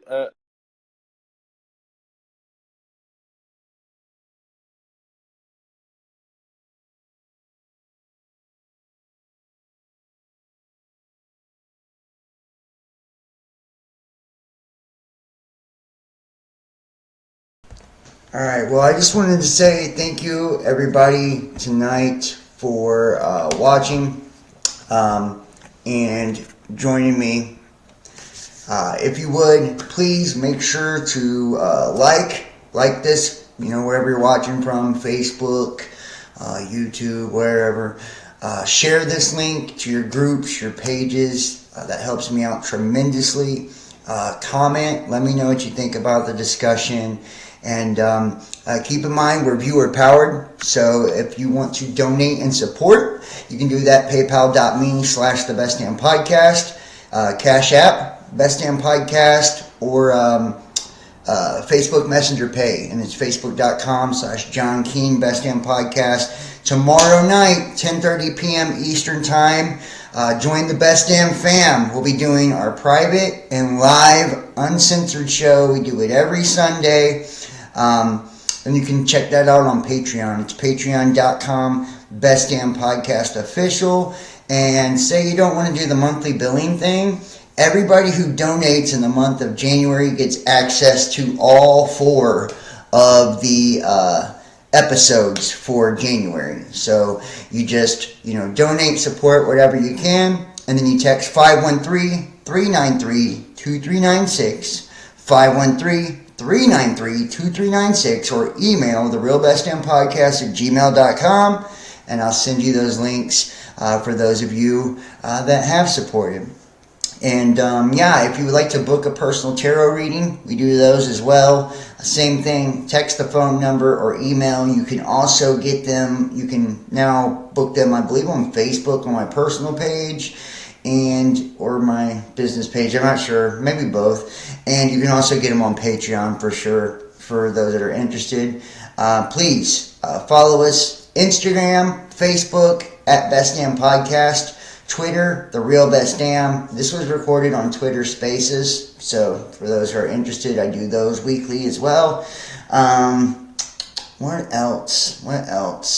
And if you want to reach out and you would like to, if you have content, pictures, images, or you just want to say what's up, or you would like to be a guest on the show, reach out, contact me, text, email, as well. So yeah, I do all types of different stuff. And just let me say big ups and big thanks to everybody for watching tonight. I've been holding this one back for a second because it was so long.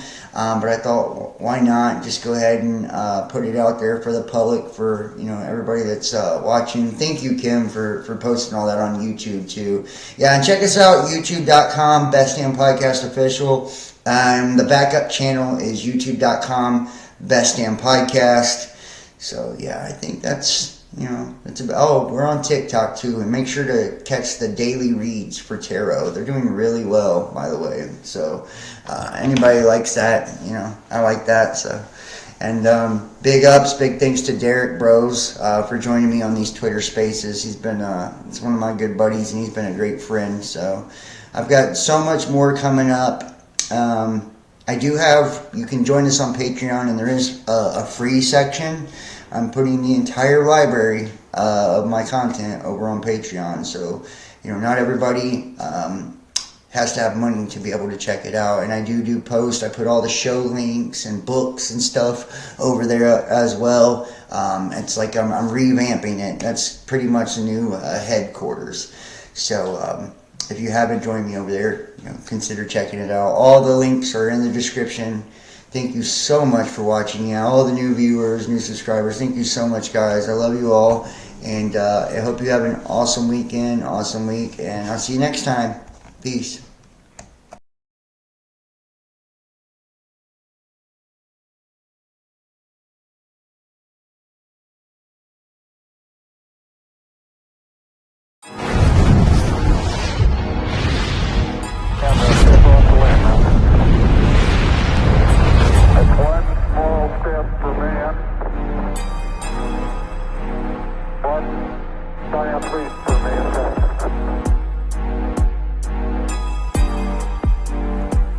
The very word secrecy is repugnant in a free and open society. And we are, as a people, inherently and historically opposed to secret societies, to secret oaths, and to secret proceedings. Coming to you from the studio, and then this is stars, all planet Earth, the trance, the truth, the drugs, try the best, try the best. Ignition sequence start. 6, 5, 4, 3, 2, 1, 0. All engine running. Liftoff. We have a lift go.